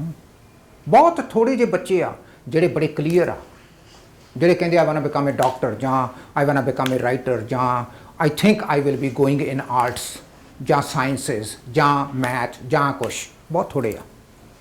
ਉਹਦਾ ਇਸੇ ਕਰਕੇ ਰੀਜ਼ਨ ਆ ਕਿ ਜਿਹੜੀਆਂ ਆਪਣੀਆਂ ਮਦਰਸ ਆ ਉਹ ਨਹੀਂ ਚਾਹੁੰਦੀਆਂ ਕਿ ਬੱਚੇ ਦੀ ਇੰਡੀਪੈਂਡੈਂਟ ਥਿੰਕਿੰਗ ਹੋਵੇ। ਉਹ ਨਹੀਂ ਚਾਹੁੰਦੀਆਂ ਬੱਚੇ ਦੀ ਇੰਡੀਪੈਂਡੈਂਟ ਥਿੰਕਿੰਗ ਹੋ। ਉਹ ਇਨਫੈਕਟ ਜਿਹੜਾ ਬੱਚਾ ਇੰਡੀਪੈਂਡੈਂਟ ਥਿੰਕਿੰਗ ਰੱਖਦਾ ਉਹਨੂੰ ਕੁਚਲ ਕੇ ਰੱਖ ਦਿੰਦੀਆਂ। ਇਹਦਾ ਬਹੁਤ ਨੁਕਸਾਨ ਹੁੰਦਾ ਆਪਾਂ ਨੂੰ, ਬਹੁਤ ਨੁਕਸਾਨ ਆ। ਜਦੋਂ ਕਿ ਧਰਮ ਦੇ ਵਿੱਚ ਇਹ ਮਾਨਤਾ ਦਿੱਤੀ ਗਈ ਆ ਕਿ ਤੁਸੀਂ ਇੰਡੀਪੈਂਡੈਂਟ ਥਿੰਕਿੰਗ ਰੱਖੋ, ਇਹਦੀ ਬਹੁਤ ਮਹੱਤਤਾ ਇੰਡੀਪੈਂਡੈਂਟ ਥਿੰਕਿੰਗ ਦੀ। ਮੈਂ ਤੁਹਾਨੂੰ ਐਗਜ਼ਾਮਪਲ ਦਿੰਦਾ। 1769 ਦੇ ਵਿੱਚ ਸਿੱਖਾਂ ਨੂੰ ਫੜ ਕੇ ਦਿੱਲੀ ਲਿਆਂਦਾ ਗਿਆ ਬੰਦਾ ਸਿੰਘ ਬਹਾਦਰ ਦੇ ਨਾਲ। ਉਹਦੇ 'ਚ ਇੱਕ 18 ਸਾਲ ਦਾ ਮੁੰਡਾ ਸੀ। ਉਹਦੀ ਮਾਂ ਜਾ ਕੇ ਨਵਾਬ ਨੂੰ ਕਹਿੰਦੀ ਬਈ ਇਹ ਮੁੰਡਾ ਤਾਂ ਸਿੱਖ ਨੀਗਾ, ਇਹ ਤਾਂ ਗਲਤੀ ਨਾਲ ਹੀ ਤੁਸੀਂ ਫੜ ਲਿਆ। ਉਹ ਨਵਾਬ ਕਹਿੰਦਾ ਵੀ ਲਿਆਓ ਇਹਨੂੰ ਸਾਹਮਣੇ। ਪੁੱਛਦਾ ਹੋਏ, ਕਹਿੰਦਾ ਕਿ ਪਤਾ ਲੱਗਿਆ ਤੂੰ ਸਿੱਖ ਨਹੀਂ। ਕਹਿੰਦਾ ਕੌਣ? ਕਹਿੰਦਾ ਉਹ ਦੇਖ। ਕਹਿੰਦਾ ਉਹ ਕੌਣ ਆ? ਕਹਿੰਦਾ ਤੇਰੀ ਮਾਂ। ਕਹਿੰਦਾ ਨਹੀਂ, ਇਹ ਮੇਰੀ ਮਾਂ ਹੀ ਨਹੀਂ ਗੀ। ਕਹਿੰਦਾ ਮੈਂ ਤਾਂ ਸਿੱਖ ਹਾਂ। ਕਹਿੰਦਾ ਸੋ ਉਸ ਮੁੰਡੇ ਦੀ ਇੰਡੀਪੈਂਡੈਂਟ ਥਿੰਕਿੰਗ ਸੀ। ਉਹ ਮਾਂ ਰੋਈ। ਮਾਂ ਕਹਿੰਦੀ ਵੀ ਪੁੱਤ ਮੈਂ ਆ, ਤੂੰ ਹੀ ਮੇਰਾ ਇੱਕ ਸਹਾਰਾ, ਮੇਰਾ ਹਸਬੈਂਡ ਵੀ ਨਹੀਂਗਾ, ਮੇਰਾ ਬੁਢਾਪੇ 'ਚ ਕੌਣ ਦੇਖਭਾਲ ਕਰੂ, ਤੂੰ ਇੰਨਾ ਕਹਿ ਦੇ ਵੀ ਤੂੰ ਸਿੱਖ ਨਹੀਂ ਹੋ। ਕਹਿੰਦਾ ਨਾ, ਤੂੰ ਨਹੀਂ ਮੇਰੀ ਮਾਂ, ਮੇਰੀ ਮਾਂ ਇਹੋ ਜਿਹੀ ਹੋ ਹੀ ਨਹੀਂ ਸਕਦੀ। ਕਹਿੰਦਾ ਮੈਂ ਸਿੱਖ ਹਾਂ।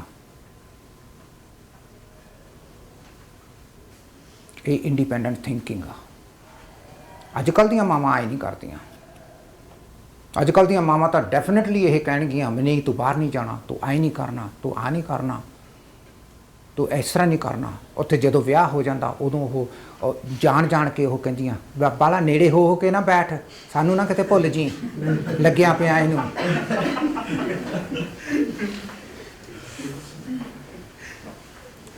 ਐਗਜ਼ੈਕਟਲੀ, ਕਿਉਂਕਿ ਉਹਨਾਂ ਨੂੰ ਇਹ ਅੰਦਰੋਂ ਡਰ ਆ ਮਾਵਾਂ ਨੂੰ, ਕਿਤੇ ਮੁੰਡਾ ਆਪਣੀ ਵਾਈਫ ਦੀਆਂ ਗੱਲਾਂ ਨਾ ਸੁਣਨ ਲੱਗ ਜੇ। So they have to create some tension. ਉਹਨਾਂ ਦੀਆਂ ਇੰਟਰਪਰਸਨਲ ਸਕਿੱਲਸ ਨੈਗੇਟਿਵ ਬੜੀਆਂ ਵਧੀਆ। ਜਿਹੜੀਆਂ ਮਾਸਟਰ ਸਾਈਕੋਲੋਜਿਸਟ ਆ, ਜਿਹੜੀਆਂ ਮਾਵਾਂ, ਉਹਨਾਂ ਨੇ ਬੜੀ ਵਧੀਆ ਤਰੀਕੇ ਨਾਲ ਜਦੋਂ ਮੁੰਡਾ ਘਰ 'ਚ ਆਂਦੇ ਹੀ ਕਹਿਣਗੇ ਪੁੱਤ ਆ ਗਿਆ, ਅੱਛਾ ਬੜਾ ਥੱਕਿਆ ਹੋਇਆ ਲੱਗਦਾ, ਆ ਜਾ ਫਿਰ ਬਹਿ ਜਾ ਮੇਰੇ ਕੋਲੇ। ਵਾਈਫ ਕੋਲੇ ਨਹੀਂ ਉਹਨੇ ਜਾਣ ਦੇਣਾ, ਉਹਨੂੰ ਉੱਥੇ ਬਿਠਾ ਲੈਣਾ, ਉੱਥੇ ਹੀ ਉਹਨੂੰ ਦੱਸ ਦੇਣਾ ਕੋਈ ਨਹੀਂ ਪੁੱਤ, ਹੁਣ ਅਸੀਂ ਤਾਂ ਬੁੜੇ ਹੋ ਗਏ, ਕੋਈ ਨਹੀਂ ਚੱਲ, ਪਰ ਤੂੰ ਕਹਿ ਦੇ ਇਹਨੂੰ ਜਰਾ ਵੀ ਮੈਨੂੰ ਚਾਹ ਦੇ ਦਿਆ ਕਰੇ 3 ਵਜੇ, ਚਾਹ ਨਹੀਂ ਮਿਲਦੀ।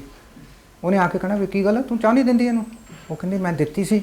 ਆਹੋ ਦਿੱਤੀ ਸੀ, ਤੇ ਤੇਰਾ ਖਿਆਲ 'ਚ ਮੇਰੀ ਮਾਂ ਝੂਠ ਬੋਲਦੀ ਆ?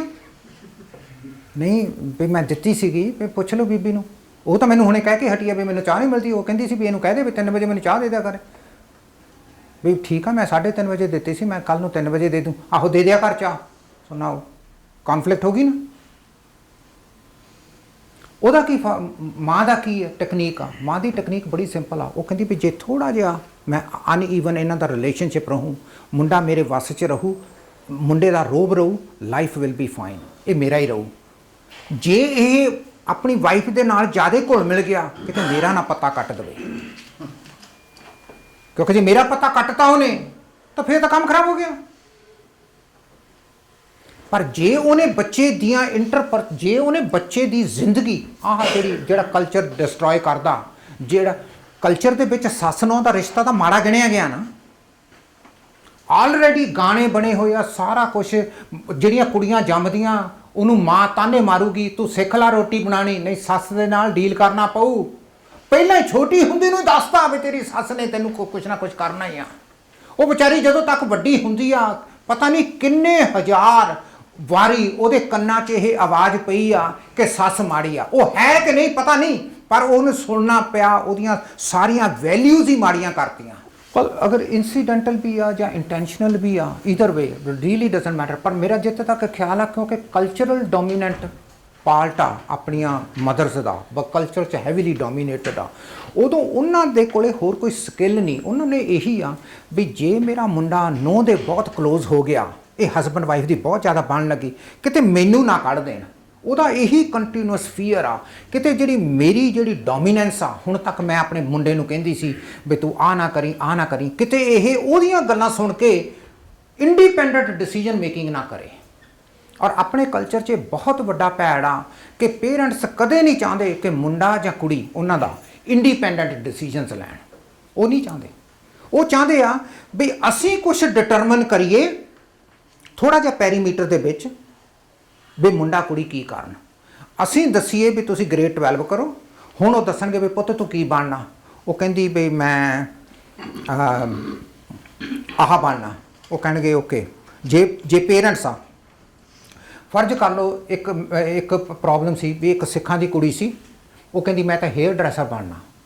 ਉਹ ਸੀਗੇ ਅੰਮ੍ਰਿਤਧਾਰੀ। ਉਹ ਕਹਿੰਦੇ ਨਾ ਅਸੀਂ ਤਾਂ ਨਹੀਂ ਤੈਨੂੰ ਹੇਅਰ ਡਰੈਸਰ ਬਣਾਉਣਾ, ਵੀ ਸਾਨੂੰ ਲੋਕ ਕੀ ਕਹਿਣਗੇ ਵੀ ਤੂੰ ਲੋਕ ਵਾਲ ਕੱਟਦੀ ਆ, ਆਪ ਤਾਂ ਤੂੰ ਸਿੱਖਾਂ ਦੀ। ਉਹ ਕਹਿੰਦੀ ਮੈਂ ਥੋੜੀ ਵਾਲ ਕਟਾ ਰਹੀ ਹਾਂ, ਮੈਨੂੰ ਤਾਂ ਸ਼ੌਂਕ ਬਹੁਤ ਆ ਵੀ ਬਿਊਟੀਸ਼ੀਅਨ ਬਣਨ ਦਾ, ਬਾਲ ਕੱਟਣ ਦਾ, ਮੇਕਅਪ ਕਰਨ ਦਾ। ਉਹ ਕਹਿੰਦੀ ਪਰ ਤੂੰ ਤਾਂ ਅੰਮ੍ਰਿਤਧਾਰੀ ਆ, ਤੂੰ ਕਿਉਂ ਕਰੇਂਗੀ?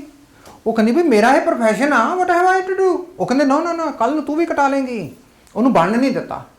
ਐਂਡ ਦੈਟ ਉਹ created another set of problem. ਕੁਛ ਇਸ ਤਰੀਕੇ ਦਾ ਜਿਹੜਾ ਉਹ ਚੂਜ਼ਿੰਗ ਪਾਰਟ ਆ, ਉਹਦਾ ਦਾਇਰਾ ਬਹੁਤ ਸੀਮਤ ਆ ਆਪਣੇ ਪੇਰੈਂਟਸ ਕੋਲੇ। ਉਹ ਸਰਟਨ ਪ੍ਰੋਫੈਸ਼ਨਸ ਨੂੰ ਲਾਗੂ, ਹੁਣ ਜਿਵੇਂ ਸੋਸ਼ਲ ਵਰਕ ਪ੍ਰੋਫੈਸ਼ਨ ਆ, ਉਹਨੂੰ ਆਪਾਂ ਦੀ ਐਕਸੈਪਟੈਂਸ ਨਹੀਂ ਗੀ ਕਲਚਰ ਦੇ ਵਿੱਚ। ਡਾਕਟਰ ਦੀ ਐਕਸੈਪਟੈਂਸ ਆ, ਇੰਜੀਨੀਅਰ ਦੀ, ਚਾਰਟਰਡ ਅਕਾਊਂਟੈਂਟ ਦੀ, ਲਾਇਰ ਦੀ, ਇਹਨਾਂ ਪ੍ਰੋਫੈਸ਼ਨਸ ਦੀ ਐਕਸੈਪਟੈਂਸ ਆ। ਸੋਸ਼ਲ ਵਰਕਰ ਹੋ ਗਿਆ ਜਾਂ ਪੋਇਟ ਹੋ ਗਿਆ ਜਾਂ ਰਾਈਟਰ ਹੋ ਗਿਆ। ਜੇ ਤੁਸੀਂ ਰਾਈਟਰ ਹੋ, ਪ੍ਰੋਫੈਸ਼ਨਲ ਰਾਈਟਰ ਹੋ, ਆਲਦੋ ਤੁਸੀਂ ਮਤਲਬ ਕਿ ਕਿਸੇ ਮੈਗਜ਼ੀਨ ਵਾਸਤੇ ਲਿਖਦੇ ਹੋ ਜਾਂ ਤੁਹਾਡੀ ਕੋਈ ਬੁੱਕ ਪਬਲਿਸ਼ ਹੁੰਦੀ ਆ ਜਾਂ ਕੁਛ ਹੁੰਦਾ, ਤੇ ਤੁਸੀਂ ਦੋ ਬੰਦੇ ਪੁੱਛਣ ਵੀ ਵਾਟਸ ਯੂਰ ਸਨ ਡੂਇੰਗ, ਤੁਸੀਂ ਕਹੋਗੇ ਵੀ ਉਹ ਤਾਂ ਪੋਇਟ ਆ। ਨਹੀਂ, ਉਹ ਤਾਂ ਮੈਂ ਮੰਨਿਆ ਵੀ ਉਹ ਕਵਿਤਾ ਲਿਖਦਾ, ਪਰ ਉਹ ਕਰਦਾ ਕੀ ਆ? ਉਹ ਕਰਦਾ ਕੀ ਆ? ਕਿਉਂਕਿ ਪੋਇਟਰੀ ਇਟਸੈਲਫ, ਉਹ ਕਹਿਣਗੇ ਵੀ ਠੀਕ ਆ ਵੀ so but what does he do. ਜਾਂ ਤੁਸੀਂ ਕਹੋ ਵੀ ਤੁਹਾਡਾ ਬੇਟਾ ਕੀ ਕਰਦਾ, ਵੀ ਉਹ ਮਿਊਜ਼ਿਕ ਕਰਦਾ। ਨਹੀਂ, ਉਹ ਤਾਂ ਠੀਕ ਆ, ਪਰ ਉਹ ਕੰਮ ਕੀ ਕਰਦਾ? ਨਹੀਂ, but he is a full time musician. ਅੱਛਾ ਬਈ ਉਹ ਇਹੀ ਕਰਦਾ, ਲਾਈਕ ਕਿਉਂਕਿ ਫਿੱਟ ਨਹੀਂ ਹੁੰਦਾ ਸਟੈਂਡਰਡ ਉਹ ਮੋਲਡ ਜੇ 'ਚ, ਉਹਨਾਂ ਨੂੰ ਬੜੀ ਡਿਫੀਕਲਟੀ ਹੁੰਦੀ ਆ, ਬਹੁਤ ਡਿਫੀਕਲਟੀ ਆ ਐਕਸੈਪਟ ਕਰਨ ਦੀ। ਸੋ ਉਸ ਸੈਂਸ ਦੇ ਵਿੱਚ ਆਪਣਾ ਜਿਹੜਾ ਦਾਇਰਾ ਇੰਟਰਪਰਸਨਲ ਸਕਿੱਲ ਦਾ, ਉਹ ਵੀ ਸੀਮਤ ਹੋ ਜਾਂਦਾ। ਸੋ ਕੀ ਇਹ ਇੰਟੈਂਸ਼ਨਲ ਆ? ਬਹੁਤ ਹੱਦ ਤੱਕ ਆਈ ਵੁੱਡ ਗ੍ਰੈਵੀਟੇਟ ਟੁਆਰਡਸ ਸੇਇੰਗ, ਮੈਨੂੰ ਲੱਗਦਾ ਕਿ ਇਹ ਇੰਟੈਂਸ਼ਨਲ ਆ, ਕਿਉਂਕਿ ਉਹਨਾਂ ਦੀ ਆਪਣੀ ਜਿਹੜੀ ਅਨਕੰਫਰਟੇਬਲਨੈਸ ਆ ਉਹ ਮੂਹਰੇ ਆ ਜਾਂਦੀ ਆ ਵੀ ਅਸੀਂ ਲੋਕਾਂ ਨੂੰ ਕੀ ਦਿਖਾਵਾਂਗੇ। ਜਿਵੇਂ ਹੁਣ ਫਾਰ ਐਗਜ਼ਾਮਪਲ ਮੇਰੀ ਡਾਟਰ ਆ, ਉਹ ਸਾਲ 'ਚ 3 ਮਹੀਨੇ ਬਾਹਰ ਰਹਿੰਦੀ ਆ। ਉਹਨੇ ਕਦੇ ਬ੍ਰਾਜ਼ੀਲ ਜਾ ਕੇ ਵੋਲੰਟੀਅਰ ਵਰਕ ਕਰਨਾ, ਕਦੇ ਇੰਡੀਆ ਜਾ ਕੇ। ਹੁਣ ਸਾਨੂੰ, ਔਰ ਉਹ ਖੁਦ ਵੀ ਕਹਿੰਦੀ ਆ, ਕਹਿੰਦੀ ਡੈਡ ਮੈਨੂੰ ਲੱਗਦਾ ਵੀ ਮੇਰਾ ਵਿਆਹ ਨਹੀਂ ਹੋਣਾ, ਕਿਉਂਕਿ ਜਿਹੜੇ ਮੁੰਡੇ ਨਾਲ ਮੈਂ ਗੱਲ ਕਰਦੀ ਹਾਂ, ਮੈਂ ਉਹਨੂੰ ਦੱਸਦੀ ਹਾਂ ਵੀ ਮੈਂ ਸਾਲ 'ਚ 3 ਮਹੀਨੇ ਬਾਹਰ ਰਹਿਣਾ। ਉਹ ਕਹਿੰਦਾ ਵੀ ਇਹ ਤਾਂ ਐਕਸੈਪਟੇਬਲ ਨਹੀਂ, ਵੀ ਮੈਂ ਆਪਣੇ ਪੇਰੈਂਟਸ ਨੂੰ ਕਿਵੇਂ ਮਨਾਊਂਗਾ, ਕਿਉਂਕਿ ਨੋਰਮ 'ਚ ਨਹੀਂ ਨਾ ਫਿੱਟ ਹੁੰਦੀ। ਹੁਣ ਉਹ ਕਿਵੇਂ, ਉਹ ਵੀ ਸਹੀ ਆ, ਮੈਂ ਨਹੀਂ ਕਹਿੰਦਾ ਵੀ ਉਹ ਗਲਤ ਆ। ਮੁੰਡੇ ਵਾਲੇ ਵੀ ਸਹੀ ਆ। ਮੁੰਡੇ ਵਾਲੇ ਸੋਚਦੇ ਹੋਣੇ ਆ ਵੀ ਅਸੀਂ ਕੁੜੀ ਨੂੰ ਵਿਆਹ ਕੇ ਲਿਆਵਾਂਗੇ, ਅਸੀਂ ਲੋਕਾਂ ਨੂੰ ਕੀ ਕਹਿਣਗੇ, ਲੋਕ ਪੁੱਛਣਗੇ ਵੀ ਤੁਹਾਡੀ ਨੂੰਹ ਕਿੱਥੇ ਆ? ਉਹ ਜੀ ਬ੍ਰਾਜ਼ੀਲ ਗਈ ਆ, ਉੱਥੇ ਕੀ ਕਰਦੀ ਆ? ਵੋਲੰਟੀਅਰ ਵਰਕ ਕਰਦੇ। ਉਹ ਕਹਿਣਗੇ ਯਾਰ ਵੋਲੰਟੀਅਰ ਵਰਕ ਕਰਨਾ ਸੀ, ਵਿਆਹ ਤੋਂ ਪਹਿਲਾਂ ਕਰਨਾ ਸੀ, ਨਾਲ ਵਿਆਹ ਤੋਂ ਬਾਅਦ ਕਿਵੇਂ ਵੋਲੰਟੀਅਰ ਵਰਕ ਕਰਦੀ ਆ? ਵੀ ਤੁਹਾਡੇ ਘਰ ਰਹਿਣਾ ਚਾਹੀਦਾ ਉਹਨੂੰ। So is it uncomfortable? Yes. ਕੀ ਇਹ ਆਊਟ ਆਫ ਦ ਨੋਰਮ ਆ? ਯੈਸ। ਪਰ ਕੀ ਧਰਮ ਕਹਿੰਦਾ ਵੀ ਤੁਸੀਂ ਵਿਆਹ ਤੋਂ ਬਾਅਦ ਵੋਲੰਟੀਅਰ ਵਰਕ ਨਾ ਕਰੋ? ਹਾਂ, ਕਲਚਰ ਕਹਿੰਦਾ। ਸੋ ਕੀ ਉਹਦਾ ਵਿਆਹ ਕਦੇ ਨਹੀਂ ਹੋਊਗਾ? ਸ਼ਾਇਦ ਉਹਦਾ ਵਿਆਹ ਕਦੇ ਨਾ ਹੋਵੇ, ਅਨਲੈਸ ਕਿ ਹੀ ਸ਼ੀ ਡਿਸਾਈਡਸ ਟੂ ਚੇਂਜ। ਸੋ ਜਿਹੜਾ ਨੋਰਮ ਆ, ਉਹ ਨੋਰਮ ਕਲਚਰ ਮੇਰਾ ਖਿਆਲ 'ਚ ਬੜਾ ਨੈਰੋਲੀ ਡਿਫਾਈਨ ਕਰਦਾ। ਔਰ ਆਪਣੇ ਰਿਲੇਸ਼ਨਸ਼ਿਪ ਦੇ ਵਿੱਚ ਜਿਹੜੇ ਆਦਮੀ ਆ, ਉਹ ਜ਼ਿਆਦਾ ਹੀ ਪੀਸਿਆ ਜਾਂਦਾ ਔਰਤ ਨਾਲੋਂ, ਕਿਉਂਕਿ ਤੁਸੀਂ ਐਜ਼ ਮੈਨ ਸੈਂਡਵਿਚ ਹੋ ਜਾਂਦੇ ਹੋ। ਇੱਕ ਪਾਸੇ ਤੁਹਾਡੀ ਵਾਈਫ ਸੈਂਡਵਿਚ ਆ, ਦੂਸਰੇ ਪਾਸੇ ਤੁਹਾਡੀ ਮਦਰ ਸੈਂਡਵਿਚ ਆ। ਔਰ ਤੁਹਾਡੇ ਕੋਲੇ ਕੋਈ ਸਕਿੱਲਸ ਨਹੀਂ ਦਿੱਤੀਆਂ ਜਾਂਦੀਆਂ ਤੁਹਾਨੂੰ ਵੀ ਤੁਸੀਂ ਮਾਂ ਨੂੰ ਕਿਵੇਂ ਸਾਈਡ ਤੇ ਰੱਖਣਾ ਤੇ ਵਾਈਫ ਨੂੰ ਕਿਵੇਂ ਸਾਈਡ ਤੇ ਰੱਖਣਾ। You have no skills. ਤੁਸੀਂ ਪੀਸੇ ਜਾਂਦੇ ਹੋ ਇੱਕ ਚੱਕੀ ਦੇ ਵਿੱਚ, ਤੁਹਾਡਾ ਆਟਾ ਬਣ ਜਾਂਦਾ ਤੁਹਾਡਾ, ਕਿਉਂਕਿ ਪੀਸੇ ਜਾਂਦੇ ਹੋ। ਕਿਉਂਕਿ ਤੁਹਾਨੂੰ ਉਹ ਵੀ ਕਹਿੰਦੀ ਆ ਵੀ ਤੂੰ ਕੀ ਕਰੀ ਜਾਂਦਾ, ਵੀ ਤੂੰ ਉਹੀ ਮੁੰਡਾ ਜਿਹੜਾ ਕਹਿੰਦਾ ਸੀਗਾ ਹਾਂ ਮੈਂ ਮਾਂ ਤੂੰ ਫਿਕਰ ਨਾ ਕਰ, ਮੈਂ ਤੈਨੂੰ ਸਾਰੀ ਉਮਰ ਰੱਖੂੰ। ਹੁਣ ਨਹੀਂ ਰੱਖਦਾ ਮੈਨੂੰ, ਹੁਣ ਤਾਂ ਮੈਨੂੰ ਕਦੇ ਚਾਹ ਨਹੀਂ ਪੁੱਛਦੇ। ਸੋ ਉੱਧਰੋਂ ਸੁਣੀਆ, ਫਿਰ ਵਾਈਫ ਕੋਲੇ ਆਈ, ਉਹ ਕਹਿੰਦੀ ਆ ਕਿਉਂ ਸੁਣ ਲਈ ਆ, ਬਹਿ ਗਿਆ ਸੀ, ਹੋਰ ਬਹਿ ਜਾ। ਫਿਰ ਕਿੱਧਰ ਨੂੰ ਜਾਓਗੇ? ਫਿਰ ਤੁਸੀਂ ਘਾਹ ਕੱਟੋਗੇ, ਹੋਰ ਕੀ ਕਰੋਗੇ? ਹਾਂ, ਜੜੋਂ ਵੜ ਦਿੰਦੇ ਹੋ ਘਾਹ ਸਾਲੇ ਨੂੰ ਥੱਲੇ ਲਾ ਕੇ ਕਰਕੇ। ਉਹ ਗੁਆਂਢੀ ਵੀ ਦੇਖਦੇ ਸੀ ਇਹ ਭਾਈ ਗੁੱਸਾ ਘਾਹ ਤੇ ਹੀ ਕੱਢੀ ਜਾਂਦਾ, ਵੀ ਘੁਰੜ ਕਰਕੇ ਰੱਖਤਾ। ਇਹ ਇੰਟਰਪਰਸਨਲ ਸਕਿੱਲਸ ਆਪਣੀਆਂ, and this is the reality. ਇਹ ਰਿਐਲਿਟੀ ਆਪਣੀ। ਹਾਂ, ਗੋਰਿਆਂ ਦੇ ਵਿੱਚ ਇਹ ਨਹੀਂ ਹੁੰਦਾ। ਗੋਰੇ ਪਹਿਲਾਂ ਹੀ ਆਪਣੀ ਮਾਂ ਨੂੰ ਪਾਸੇ ਰੱਖ ਦਿੰਦੇ ਆ, ਜਾਂ ਮਾਂ ਇੰਨੀ ਸਿਆਣੀ ਹੋ ਚੁੱਕੀ ਆ, ਇੰਨੇ ਸਾਲਾਂ ਦੀ ਸਟਰਗਲ ਤੋਂ ਬਾਅਦ ਉਹ ਇੰਟਰਫੀਅਰ ਨਹੀਂ ਕਰਦੀ। ਉਹ ਕਹਿੰਦੀ ਤੂੰ ਆਪਣੀ ਜਨਾਨੀ ਲੱਭ ਨਾ ਲੱਭ, ਰਹਿਣਾ ਨਾ ਰਹਿ, ਡਿਵੋਰਸ ਹੋ ਜਾਊਗਾ, ਤੂੰ ਸਾਡੇ ਘਰ ਆਉਣਾ ਆ ਜੀ, ਨਹੀਂ ਕਰਨਾ ਨਾ ਕਰੀ, ਤੂੰ ਸਾਨੂੰ ਦੱਸ ਦੇ ਅਸੀਂ ਕਿੰਨੀ ਕੁ ਤੇਰੀ ਸਪੋਰਟ ਕਰੀਏ, thank you very much, goodbye. ਆਪਾਂ ਉਹਨਾਂ ਦਾ ਕਲਚਰ ਮਾੜਾ ਕਰਦੇ ਹਾਂ। ਆਪਾਂ ਸਮਝਦੇ ਇਹ ਕੋਈ ਕਲਚਰ ਆ, ਲੈ ਇਹਨੇ ਤਾਂ ਸਪੋਰਟ ਹੀ ਨਹੀਂ ਕੀਤਾ। ਤੇ ਆਪਣੇ ਇੱਕ ਵਾਰੀ ਮੁੰਡਾ ਕਹਿ ਕੇ ਦੇਖੇ ਵੀ ਮੇਰੀ ਲੜਾਈ ਹੁੰਦੀ ਆ ਤੇ ਜਦੇ ਹੀ ਨਾ ਉਹ ਮਤਲਬ ਕਿ ਸਾਰਾ ਕਬੀਲਾ ਇਕੱਠਾ ਹੋ ਜਾਂਦਾ। ਅੱਛਾ ਕੀ ਸਮਝਿਆ ਇਹਨੇ ਕੁੜੀ ਨੇ, ਤੂੰ ਕਾਕਾ ਪਿੱਛੇ ਨਾ ਹਟੀ, ਮੁੰਡੇ ਵਾਲੇ ਆ ਆਪਾਂ ਕਰਦੇ ਆ ਇਹਨਾਂ ਨੂੰ ਫਿਕਸ, ਉਧਰੋਂ ਕੁੜੀ ਵਾਲੇ ਵੀ ਘੱਟ ਨਹੀਂ ਹੁੰਦੇ, ਉਹ ਕਹਿੰਦੇ ਉਹ ਜ਼ਮਾਨਾ ਨਹੀਂ ਰਿਹਾ, ਅਸੀਂ ਵੀ ਤੁਹਾਨੂੰ ਫਿਕਸ ਕਰਾਂਗੇ। ਲੈ ਦੱਸ, ਤੇ ਮੁੰਡੇ ਕੁੜੀ ਦੀ ਤਾਂ ਕੋਈ ਗੱਲ ਹੀ ਨਹੀਂ ਸੁਣਦਾ ਅੱਜ ਕੱਲ੍ਹ। ਉਹ ਵਿਚਾਰੇ ਕਹਿੰਦੇ ਵੀ ਰਹਿਣ ਵੀ ਤੁਸੀਂ ਪਾਸੇ ਹੋ ਜਾਓ, ਸਾਨੂੰ ਗੱਲ ਕਰ ਲੈਣ ਦਿਓ, ਅਸੀਂ ਆਪਣੀ ਨਿਬੇੜ ਲਾਂਗੇ। ਉਹ ਨਹੀਂ ਨਹੀਂ ਤੂੰ ਠਹਿਰ ਜਾ, ਤੈਨੂੰ ਨਹੀਂ ਪਤਾ। ਉਹ ਭਾਵੇਂ 40 ਸਾਲ ਦਾ ਹੋਵੇ ਮੁੰਡਾ, ਉਹਨੂੰ ਹਜੇ ਵੀ ਨਹੀਂ ਪਤਾ। ਸੋ ਕਹਿ ਕੇ ਉਹਦਾ ਡਿਵੋਰਸ ਕਰਾ ਦੇਣਾ ਦੋਨੋਂ ਧਿਰਾਂ ਦਾ। ਆਹ ਤਾਂ ਸਾਡੀਆਂ ਇੰਟਰਪਰਸਨਲ ਸਕਿੱਲਸ ਆ। ਇਹ ਇੰਟਰਪਰਸਨਲ ਸਕਿੱਲਸ ਆ, ਅਸੀਂ ਜਿਉਣੀ ਨਹੀਂ ਦੇਣਾ ਮੁੰਡੇ ਕੁੜੀ ਨੂੰ। ਦੋਨੋਂ ਸਾਈਡਾਂ ਨੇ ਚੱਕ ਥੱਲ ਕਰ ਕਰਕੇ, ਹਾਲਾਂਕਿ ਬਹੁਤ ਵਾਰੀ ਹਸਬੈਂਡ ਵਾਈਫ ਆਪਣਾ ਵਿਆਹ ਬਚਾ ਸਕਦੇ ਆ ਆਪਸ ਵਿੱਚ ਗੱਲਾਂ ਕਰਕੇ, ਕਿਸੇ ਤਰੀਕੇ ਨਾਲ ਇੰਡੀਪੈਂਡੈਂਟ ਸਲਾਹ ਲੈ ਕੇ, ਕਿਸੇ ਵਕੀਲ ਤੋਂ, ਕਿਸੇ ਡਾਕਟਰ ਤੋਂ, ਕਿਸੇ ਮੈਰਿਜ ਕਾਉਂਸਲਰ ਤੋਂ ਉਹ ਕਰ, ਲੇਕਿਨ ਘਰ ਵਾਲਿਆਂ ਨੇ ਨਹੀਂ ਕਰਨ ਦੇਣਾ ਉਹਨਾਂ ਨੂੰ। ਹੁਣ ਗਲਤੀ ਆਦਮੀ ਤੋਂ ਵੀ ਹੋ ਸਕਦੀ ਆ, ਗਲਤੀ ਜਨਾਨੀ ਤੋਂ ਵੀ ਹੋ ਸਕਦੀ ਆ। ਇਹ ਨਹੀਂਗਾ ਵੀ ਸਿਰਫ ਆਦਮੀ ਗਲਤੀਆਂ ਕਰਦੇ ਆ, ਦੋਨੋਂ ਤਰ੍ਹਾਂ ਗਲਤੀਆਂ ਕਰ ਸਕਦੀਆਂ। ਆਦਮੀ ਵੀ ਗਲਤੀ ਕਰ ਸਕਦਾ, ਜਨਾਨੀ ਵੀ ਗਲਤੀ ਕਰ ਸਕਦੀ। ਅਗਰ ਉਹ ਬੈਠ ਜਾਣ ਔਰ ਕੋਈ ਤੀਜਾ ਬੰਦਾ ਨਾ ਹੋਵੇ ਔਰ ਉਹਨਾਂ ਨੂੰ ਕੋਈ ਸਮਝਾ ਦੇਵੇ ਨਿਊਟਰਲ ਰਹਿ ਕੇ ਵੀ ਯਾਰ ਤੁਸੀਂ ਆਪਣਾ ਸੋਲਵ ਕਰ ਲਓ, ਆਹ ਤੁਹਾਨੂੰ ਨੁਕਸਾਨ ਹੋਣਗੇ ਨਫਾ ਹੋਣਗੇ, ਚਾਂਸਸ ਆਰ ਕਿ ਉਹ ਵਰਕਆਊਟ ਕਰ ਲੈਣਗੇ। ਪਰ ਜਦੋਂ ਸਾਈਡਾਂ ਪੈ ਜਾਂਦੀਆਂ ਦੋਨਾਂ ਦੀਆਂ, ਉਹ ਤਾਂ ਫਿਰ ਸਟੈਂਡ ਲੈ ਲੈਂਦੀਆਂ ਨਾ ਉਹਨਾਂ ਦਾ। ਤਾਂ ਫਿਰ ਕਿਉਂਕਿ ਇੰਟਰਪਰਸਨਲ ਸਕਿੱਲਸ ਤਾਂ ਹੈ ਨਹੀਂ ਸਮਝਾਉਣ ਦੇ, ਉਹ ਤਾਂ ਫਿਰ ਸਟੈਂਡ ਲੈਂਦੀਆਂ ਨਾ ਕਲਚਰ ਦੇ ਬੇਸ ਤੇ। ਮੁੰਡੇ ਵਾਲੇ ਕਹਿੰਦੇ ਅਸੀਂ ਮੁੰਡੇ ਵਾਲੇ ਆ, ਕੁੜੀ ਵਾਲੇ ਕਹਿੰਦੇ ਵੀ ਇਹ ਕੈਨੇਡਾ, ਅਸੀਂ ਕੁੜੀ ਵਾਲੇ ਆ, ਤਾਂ ਲਾ ਲਓ ਜਿਹੜਾ ਜ਼ੋਰ ਲਾਣਾ। ਫਿਰ ਤਾਂ ਕਲਚਰ ਆ ਜਾਂਦਾ ਨਾ ਫਿਰ ਵਿੱਚ, ਔਰ ਉਹਦਾ ਨੁਕਸਾਨ ਤਾਂ ਫਿਰ ਆਪਾਂ ਨੂੰ ਹੀ ਹੁੰਦਾ। ਉਹਦੇ 'ਚ ਜ਼ਿਆਦਾਤਰ ਇਮੋਸ਼ਨ ਜਿਹੀ ਕੰਮ ਕਰਦੀ ਹੈ। ਜੇ ਕੋਈ ਬਾਹਰੋਂ ਬੰਦਾ ਸਮਝਾਊਗਾ, ਉਹ ਫੈਮਿਲੀ ਨਾਲ, ਕਿਸੇ ਫੈਮਿਲੀ ਨਾਲ ਨਹੀਂ ਜੁੜਿਆ ਹੋਊਗਾ, ਉਹ ਜ਼ਿਆਦਾ ਕੰਮ ਕਰੂਗਾ। ਉਹ ਤਾਂਹੀਓ ਨਿਊਟਰਲ ਰਹਿ ਕੇ, ਜਿਵੇਂ ਡਾਕਟਰ ਆ, ਡਾਕਟਰ ਦੇ ਨਾਲ ਗੱਲ ਕਰ ਲਓ, ਕਿਸੇ ਵਕੀਲ ਦੇ ਨਾਲ ਗੱਲ ਕਰ ਲਓ। ਕਈ ਵਕੀਲ ਬੜੇ ਚੰਗੇ ਹੁੰਦੇ ਆ, ਉਹ ਕਹਿੰਦੇ ਯਾਰ ਤੂੰ ਕਿਉਂ ਕਰਦਾ, ਤੁਸੀਂ ਪਹਿਲਾਂ ਕਰ ਲਓ ਇਕੱਠੇ, ਕੋਸ਼ਿਸ਼ ਕਰ ਲਓ, ਮੈਰਿਜ ਕਾਉਂਸਲਰ ਕੋਲੇ ਚਲੇ ਜਾਓ। ਲਾਈਕ ਦੇਰ ਆਰ ਵੈਰਾਈਟੀ ਆਫ ਆਪਸ਼ਨ। ਪਰ ਮੈਂ ਆਮ ਤੌਰ ਤੇ ਦੇਖਿਆ ਵੀ ਜਦੋਂ ਪੇਰੈਂਟਸ ਇਨਵੋਲਵ ਹੋ ਜਾਂਦੇ ਆ ਦੋਨੋਂ ਸਾਈਡਾਂ ਦੇ, ਟੂ ਏ ਗ੍ਰੇਟਰ ਐਕਸਟੈਂਟ ਉਹਦਾ ਨੁਕਸਾਨ ਬਹੁਤ ਹੁੰਦਾ, ਕਿਉਂਕਿ ਉਹਨਾਂ ਦੀਆਂ ਜਿਵੇਂ ਤੁਸੀਂ ਕਹਿੰਦੇ ਹੋ ਇਮੋਸ਼ਨ ਜੁੜੀਆਂ ਹੁੰਦੀਆਂ। ਸੋ ਜਿਹੜੀਆਂ ਇੰਟਰਪਰਸਨਲ ਸਕਿੱਲਸ ਆ, ਆਪਣੀਆਂ ਇੰਟਰਪਰਸਨਲ ਸਕਿੱਲਸ ਬਹੁਤ ਜ਼ਿਆਦਾ ਮੈਸਡ ਅਪ ਆ, ਬਹੁਤ ਜ਼ਿਆਦਾ ਮੈਸਡ ਅਪ ਆ। Right from the baby is born to the time ਆਪਾਂ ਜਦੋਂ ਕਰਦੇ ਆ, ਆਪਣੀ ਜਿਹੜੀ ਵੱਡੀ ਪ੍ਰਡੋਮੀਨੈਂਟ ਇਸ਼ੂ ਆ ਇੰਟਰਪਰਸਨਲ ਸਕਿੱਲਸ ਤੇ, ਕਿ ਆਪਾਂ ਡਿਸੀਜਨ ਮੇਕਿੰਗ ਨਹੀਂ ਚਾਹੁੰਦੇ ਕਿ ਬੱਚਾ ਆਪਣੀ ਖੁਦ ਮੁਖਤਿਆਰੀ ਆਪ ਕਰੇ, ਆਪਾਂ ਨਹੀਂ ਚਾਹੁੰਦੇ। ਜਿਹੜੇ ਪੇਰੈਂਟਸ ਆ ਉਹ ਕਹਿੰਦੇ ਆ ਵੀ ਸਾਨੂੰ ਪਤਾ ਵੀ ਇਹ ਬੱਚੇ ਦੇ ਵਾਸਤੇ ਕੀ ਚੰਗਾ ਤੇ ਕੀ ਮਾੜਾ, ਤੇ ਦੇਅਰਫੋਰ ਇਹ ਬੱਚਾ ਉਹੀ ਕੁਛ ਕਰੇ ਜਿਹੜਾ ਕੁਛ ਅਸੀਂ ਇਹਨੂੰ ਕਹਿੰਦੇ ਆ। ਜੇ ਅਸੀਂ ਕਹਿੰਦੇ ਆ ਤੂੰ ਉੱਠ ਖੜੇ, ਉੱਠ ਖੜੇ। ਜੇ ਅਸੀਂ ਕਹਿੰਦੇ ਆ ਬਹਿ ਜਾ ਤਾਂ ਬਹਿ ਜਾਵੇ। ਜੇ ਅਸੀਂ ਕਹਿੰਦੇ ਆ ਵੀ ਹੁਣ ਤੂੰ ਹੋਮਵਰਕ ਕਰ ਲਾ ਤਾਂ ਇਹ ਜਦੇ ਛੱਡ ਕੇ ਹੋਮਵਰਕ ਕਰ ਲੇ। ਸੋ ਕੰਟੀਨਿਊਅਸਲੀ 24 ਘੰਟੇ ਅਗਰ ਤੁਸੀਂ ਮਤਲਬ ਕਿ ਕੈਮਰਾ ਲਾਓ ਘਰ ਦੇ ਵਿੱਚ, ਤੁਸੀਂ ਹੈਰਾਨ ਹੋ ਜਾਓਗੇ ਕਿ ਕਿੰਨੀ ਵਾਰੀ ਪੰਜਾਬੀ ਮਾਵਾਂ ਆਪਣੇ ਬੱਚਿਆਂ ਨੂੰ ਡਾਇਰੈਕਸ਼ਨ ਦਿੰਦੀਆਂ ਫੜੀਆਂ ਜਾਣਗੀਆਂ ਉਸ ਕੈਮਰੇ 'ਚ। ਤੂੰ ਹੁਣ ਉੱਠ ਖੜ, ਤੂੰ ਹੁਣ ਬੇਟਾ ਟੀਵੀ ਦੇਖੀ ਜਾਣਾ, ਜਾਂ ਤੂੰ ਹੋਮਵਰਕ ਕਰ ਲਾ, ਤੂੰ ਹੁਣ ਕਿਉਂ ਖੇਡੀ ਜਾਣਾ। ਜਾਣੀ 24 ਘੰਟੇ ਉਹਨਾਂ ਨੇ ਕੁਛ ਨਾ ਕੁਛ ਉਹਨੂੰ ਡਾਇਰੈਕਸ਼ਨ ਦੇਣੀ ਹੈ। ਤੂੰ ਹੁਣ ਕਿਉਂ ਬੈਠਾ, ਤੂੰ ਹੁਣ ਕੁਛ ਕਰ ਲਾ, ਤੂੰ ਹੁਣ ਖੇਡ ਲਾ, ਤੂੰ ਹੁਣ ਬਾਹਰੇ ਚੱਲਿਆ, ਤੂੰ ਹੁਣ ਅੰਦਰੇ ਬੈਠਾ। ਇਹ ਬਹੁਤ ਜ਼ਿਆਦਾ ਡੈਮੇਜਿੰਗ ਆ, ਕਿਉਂਕਿ ਇਹਦੇ ਨਾਲ ਬੱਚਾ ਆਪਣੀ ਇੰਡੀਪੈਂਡੈਂਟ ਰਿਸਪੌਂਸਿਬਿਲਿਟੀ ਲੈਣ 'ਚੋਂ ਨਿਹੱਥਾ ਹੋ ਜਾਂਦਾ। ਸੋ ਇਸ ਕਰਕੇ ਇੰਟਰਪਰਸਨਲ ਸਕਿੱਲਸ 'ਤੇ ਤੁਸੀਂ ਥੋੜ੍ਹਾ ਜਿਹਾ ਧਿਆਨ ਰੱਖੋ ਵੀ ਤੁਹਾਡੇ ਕੋਲ ਇੰਟਰਪਰਸਨਲ ਸਕਿੱਲਸ ਹੈਗੀਆਂ, ਨਹੀਂ ਇਹ ਸਿੱਖ ਸਕਦੇ ਹਾਂ, ਕਿਉਂਕਿ all skills are learnable, these are learnable, learn ਕੀਤਾ ਜਾਂਦਾ। ਜਿਵੇਂ ਮਕੈਨੀਕਲ ਸਕੂਲ ਜਾ ਕੇ ਲਰਨ ਕਰ ਲੈਂਦਾ, ਇਸੇ ਤਰ੍ਹਾਂ ਤੁਸੀਂ ਲਰਨ ਕਰ ਸਕਦੇ ਹੋ ਸਕਿੱਲਸ। ਇੱਕ ਦੂਸਰੇ ਨਾਲ ਬੋਲਣ ਦੀਆਂ ਸਕਿੱਲਸ ਆ। ਇੰਟਰਪਰਸਨਲ ਸਕਿੱਲਸ ਦੇ ਵਿੱਚ ਇੱਕ ਸਕਿੱਲ ਆਉਂਦੀ ਆ ਜੱਜਮੈਂਟ ਕਰਨੀ, ਜੱਜ ਕਰਨਾ। ਆਪਾਂ ਇਹ ਸਕਿੱਲ ਬੱਚਿਆਂ ਨੂੰ ਦਿੰਦੇ ਨਹੀਂ। ਸਕਿੱਲ ਜਿਹੜੀ ਸਕਿੱਲ ਆ, ਇੰਟਰਪਰਸਨਲ ਸਕਿੱਲ ਆ, ਇਹ ਬਹੁਤ ਇੰਪੋਰਟੈਂਟ ਆ ਜੱਜਮੈਂਟ ਦੀ। ਤੁਸੀਂ ਕਿਸ ਤਰੀਕੇ ਨਾਲ ਜੱਜ ਕਰਦੇ ਹੋ ਵੀ ਆਹ ਬੰਦਾ ਚੰਗਾ। ਅਗਰ ਬੱਚੇ ਨੂੰ ਦੱਸਾਂਗੇ ਨਹੀਂ ਵੀ ਤੂੰ ਫਰੈਂਡਸ ਚੰਗੇ ਬਣਾਉਣੇ ਆ, ਉਹ ਚੰਗਾ ਕੀ ਆ, ਲਾਈਕ ਵਟ ਹਾਊ ਇਜ਼ ਚੰਗਾ ਡਿਫਾਈਨਡ, ਚੰਗੇ ਦੀ ਡੈਫੀਨੇਸ਼ਨ ਕੀ ਆ। ਹੋ ਸਕਦਾ ਬੱਚੇ ਨੇ ਜਿਹੜੇ ਫਰੈਂਡ ਬਣਾਏ ਹੋਣ ਉਹਦੇ ਹਿਸਾਬ ਨਾਲ ਉਹ ਚੰਗੇ ਹੋਣ। ਤੁਸੀਂ ਡਿਸਕਸ਼ਨ ਕੀਤੀ, ਤੁਸੀਂ ਤਾਂ ਸਿਰਫ ਇੰਨਾ ਹੀ ਕਿਹਾ ਓਏ ਚੰਗੇ ਦੋਸਤ ਬਣਾਈ। ਹੁਣ ਚੰਗੇ ਨੂੰ ਡਿਫਾਈਨ ਤਾਂ ਕੀਤਾ ਹੀ ਨਹੀਂ ਤੁਸੀਂ ਵੀ ਕਿਹੜੀਆਂ ਚੀਜ਼ਾਂ ਚੰਗੀਆਂ ਹੁੰਦੀਆਂ। ਵੀ ਉਹ ਸੱਚ ਬੋਲੇ, ਚੋਰੀ ਨਾ ਕਰੇ, ਸਕੂਲ ਜਾਵੇ, ਪੜ੍ਹੇ, ਕੀ ਇਹ ਕੁਆਲਿਟੀਜ਼ ਹੋਣ, ਫਿਰ ਤੁਸੀਂ ਉਹਨੂੰ ਡਿਫਾਈਨ ਕਰੋ।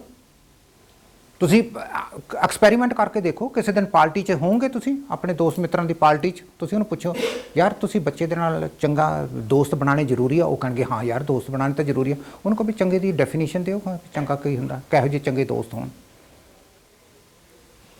2-3 ਪੁਆਇੰਟ ਤੋਂ ਵੱਧ ਨਹੀਂ ਆਣੇ ਕਿਸੇ ਕੋਲੇ। ਇੱਕ ਆਮ ਤੌਰ ਤੇ ਕੈਨੇਡਾ ਦੇ ਵਿੱਚ ਬੱਚੇ ਕਹਿੰਦੇ ਆ ਵੀ ਮੇਰੇ ਦੋਸਤ ਆ ਜਿਹੜੇ ਸਮੋਕ ਕਰਦੇ ਆ। ਆਮ ਤੌਰ ਤੇ ਬੱਚਾ ਕਹੂਗਾ ਵੀ ਆ there are some friends who smoke but I doesn't bother me, they smoke what can I do.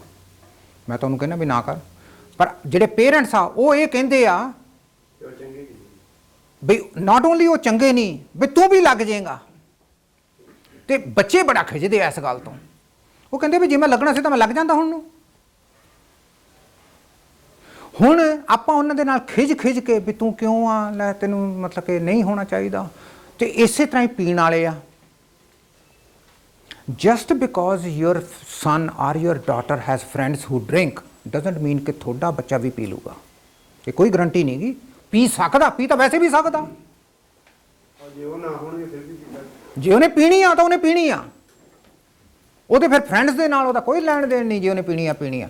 ਤੁਸੀਂ ਕਿੰਨਾ ਕੁ ਉਹਨੂੰ ਸਿਖਾ ਕੇ ਦੱਸਿਆ ਵੀ ਇਹ ਚੀਜ਼ ਤੂੰ ਨਹੀਂ ਪੀਣੀ, ਔਰ ਤੇਰੇ 'ਚ ਕਿੰਨਾ ਕੌਨਫੀਡੈਂਸ ਆ ਨੋ ਕਹਿਣ ਦਾ। ਉਹਦੇ ਬਾਰੇ ਨਹੀਂ ਅਸੀਂ ਵਰੀ ਕਰਨਾ। ਅਸੀਂ ਵਰੀ ਇਹ ਕਰਨਾ ਬਈ ਸਾਡਾ ਬੱਚਾ ਬਿਲਕੁਲ ਪਰਫੈਕਟ ਆ, ਦੂਸਰੇ ਇਹਨੂੰ ਖਰਾਬ ਕਰ ਦੇਣਗੇ। ਸੋ ਇਸ ਕਰਕੇ ਬਹੁਤ ਇੰਪੋਰਟੈਂਟ ਆ ਕਿ ਸਾਡੀਆਂ ਇੰਟਰਪਰਸਨਲ ਸਕਿੱਲਸ, ਜਿਵੇਂ ਅਸੀਂ ਜੱਜਮੈਂਟ ਦੇਣੀ ਆ, ਰਾਈਟ, ਇਹੋ ਜਿਹੀਆਂ ਚੀਜ਼ਾਂ ਤੇ ਅਗਰ ਆਪਾਂ ਥੋੜ੍ਹਾ ਜਿਹਾ ਧਿਆਨ ਦਈਏ ਤਾਂ ਆਪਣੀ ਜ਼ਿੰਦਗੀ ਸੌਖੀ ਹੋ ਸਕਦੀ ਆ। ਫਿਰ ਆ ਜਾਂਦਾ ਕਮਿਊਨੀਕੇਸ਼ਨ। ਕਮਿਊਨੀਕੇਸ਼ਨ 'ਚ 3-4 ਚੀਜ਼ਾਂ ਬਹੁਤ ਇੰਪੋਰਟੈਂਟ ਆ। ਇੱਕ ਮਿੰਟ, ਜਿਹੜਾ ਫਿਰ ਆਪਾਂ ਕਹਿੰਦੇ ਵੀ ਮਾੜੀ ਸੰਗਤ ਨਾਲ ਮਤਲਬ ਕਰਦਾ ਤੇ ਬੰਦਾ ਖਰਾਬ ਹੁੰਦਾ, ਫਿਰ ਉਹ ਚੀਜ਼ ਗਲਤ ਹੈ। ਹਾਂ, ਧਰਮ ਦੇ ਅਨੁਸਾਰ ਇਹ ਵੈਲਿਡ ਨਹੀਂ ਹੁੰਦਾ। ਧਰਮ ਦੇ ਅਨੁਸਾਰ ਗੁਰੂ ਸਾਹਿਬ ਇਹ ਕਹਿੰਦੇ ਆ ਵੀ ਜਿਵੇਂ ਚਿੱਕੜ 'ਚ ਕਮਲ ਦਾ ਫੁੱਲ ਖਿਲਦਾ, ਇੱਕ ਸਿੱਖ ਇਹੋ ਜਿਹਾ ਹੋਣਾ ਚਾਹੀਦਾ। ਓਕੇ, ਸੋ ਇਹਦਾ ਮਤਲਬ ਆ ਕਿ ਔਰ ਇਸ ਤਰ੍ਹਾਂ ਦੀ ਕਦੇ ਵੀ ਸੁਸਾਇਟੀ ਨਹੀਂ ਬਣੂਗੀ ਜਿਹਦੇ 'ਚ ਮਾੜੇ ਅੰਸ਼ ਨਾ ਹੋਣ। ਗੁਰੂ ਸਾਹਿਬ ਵੇਲੇ ਵੀ ਜੂਆ ਖੇਲਦੇ ਸੀ ਲੋਕ, ਗੁਰੂ ਸਾਹਿਬ ਵੇਲੇ ਵੀ ਨਸ਼ੇ ਹੁੰਦੇ ਸੀ, ਗੁਰੂ ਸਾਹਿਬ ਵੇਲੇ ਵੀ ਇਹ ਸਾਰਾ ਕੁਝ ਹੁੰਦਾ ਸੀ। ਇਸੇ ਤਰ੍ਹਾਂ ਹੀ ਪ੍ਰੋਫੈਟ ਮੁਹੰਮਦ ਸਾਹਿਬ ਆ, ਉਹਨਾਂ ਦੇ ਵੇਲੇ ਵੀ ਜੂਆ ਚੱਲਦਾ ਸੀ, ਉਹਨਾਂ ਦੇ ਵੇਲੇ ਵੀ ਨਸ਼ੇ ਹੁੰਦੇ ਸੀ, ਉਹਨਾਂ ਦੇ ਵੇਲੇ ਵੀ ਕਤਲ ਹੁੰਦੇ ਸੀ, ਤੇ ਉਹਨਾਂ ਨੇ ਵੀ ਉਹਨਾਂ ਬੁਰਾਈਆਂ ਦਾ ਜ਼ਿਕਰ ਕੀਤਾ। ਇਸੇ ਤਰ੍ਹਾਂ ਹੀ ਆਪਣੇ ਗੁਰੂਆਂ ਨੇ ਕੀਤਾ, ਇਸੇ ਤਰ੍ਹਾਂ ਹੀ ਹੋਰ ਪੀਰ ਪੈਗੰਬਰਾਂ ਨੇ ਕੀਤਾ। ਸੋ ਇਸ ਤਰ੍ਹਾਂ ਦੀ ਕਦੇ ਦੁਨੀਆ ਨਹੀਂ ਸੀ ਕਿ ਜਿੱਥੇ ਬੁਰਾਈ ਨਾ ਹੁੰਦੀ ਹੋਵੇ। ਸੋ ਬੁਰਾਈ ਤਾਂ ਹਮੇਸ਼ਾ ਹੀ ਹੁੰਦੀ ਆ। ਹੁਣ ਕੁਐਸਚਨ ਹੈਗਾ ਕਿ ਅਸੀਂ ਉਸ ਬੁਰਾਈ ਦੇ ਵਿੱਚ ਰਹਿਣਾ ਕਿਵੇਂ ਆ ਕਮਲ ਵਾਂਗੂ, ਵੀ ਸਾਨੂੰ ਲੱਗੇ ਨਾ। ਹੁਣ ਜੇ ਮੇਰਾ ਕੋਈ ਦੋਸਤ ਜਵਾਰੀਆ ਤਾਂ ਇਹਦਾ ਮਤਲਬ ਇਹ ਤਾਂ ਵੀ ਮੈਂ ਵੀ ਜਵਾਰੀਆ ਬਣ ਜਾਊਂ। ਕਿਉਂ ਨਹੀਂ ਮੈਂ ਬਣਦਾ? ਮੇਰੇ ਤੇ ਕਿਉਂ ਨਹੀਂ ਅਸਰ ਹੁੰਦਾ ਮਾੜੀਆਂ ਚੀਜ਼ਾਂ ਦਾ? ਕਿਉਂਕਿ ਮੈਂ ਸਿੱਖ ਚੁੱਕਿਆ। ਜਿਹੜੀ ਚੀਜ਼ ਮੈਨੂੰ ਸਿਖਾਈ ਗਈ ਉਹ ਮੇਰੇ ਵਿੱਚ ਐਗਜ਼ੈਕਟਲੀ ਮੇਰੀਆਂ ਆਪਣੇ ਜਿਹੜੇ ਪ੍ਰਿੰਸੀਪਲਸ ਆ ਉਹ ਬੜੇ ਸੋਲਿਡ ਆ। ਕਿਉਂਕਿ ਅੱਜ ਕਾਫੀ ਇਹਦੇ ਬਾਰੇ ਹੋ ਗਿਆ, ਇੱਕ ਵੈਲਿਊਜ਼ ਦੇ ਬਾਰੇ ਹੋ ਗਿਆ ਤੇ ਇੱਕ ਆਪਾਂ ਇੰਟਰਪਰਸਨਲ ਸਕਿੱਲਸ ਦੇ ਬਾਰੇ ਆਪਾਂ ਨੇ ਇਹਨਾਂ ਨੂੰ ਇਹਦੇ ਨਾਲ ਦੋਨਾਂ ਚੀਜ਼ਾਂ ਦੇ ਨਾਲ ਆਪਾਂ ਨੇ ਲਿੰਕ ਕਰ ਲਿਆ। ਔਰ ਪਰਪਸ ਆਪਣਾ ਹੈਗਾ ਕਿ ਆਪਾਂ ਨੇ ਅਲਟੀਮੇਟਲੀ ਇਹ ਡਿਸਾਈਡ ਕਰਨਾ ਕਿ ਆਪਾਂ ਜਿਹੜੀਆਂ ਵੀ ਆਪਾਂ ਨੂੰ ਦੁਨਿਆਵੀ ਜ਼ਿੰਦਗੀ 'ਚ ਪ੍ਰੋਬਲਮਾਂ ਆਉਂਦੀਆਂ ਉਹਨਾਂ 'ਚੋਂ ਅਲਟੀਮੇਟਲੀ ਨਿਕਲਣਾ ਕਿਵੇਂ ਆ, ਕਿੱਥੋਂ ਸ਼ੁਰੂ ਹੁੰਦੀਆਂ ਪ੍ਰੋਬਲਮਸ, ਕਿਵੇਂ ਆਪਾਂ ਪੱਕਾ ਹੁੰਨੇ ਆ, ਕਿਵੇਂ ਆਪਾਂ ਚੇਂਜ ਲਿਆਉਣੀ ਆ ਤੇ ਕਿਵੇਂ ਆਪਾਂ ਫਾਈਨਲੀ ਵਾਪਸ ਆ ਜਾਣਾ। ਉਹਦੇ ਤੇ ਇਹ ਸਾਰਾ ਆਪਾਂ 2-3 ਸੈਸ਼ਨ ਲਾ ਲਾਂਗੇ। ਜੇ ਅਗਲੀ ਵਾਰੀ ਵੀ ਨਾ ਪੂਰਾ ਹੋਇਆ ਫਿਰ ਆਪਾਂ ਅਗਲੀ ਵਾਰੀ 2-3 ਸੈਸ਼ਨਾਂ ਦੇ ਵਿੱਚ ਇੱਕ ਹੋ ਜਾਊਗਾ। ਫਿਰ ਤੁਹਾਨੂੰ ਇਹ ਪਤਾ ਲੱਗ ਜਾਊਗਾ ਕਿ ਜੇ ਕੋਈ ਬੱਚਾ ਜਾਂ ਕੋਈ ਇਨਸਾਨ ਜਾਂ ਕੋਈ ਬੰਦਾ ਗਲਤੀ ਕਰਦਾ, ਉਹਦੀ ਗਲਤੀ ਕਿੱਥੋਂ ਨਿਕਲਦੀ ਆ, ਕਿਹੜੀਆਂ ਉਹਨੂੰ ਟੈਕਨੀਕਸ ਚਾਹੀਦੀਆਂ, ਕਿਵੇਂ ਉਹ ਚੇਂਜ ਹੋਊਗਾ, ਕਿਵੇਂ ਉਹ ਨਵੀਂ ਜ਼ਿੰਦਗੀ ਸ਼ੁਰੂ ਕਰੂਗਾ। ਸੋ 4 ਕੰਪੋਨੈਂਟ ਦੇ ਵਿੱਚ ਦੀ ਉਹ ਨਿਕਲ ਕੇ ਨਵੀਂ ਜ਼ਿੰਦਗੀ ਵਧੀਆ ਜਿਉ ਸਕਦਾ। ਸੋ ਆਹ ਥਿਊਰੇਟੀਕਲ ਮਾਡਲ ਆ ਤੇ ਆਪਾਂ ਅਗਲੀ ਵਾਰੀ ਥੋੜ੍ਹਾ ਜਿਹਾ ਜ਼ਿਆਦਾ ਇੰਟਰਐਕਸ਼ਨ ਕਰਾਂਗੇ ਵੀ ਕਿਸ ਤਰੀਕੇ ਨਾਲ ਆਪਾਂ ਚੇਂਜ ਹੋ ਸਕਦੇ ਹਾਂ। ਸੋ ਇੱਥੇ ਪ੍ਰੋਬਲਮਸ ਆਪਾਂ ਨੂੰ ਆਉਂਦੀਆਂ ਕਿਉਂ ਆਉਂਦੀਆਂ, ਕਿਹੜੀਆਂ ਟੈਕਨੀਕਸ ਚਾਹੀਦੀਆਂ ਇਹਨਾਂ ਪ੍ਰੋਬਲਮਸ ਨੂੰ ਡੀਲ ਕਰਨ ਵਾਸਤੇ, ਚੇਂਜ ਕਿਵੇਂ ਹੋਇਆ ਜਾ ਸਕਦਾ ਤੇ ਨਵੀਂ ਜ਼ਿੰਦਗੀ ਕਿਵੇਂ ਸ਼ੁਰੂ ਕਰਨੀ ਆ।